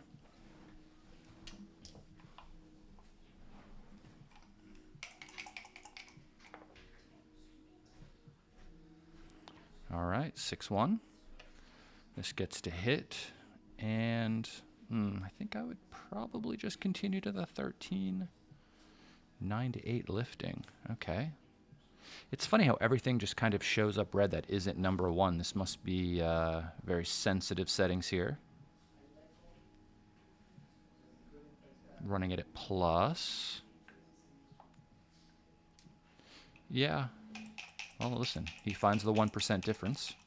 I was thinking that maybe we could make it, or he had to break his anchor to hit, and so we would get paid that way, whereas the deuce seems to be pretty good for him otherwise. But, look, the 3-6 comes, and he would have been hit, so we should just hop out. Don't really see the upside of playing 13-7.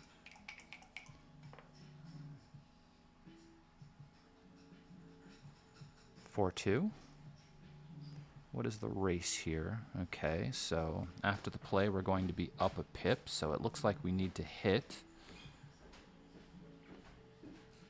If we were up by like a ton in the race, which we're not, maybe we could think about a play like this, which doesn't hit anybody.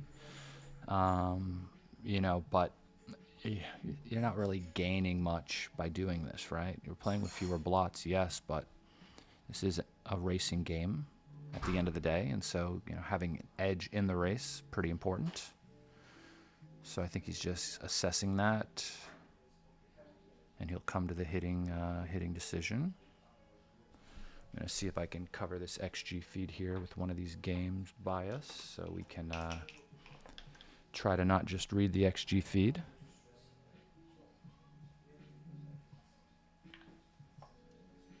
(2-1) just lifts the blot. The address for the new website is just backgammonuniversity.com. I don't know if it's a brand new site, so I have no idea if Google has trolled the site yet to add anything to its search engine, but if you do backgammonuniversity.com, it will pop right up. Thank you for asking, chat. 3-5 hits and continues. Seems reasonable. The 4s are duplicated on the entry, but 1 was rolled, of course. I would hit inside and just come to the 20 so I can jump out next roll much easier.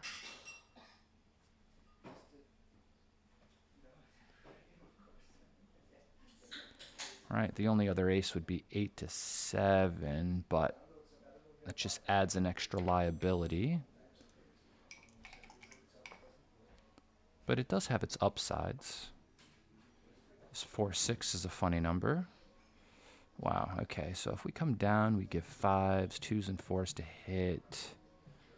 But the other play would just be coming out, which would give like 20 numbers plus the fly shots. Probably come down. 5-4. I think I'd hop out as well.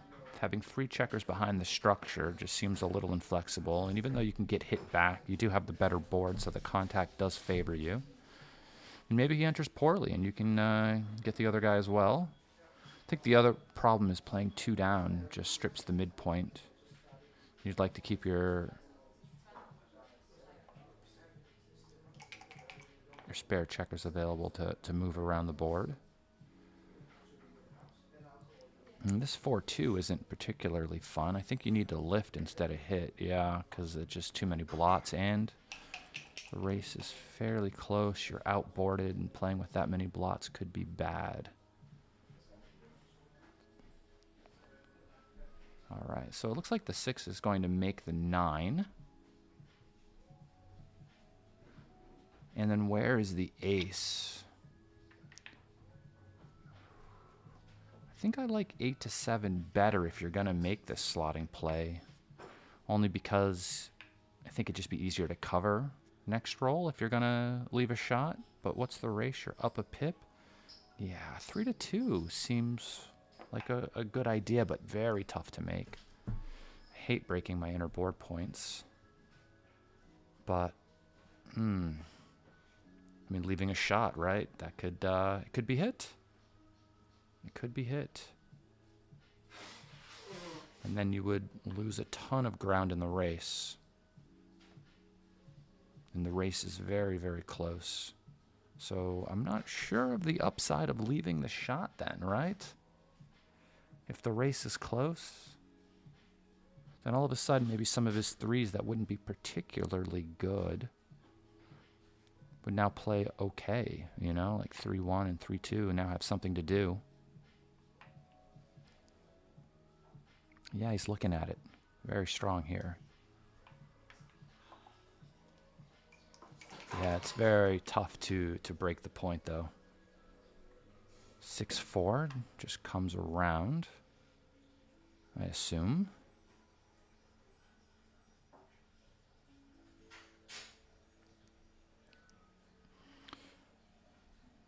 The reason I would come around is just, you know, if he hits me with a 6, he has to break his 20 point to do it, which induces volatility in the position. And also, if I am missed, I could make it, which helps with containment.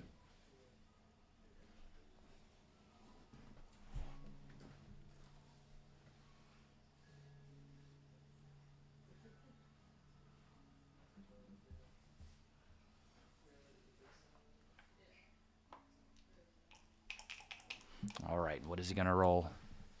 A 6. Okay, he's got the shot. And I would just lift it to the 13. Makes it harder to hit. Now he can only get hit with what? 1-6 and 2-5 and 4-3. Not 5-6, but 5-6 is a great shake. It's like, was he even hit, you know? Oh, double 5s. Whew. What's the race now? He's up a enough. Apparently this game will be over unless he rolls boxes. So now he's up 20 pips. Mochy will cube, and this would be a pass. And we will get ourselves another game.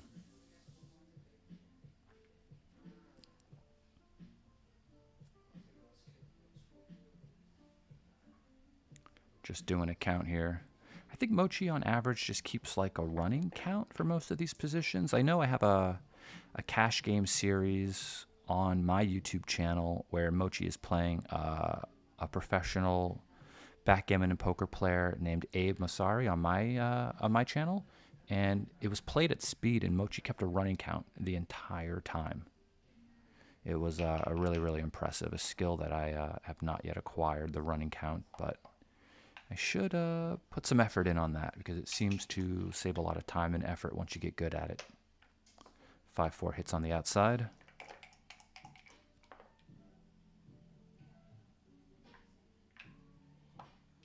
Four 6 enters and makes the anchor. And all right, 4-6 gets to make the 9 point.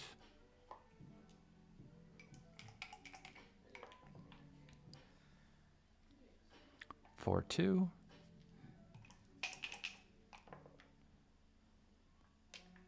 And another 4-2. Great shot. Puts Sander on the roof. Oh, and double fours doesn't enter. Okay. So, here we are. We're up 19 pips in the race. Sander's on the roof. I don't know, though, because Sander does have the 4-point made. I mean, let's say you just run out and Sander enters, right, with an ace or something. Have you really lost your market? Probably not, right? You know, you don't have like a 3rd point made yet, so I don't really see many market losing sequences here. I mean, for one, you might not get out.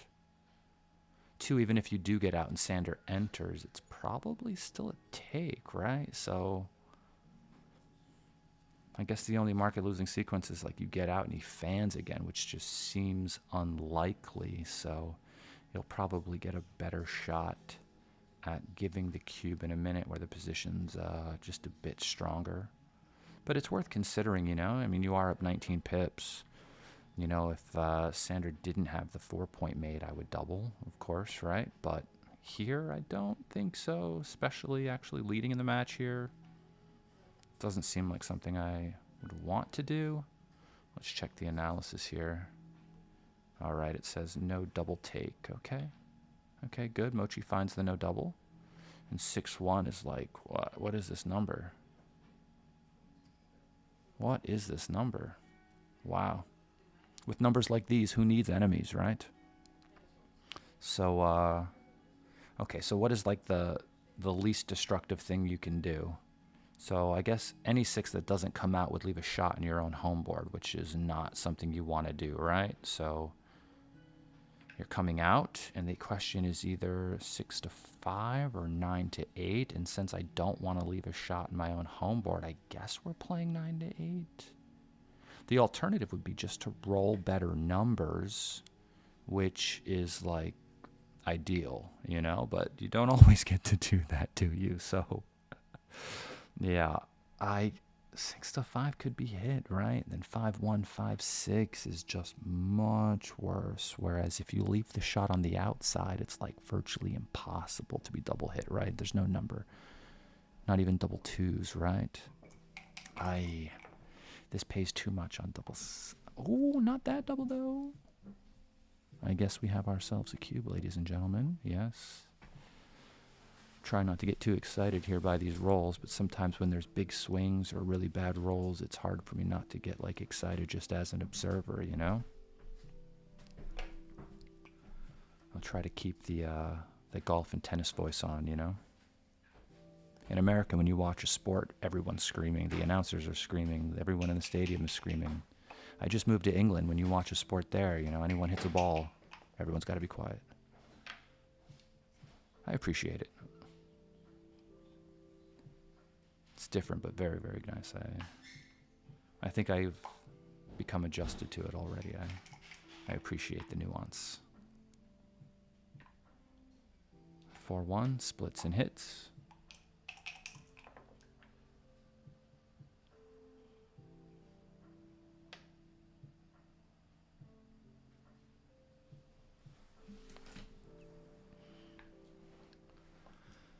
Oh, man.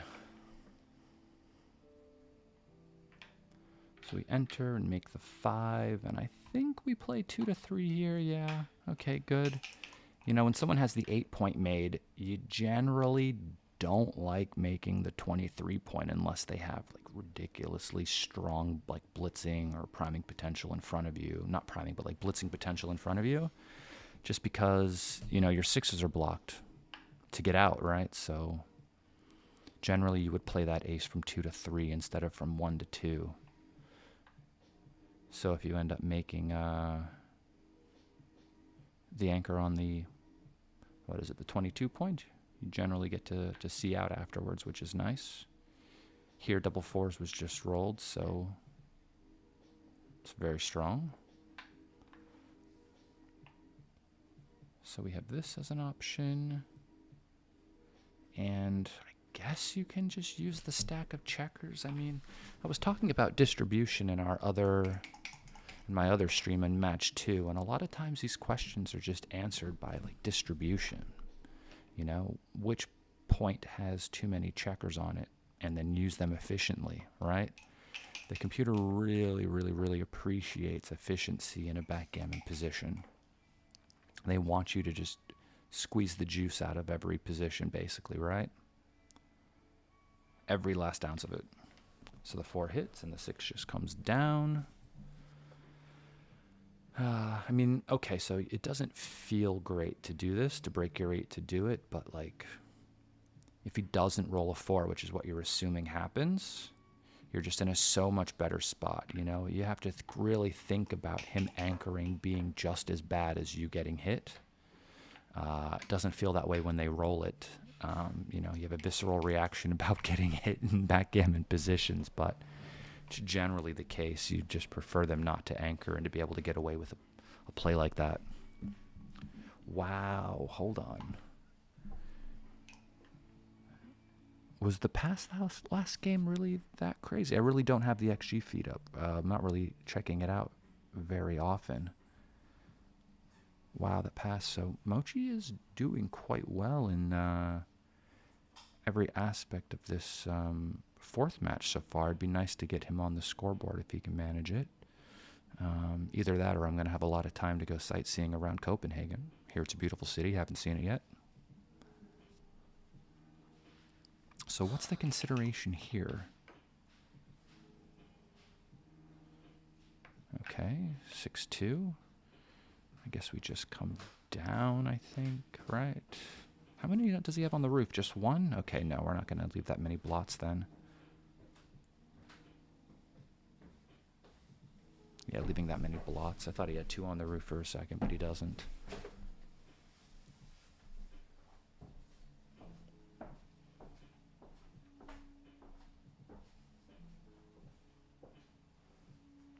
No, I do not have a new book on the website.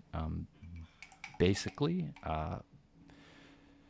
Kit Woosley had a book back in the day called The Encyclopedia of Reference Positions, Volume 1, and it's been out of print for a very long time.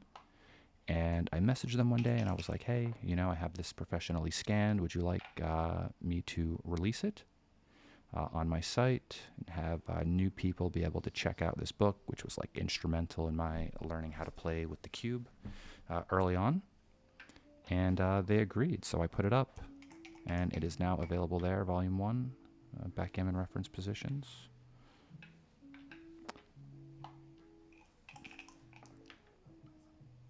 If anybody has any other questions in the chat, feel free to say them to me. We're on like a 30-second delay,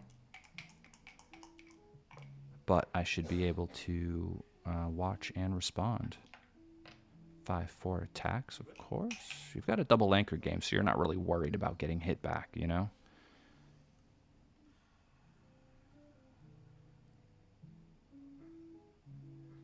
What's happening here? Oh, they're fixing the transcription.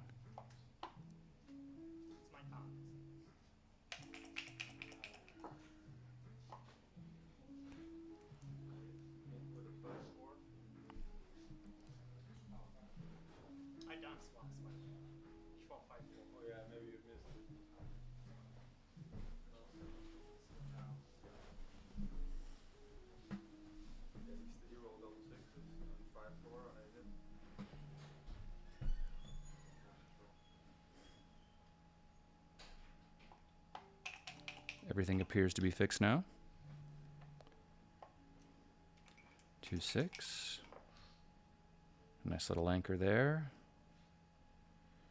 5-2. A little less ideal. Maybe we play the 5 and then just split off with the deuce to the 20, I think. Just trying to improve your distribution around the board. I mean, I know it plays with a bunch of blots, but that doesn't really matter so much in the double anchor game. Just seems to be like the best way to use your available checkers. You know, if you're hit, maybe you also make the 20 point as well from the roof, right? So having that triple game would cause Mochy a lot of problems. So there's the 3 and the deuce is going to hit. And here Sander is hoping he rolls a 5, and of course he does. And the 2, I guess, is going to hit again on the 3. Oh no, it's slightly wrong to do that apparently. Okay. So does he want to hit anybody else? Wow. This is always the question in back games. At a certain point, you've hit so many guys that, like, the more material you hit, the harder it is for you to get them to, like, crack their board. They just enter and just have spare checkers to play with. They just throw them out in the outfield, right? And then you just crunch against their structure is the hope, right? So at a certain point, you generally want to stop hitting them.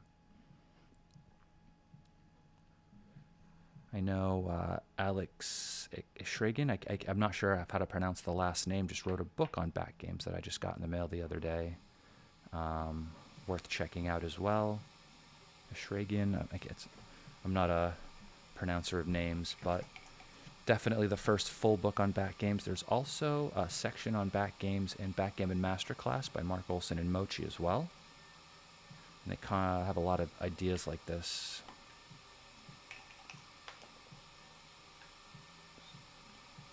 6-1. I think we just... Ooh. So, thinking about making the bar just to keep the guys on the 24 trapped. This is also the other idea. Difficult decisions, all of these, right? I don't think Sander wants to hit this here. Just seems like it's not the right time, if you know what I mean. You know, it's just not ready. You don't want to take the cake out of the oven until it's been fully baked, you know? You take it out too early and you don't really have yourself an edible cake, do you? So you want to wait in these back games until they've started to crunch against your position. So when you hit, you have the opportunity. Like a number like this is just really, really bad. Because now he has time to really hold a lot of these points. And 6-1... Okay. Is a play like 13-7 crazy? So I don't really want to come off my 20 points. So if that's the case, then I think a play like 13-7 is fine. And then maybe to this, maybe not to the 6, maybe just 2 down from there. Very, very tough. But I don't like giving up any of my anchors. Because the swings on like 3-1 or double 1 are just too big, right? So yeah, okay, good. Good. I play back games a little. And now here he doesn't even really want to hit the guy. But I don't know if he has a choice. That's the problem, right? He's like in this and his timing's going to be bad and there's no way to like counter prime him after those double 5s, right? So it's just like you hit to try to get around because how else are you getting around? And I think you just come up with the deuce so you can hop out. As long as you're able to preserve your timing and just continue to hop out, Mochy is going to have a terrible time bringing this around, right? I mean, look, after bar 22, Sander is actually positive equity in the position. You know, imagine that. You've got 7 guys back and you're the favorite. And this double force doesn't help anything. So maybe you go to the 7. So, I mean, okay. So if you just continue to pile everything up, you know, going to the 7 is actually safer than it looks, because you have to ask yourself, is he really going to hit you with a 1 or a 2? I mean, not a 1 or a 2, or a 6 or a 2? You know? In that case, like, the only number that might hit you is a 4, and that's still a maybe. Good. Look at that play. These guys really can consider absolutely everything in this position, and this is going to have to hit, I think. Okay, so those are the first 2.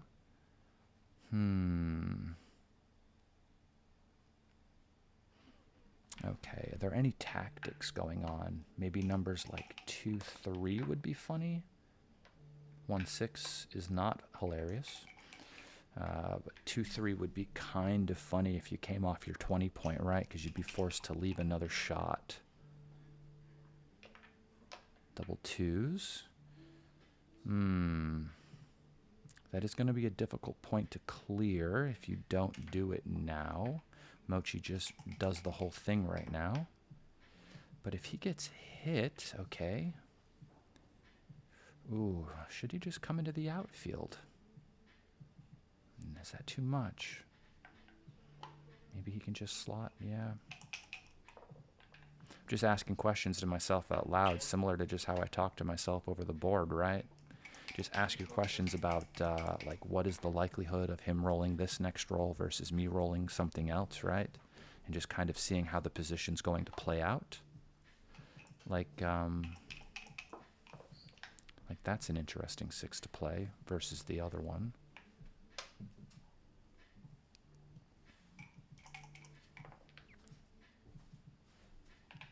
Five, 6 does hit. Okay. Still going to be very difficult to contain this guy. Double 1s. So he'll likely get around. The problem is, though, is that you're still going to have to clear the other points in front of him. Okay, so the 3 first and then the 4? Yeah. Exactly, and then just go to the 2 point here. I don't really feel like volunteering the shots right now. 5, 3 doesn't hit, so you just come out with the 5. Maybe you can inch closer with the 4. What is this?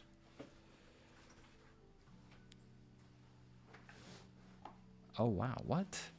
No. Yeah, going to the 12 must be better. I don't trust this 3-ply analysis on breaking the 20 point here. I don't know what the upside is besides maybe double 4s, I guess, but other than that, I don't see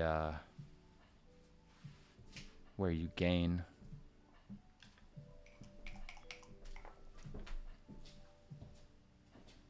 One 6. That is a hitter.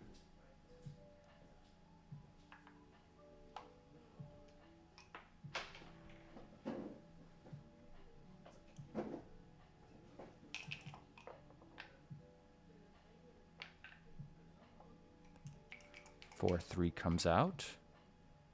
I mean, will he be able to contain this checker? Okay, I think I would just make the 8 point, right? You still have enough guys back.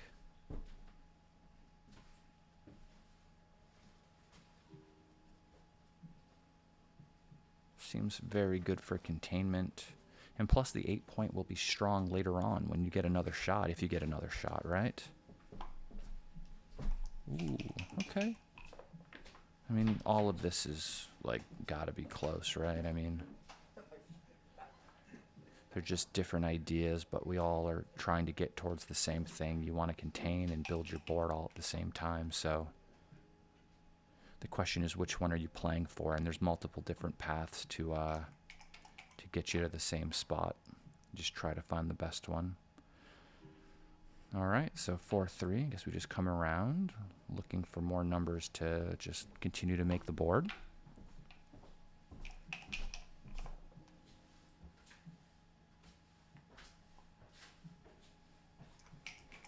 So he's in now. That's half the battle. So maybe Mochy So he does this, and maybe the 5 comes off to give him aces to play, right? So you're looking for, like, tactical ways to get shots out of the guy, right? And so here, right, now he has an ace to play.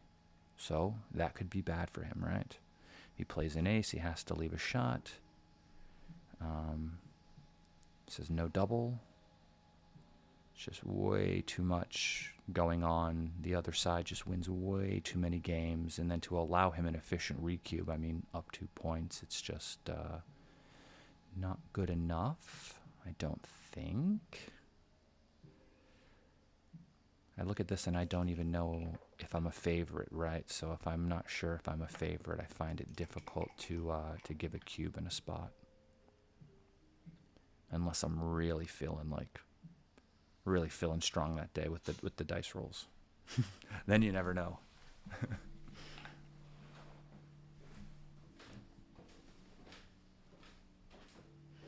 It's not miles far from a cube because we are in Europe. It is kilometers far from a cube, gentlemen. Kilometers. And ladies. All right. So all we're doing as orange here is just trying to build a prime while we wait for them to leave another shot, right? So all we want is just all of our ducks in a row, right? We slot the 7, then we make the 7, then we slot the 8 and make the 8, and then we just keep on waiting for a shot. And when we get the shot, we want to be able to contain them, right? So we just build and build and build. We're not focused on trying to save Gammon, because if we don't get a shot and hit the shot, guess what? We're going to lose a Gammon. Right, so we're just playing to win, so when that shot happens, we can get there. All right, I'm gonna go grab my drink real quick. That doesn't mean I'm going far.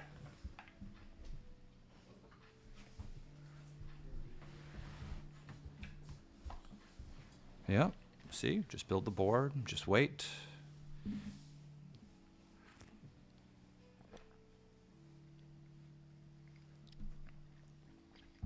Going to be okay. So we finally reached a point where Mochy can cube. Is this the case?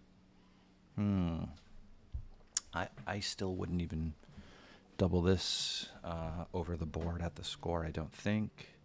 But if anybody can find this cube, Mochy can. Different situation for money though, maybe just because of the gammons. 6-2, okay. Ooh, I think I just take it off. You know, if I do get hit, having the extra guy off would be quite beneficial to me as far as like winning games in a life after death scenario, right? So let's say you leave a shot and you get hit.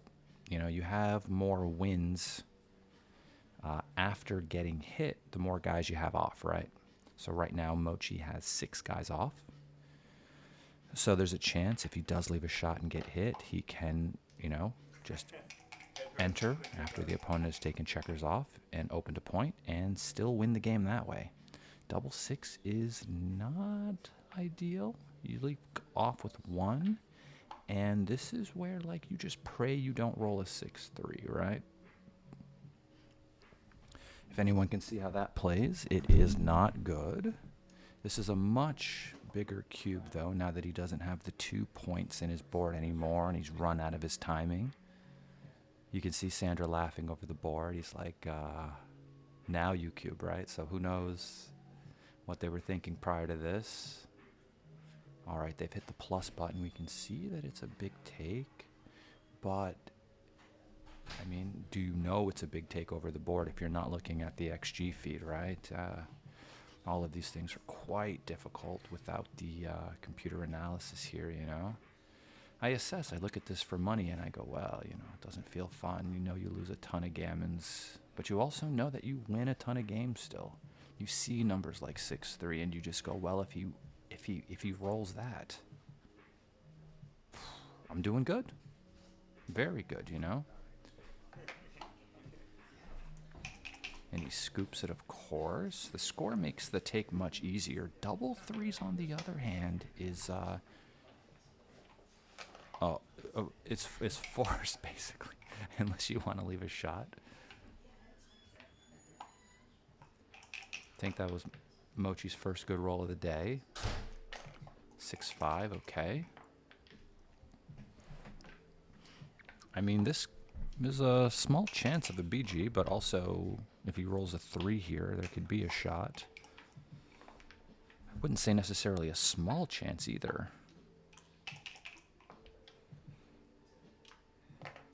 4-3, okay. Now he needs to get off of the 24 points so he can allow Mochy to roll an ace.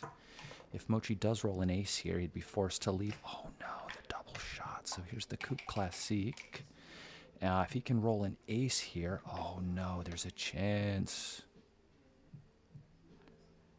Wow, okay. Just when I thought Mochy had a chance to win a BG here, there's now a chance he could lose the game if he's able to pick up that second checker. So, what are we going to do? Are we going to slot the 1 point? You see, this seems like the idea because of how much you want to get the other guy. You want to be hit so you can have more numbers to hit the second guy from the roof, because you won't be a favorite until you hit it. So we slot the bar and bring the 3 down, right? That way we want to make the 7 instead of the ace, because we want him to hit us. Now we've got more numbers to hit back. Now we've got 2s and numbers like 6-1, 4-1 hits. Now we want to attack on the 1 point, but Mochy wants to roll the ace to anchor. He does. That saves a ton.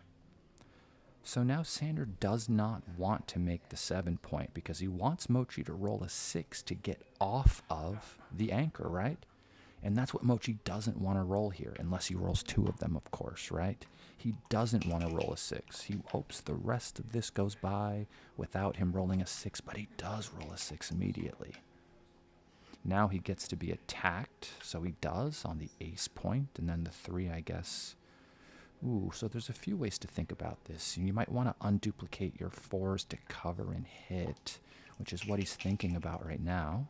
And so he does. Now he only gets hit twice with double 1s.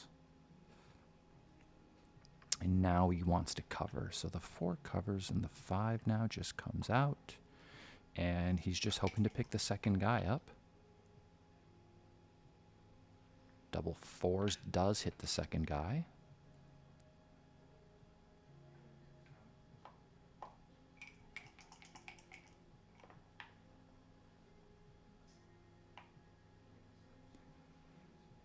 4-3.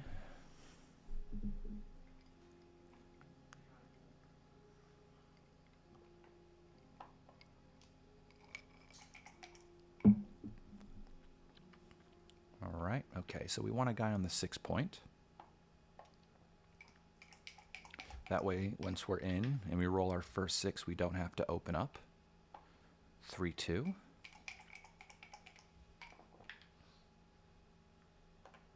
5-4, so the 5 comes off, and 6-2.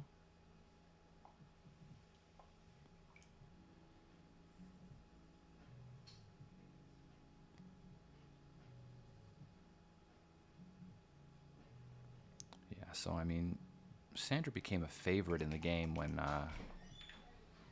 he hit the second guy, but the question is always like, when are you a cubing favorite, right? And here he should take a guy off, I think. It's difficult, though, because if you make the other play of clearing the 6, you'll keep 5 points longer. But here you only leave a shot with 6-2, I think. He's leaving the cube now. Okay.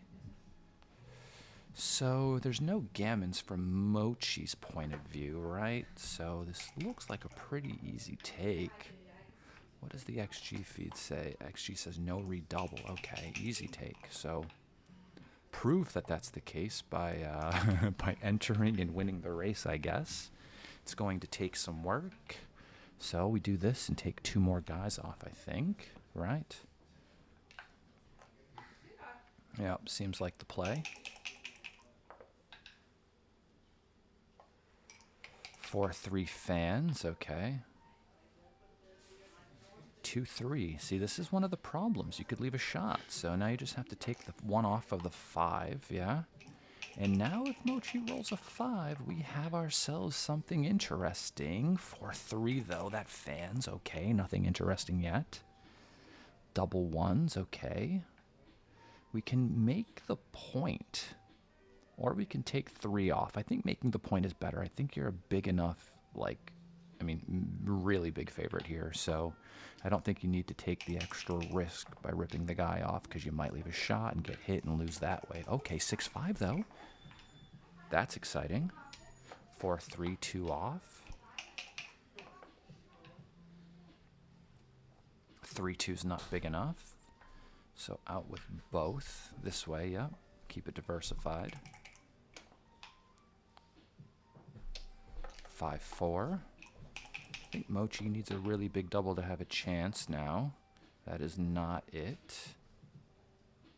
So the 4 crosses over, and the ace I don't have a strong opinion on. Just maybe the other one is better because the 5 crosses over into the home quadrant.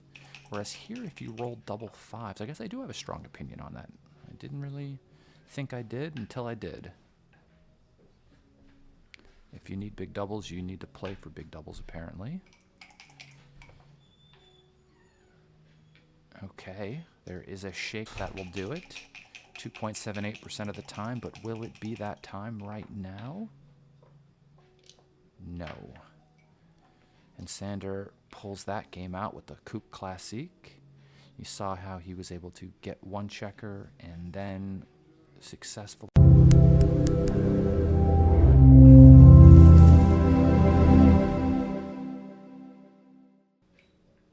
BackgammonUniversity.com.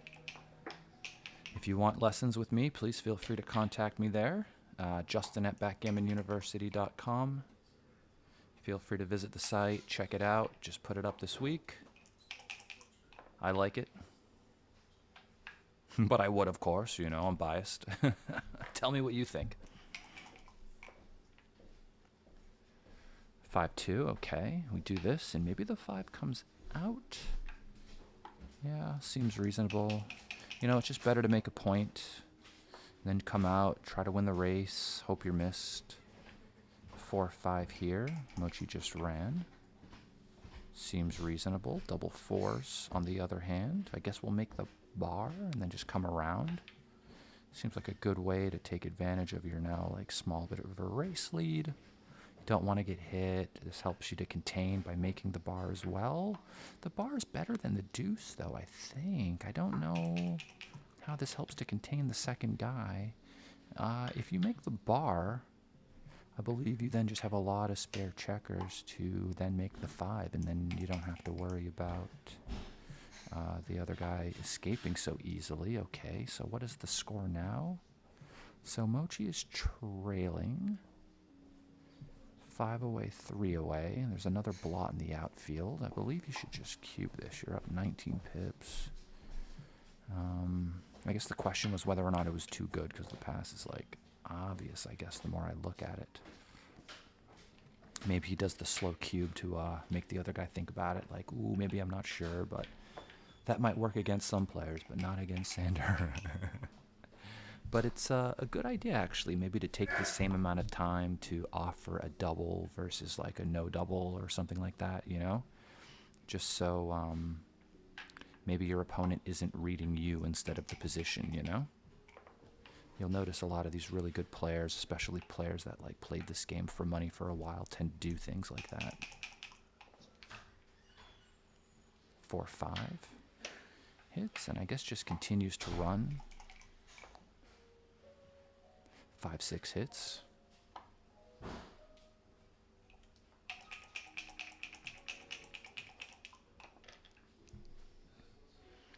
Okay, well, 4-3, the 3 enters and the 4 hits. 2-1. Wow. It's annoying, but I still want to make the 11 point, so I guess I'm going to come in on the 24 and make the 11. Okay. It's a little bit more right to do my play, but like they're so close, it doesn't really matter. I just saw recently in a game that I was playing that I I made a mistake by not doing that, so I thought this position looks similar. You know, a lot of good backgammon is just a lot of good pattern recognition, you know, and if you're in the a right frame of mind, I would say, then maybe you're able to recall a lot of the patterns you've seen over the time and able to play them correctly. And sometimes you fall out of sync and need to get refreshed, you know, see some positions just to refresh your pattern recognition, and the 5 has to hit.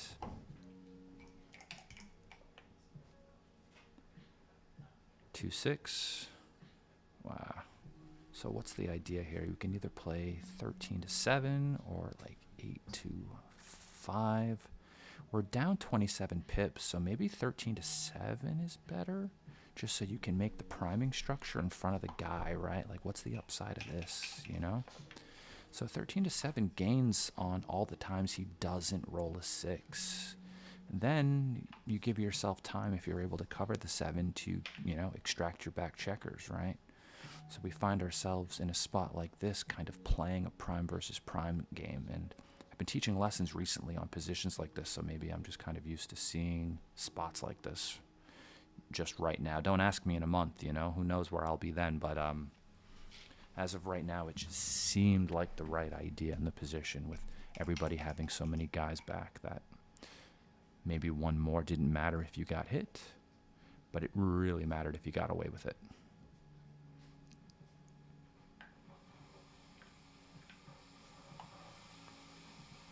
All right. And the 6-2 hits. That is strong. Okay. Double anchor again. And we're 4 away, so we need to pause, right? He's in this ace-deuce game, which is terrible, as we all know. And if you don't know, now you know. The ace-deuce game is quite a bad back game to be in. It requires a ton of timing. A lot of times you don't have it, but especially at a 4-away score, being in an ace-deuce game means that you're going to lose a lot of gammons. So even though you win a lot of games, the cost of losing this game sometimes can be too high to make it worth taking, you know? So the cube comes flying, that's clear. It's not so clear whether or not you take or pass. I mean, the 4-away score makes me a little bit nervous about the take because of the gammons, but maybe because of the gap on the 5, you just win enough games to just make the take, right? So I'm not, I mean, orange structure is just so strong here, though. All right, I'm going to take a peek here. Okay, it's pretty decent sized take. Maybe at some other 4-away scores, it would be pretty good pass. Maybe 2-away, 4-away, of course. 4-away, 3-away. Easy for me to say, though, sitting here on the sidelines. Over the board, though, every decision is magnified. You know, you have the entire backgammon community watching you right now. It's not an easy spot to be in. Because at the end of the day, they know the games are going to land how they land. You just want to be on the correct side of the decision. Test your skill level with our free interactive quizzes. Scan the QR code and join the Telegram group.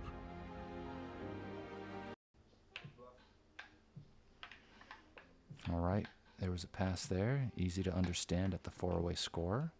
I myself wasn't sure on what side I was going to land. If you told me I had to flip a coin and just be okay with whatever side it landed on, being a 50-50 decision, I would have been totally fine with that. Now we're at 3-away, 3-away. And when you hit with the spare checker on the 8, you generally bring the 4 down, so he does so. 2-4 hits back. The reason why you want to bring the guy down is because you use your spare on the 8, right? So, like, if you get missed, you want more checkers to cover. And instead of having to, like, you know, use the spare checker on the 8, it's just nice to have more material down there to get away with this. And wow, okay, so we play 13 to 7. I know 8 to 2 leaves fewer shots, but we know that just the impurity of it just isn't good. Okay. Wow, what do we do here?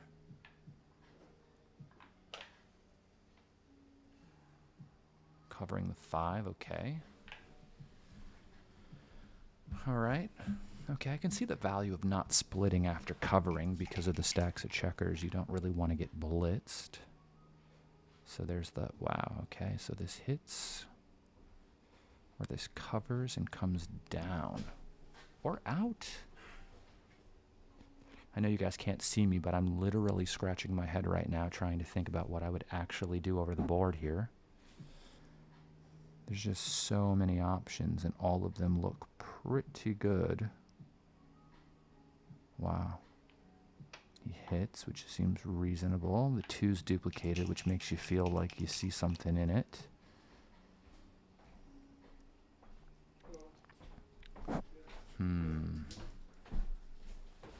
I guess we hit and just make the 20. I was trying to see if there was a way maybe we just hit outside, but because we can hit with the deuce and also make the 20 point, it just seems too good to pass up. Yeah.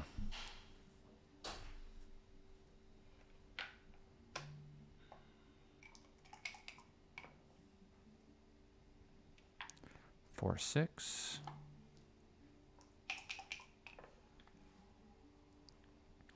6, 4. I think we can just run. Yeah, okay, good. My circuits aren't too misfiring. I mean, of course you're going to look at making the deuce point, but it's kind of nice to have the 8 in front of the deuce point, to be fair, you know? Just so it makes it a little bit more difficult for him to leave, you know? You know, you're down in the race, so I can see the idea of not wanting to run, but I feel like you just have the checker, the single checker on the 24, I think is good enough as a defender, you know? And here you just improve your flexibility, your outfield control. You know, now he's going to have to just run around, I think, off of the 21 point and just hope to be missed, you know?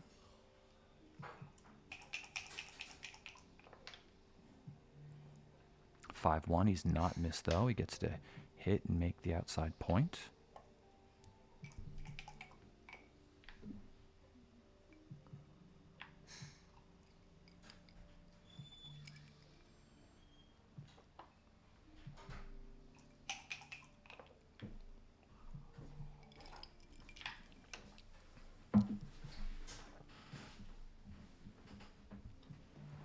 All right, got a 2-1 to play.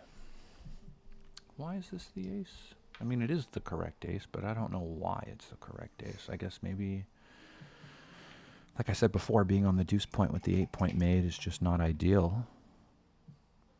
4-3 double hits.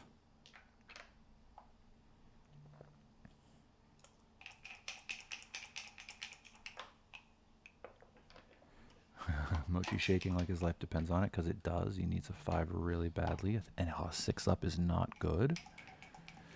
Momentum is now clearly in Sanders' favor. Now he gets to make the 4 as well.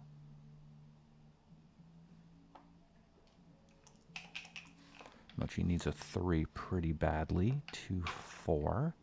Wow, okay, so it's either out or hit. Out or hit. So, maybe we just come out. Oh, it stinks. Anything you have to do, but you've got to do what you've got to do. I mean, so assume you're going to get a cube, yeah? What play can you make that's going to make you feel comfortable taking? And if you're going to pass after every play, don't take too much time. That's all I have to say about that, yeah? So, does this stop the cube? No, of course not. Are you comfortable taking after this play is the question. Was there a play that would have allowed you to take? So we can see just on the XG feed, wow, okay, the plus analysis made this go to a take, which is why Mochi's spending his time here. It's not clear. I'm not gonna lie, I think I would have just passed pretty quickly, but we can see that it's a small take, so I would have been off. But I don't mind just allowing him the single point and allowing it to be 2 away, 3 away, instead of having things go worse than that. The match could be over, or I could be at Crawford. I guess you could also win, but it wasn't a game that I wanted to take a chance with. So I can see why Mochy would, yeah, he slot here at the score. So 2 away, 3 away is like a mini Gammon Go sort of situation where the value of your Gammons is elevated, and once you cube, the value of the Gammons is nothing for your opponent. So here we can make the 9 and the 5. And let's see what he rolls here. 6-4 runs, okay. So I guess we don't really have a cube yet. You generally want to cube really early in this situation, so the 3 splits and the 6 comes down. But after the 6-5 run, you just don't have enough Gammons in the spot that he was in order to justify it. All right, so 1 and the 4. I think 13 to 8's probably better. It's just the distribution thing again, guys. I think, you know, like, how are you going to survive and get a flexible position with 7 guys on the mid, you know? It's just one of those things where the distribution ends up being more important than immediate safety, because the bot is figuring that you have to be in this game for a long time, you know? And it's not always about the next roll. And I guess if you do this, you can get hit anyway, right?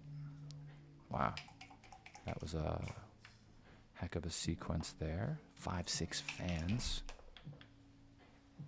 2-1, okay. So the ace is going to play from 6 to 5. And do you need to anchor? Probably not. So this looks better. He might roll something awkward, but he doesn't. He rolls double 2s, which is like the best number from the roof, because you can now step up as well and get to the edge of the prime, which is what I would do, but the bot thinks differently. Wow. I guess it's just that stack again. Maybe you want to just play down to try to aim at making the 5 next, and it's not mission critical to step up immediately. Although, like I said, I would have done it. Okay, so which 6 is coming out? Yeah. The 3 slightly duplicated here. 6-1 hits outside. You can jump the prime, so, you know, you always want to jump the primes. Always. If you're behind a 5 prime, just consider jumping it if you have a 6, yeah? Lots of shots back, though. We've got 3s and 5s from the roof. There's a 5, so he does get hit back.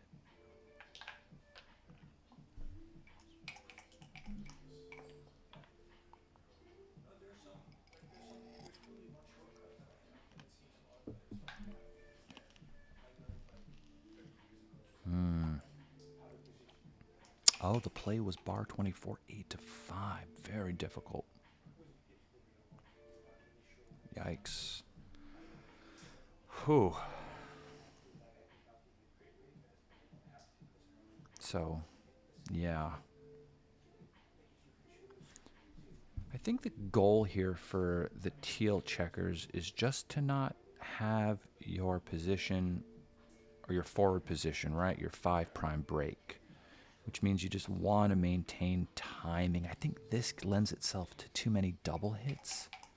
It allows him to hit on the bar and the 5 sometimes a bit too much, which would allow the counter prime. Here just makes the 7. So Mochy needs a 5 or he's in a bad spot. Okay, bad spot. That's what he's in. The 3 has to hit, I think. Okay, so what else is the option? You can make the 9, but I think you have to hit. Yeah. You know, if he makes the 5, I don't know how you get out, right? But if you get away with this hitting on the 5 point and you're able to make that, well, then he's behind a 5 prime too. And then you're really doing good because you only have one guy behind it and he'll have 3. Then that could speed up the crunch. Oh, and he doesn't roll it. Okay, so if Sanders able to cover the 5 point, which he does with the 4, and the 5 I think just comes down. Yeah, because this gives you a few numbers to then make the 9 point. Okay, 3-1. Do we slot here? No, slotting's a bit too much.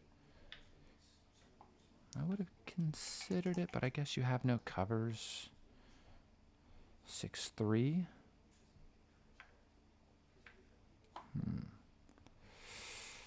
Needs a 6 in a big way here in order to keep himself from crunching. Okay, now you have to slot. There's no doubt about that anymore. Okay, no ace. 13-8, I believe. Oh, 13-8, slightly wrong. 6-3. I guess we play out and hit. No, we can't hit. We can duplicate the aces. Yeah, of course. Yeah, that's very strong. Now you can go to make that 6 prime if he doesn't roll it. 4-4. Guess I slot the 1. And now where's the other 4? I guess I go to the 4 point. He just makes it. Okay, seems reasonable. Okay, well. Guess we just go to the 8, right? We don't... Yeah, we want him to keep rolling, so he breaks the 5 prime in front of us. So we don't want him to stop himself from rolling. We want that structure to break down. So we just ask that he keeps rolling. Now he needs something small. 2-5's a great shot. We can make the prime and then hit. And now I think he just wants a poor entry, but he does want him to kind of enter, but he wants him to enter poorly because you don't want to crack. And here we have some crackage. We just need to cover, of course. It feels funny. We'd like to keep the solid 5 prime. Well, I guess we do by just covering. Okay.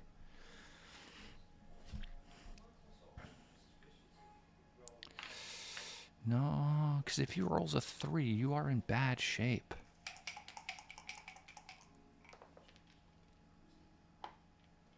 5-4, okay. 2-3. 3 and then the deuce. Mochy wants Sander to enter so we can start breaking. I guess Sander, if he's going to lose this game, wants to keep fanning and hope Mochy never rolls another 6 again. Mochy's hoping he rolls one pretty quickly, because if he doesn't, we can see that his position is moving too far forward to really sustain this. 1-6 is the absolute worst. He does not want to enter at all there, especially with that number. Now you have to go to the 1 point to avoid, or to hopefully avoid being hit. 1-6 fans, perfectly fine by Mochy to continue to fan here. Double 3s, I guess, will just make the deuce.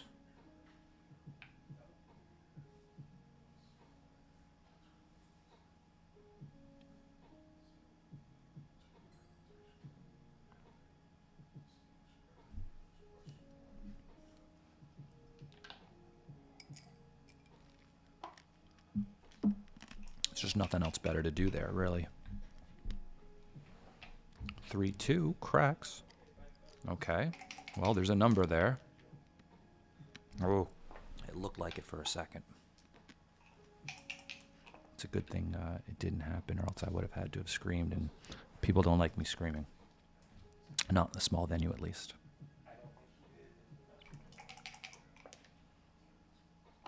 Double 6, okay, doesn't move. 6-1, okay, wow.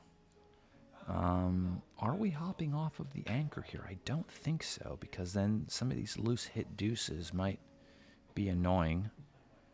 Like 2-1, getting to hit and step up would be annoying. I think you don't want to allow those like tactical things to happen right now. But he wants to make the 8 points so bad, you know. 5 deuce, okay, gets to play safely. 5 deuce, I guess I have to come off now. I mean, no, just slotting. Okay. 22 to 15. See, it shows up in red. It makes me think I'm like doing something crazy when I'm not. It's just like 0.004, right? So not a big deal, but the 5 definitely has to hit, and the 4 is a good question. Ah, wow. Well, so what are the disaster numbers here? I guess double 2s, even 2-1 would be annoying.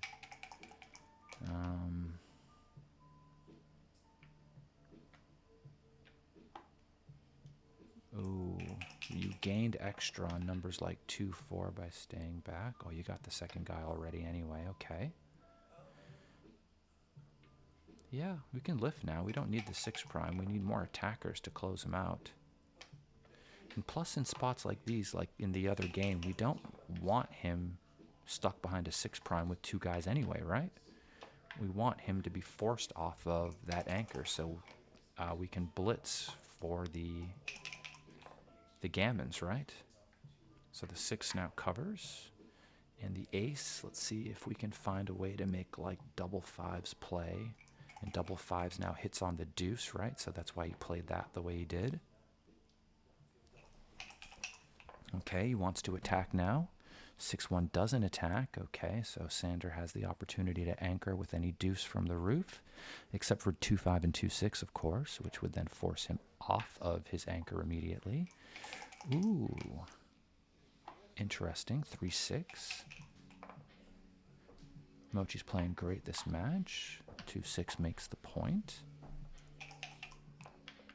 All right, so there are sufficient gammons here.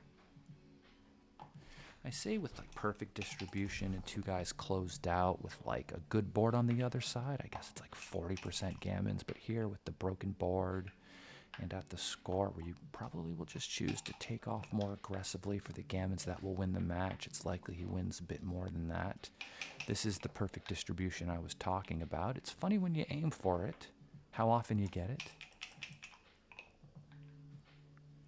6-3, okay, not ideal. He would have preferred to have just rolled something smaller to take more guys off before opening up, and this cuts down on the gammon losses by a bunch. He opens and enters immediately. Now he only has, what, 3 guys off?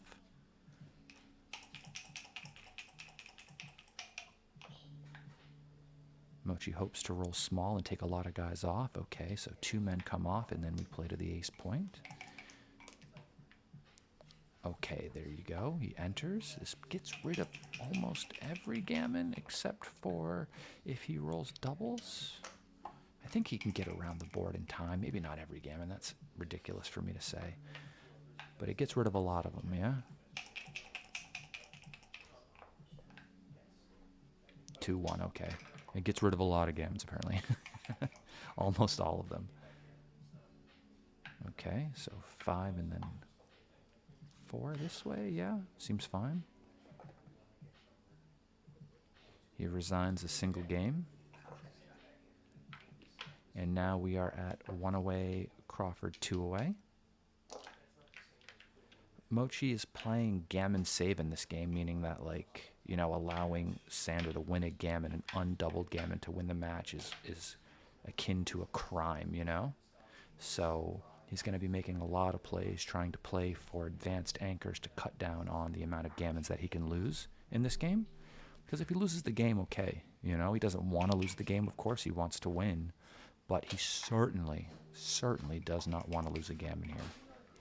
That would be a crying shame. And maybe he can even slot here, yeah, at the score, right?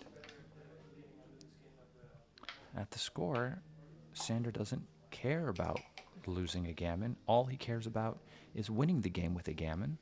Therefore, the slotting play doesn't have any downside. And we just make the 1 point here, of course. And just, I mean, I guess Mochy hopes to anchor. He does, of course. And now the 1, you can... No, maybe not at the score. Think about slotting. Maybe for money I would consider it. But here, no. I guess it would allow too many Gs to be one in the position, which I said before is against the rules for Mochy here. He does not want to lose a gammon. 4-2. I would play the 4 down and just pick up the deuce to the 8 point. Seems flexible. 3-1 makes the 5.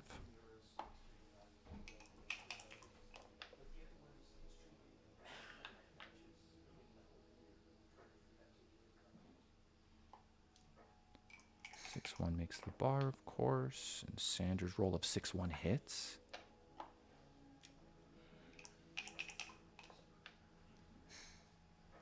Four five enters and comes out. I think there's nothing else to do.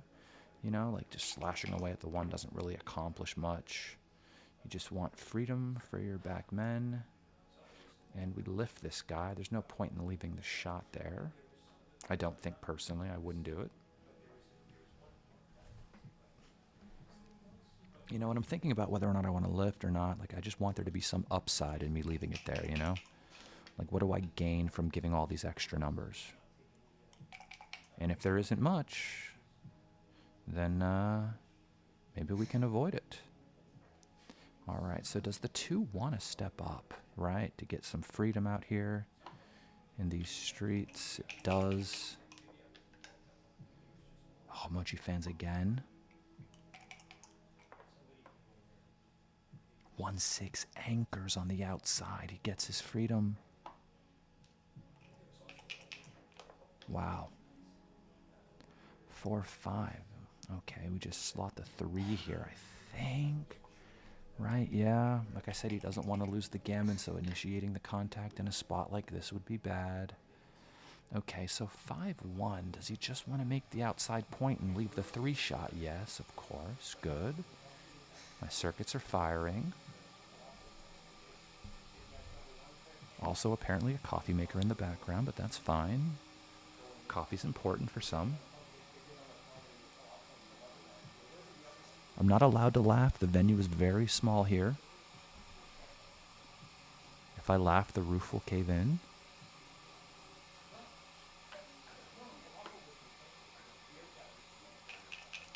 And the players will hear me, more importantly. We're not that far from each other right now, actually. Wow. So, I guess we just... So the question is, do we make the deuce or do we just slot both points like this, right? And this is generally better in most situations where you need to get a shot and hit a shot. Because, and the 6 just goes to the deuce, I guess. Oh no, because he has the triple blots in his board. You can get away with this. Nice. Very strong play. Does Mochy roll a 3? He does. The question is, does he want to hit it? But he gets to clean up nicely like this, okay. Does Sander roll the deuce? Drum roll. No, but he does roll a 3, which does give him a hit. All right, if Mochy can enter, he should be doing okay. He doesn't. Oh, the 1-4. So the 1 hits, I guess. And then the 4, I guess, is going to come in. 13-9 was better. Oh, yeah, keep the structure. Seems reasonable. But as long as Mochy keeps rolling 6-5, it doesn't quite matter. It only matters for the PR. 5-3 is going to make the 3 point. But the PR is, of course, very important in this format. But if I hit somebody and my opponent fans, it doesn't matter what I do if they don't enter. Practically speaking. Of course, 7-2 is the right play hitting. Allowing him to make that second anchor, we know, just has to be just as bad as getting hit back from us. And now he hits. And remember I said you do not want to lose a gammon at this score. There are a lot of gammons here. A lot. Way more than Mochy wants, I can tell you that.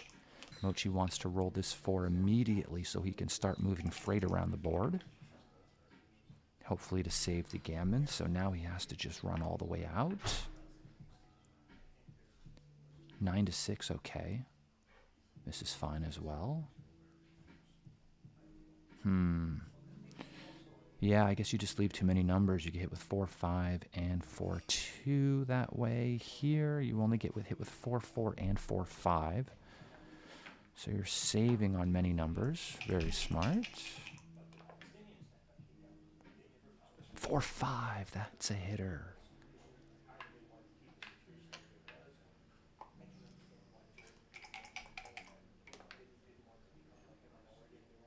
Five, 4, okay, that just comes in and out. There's no other play.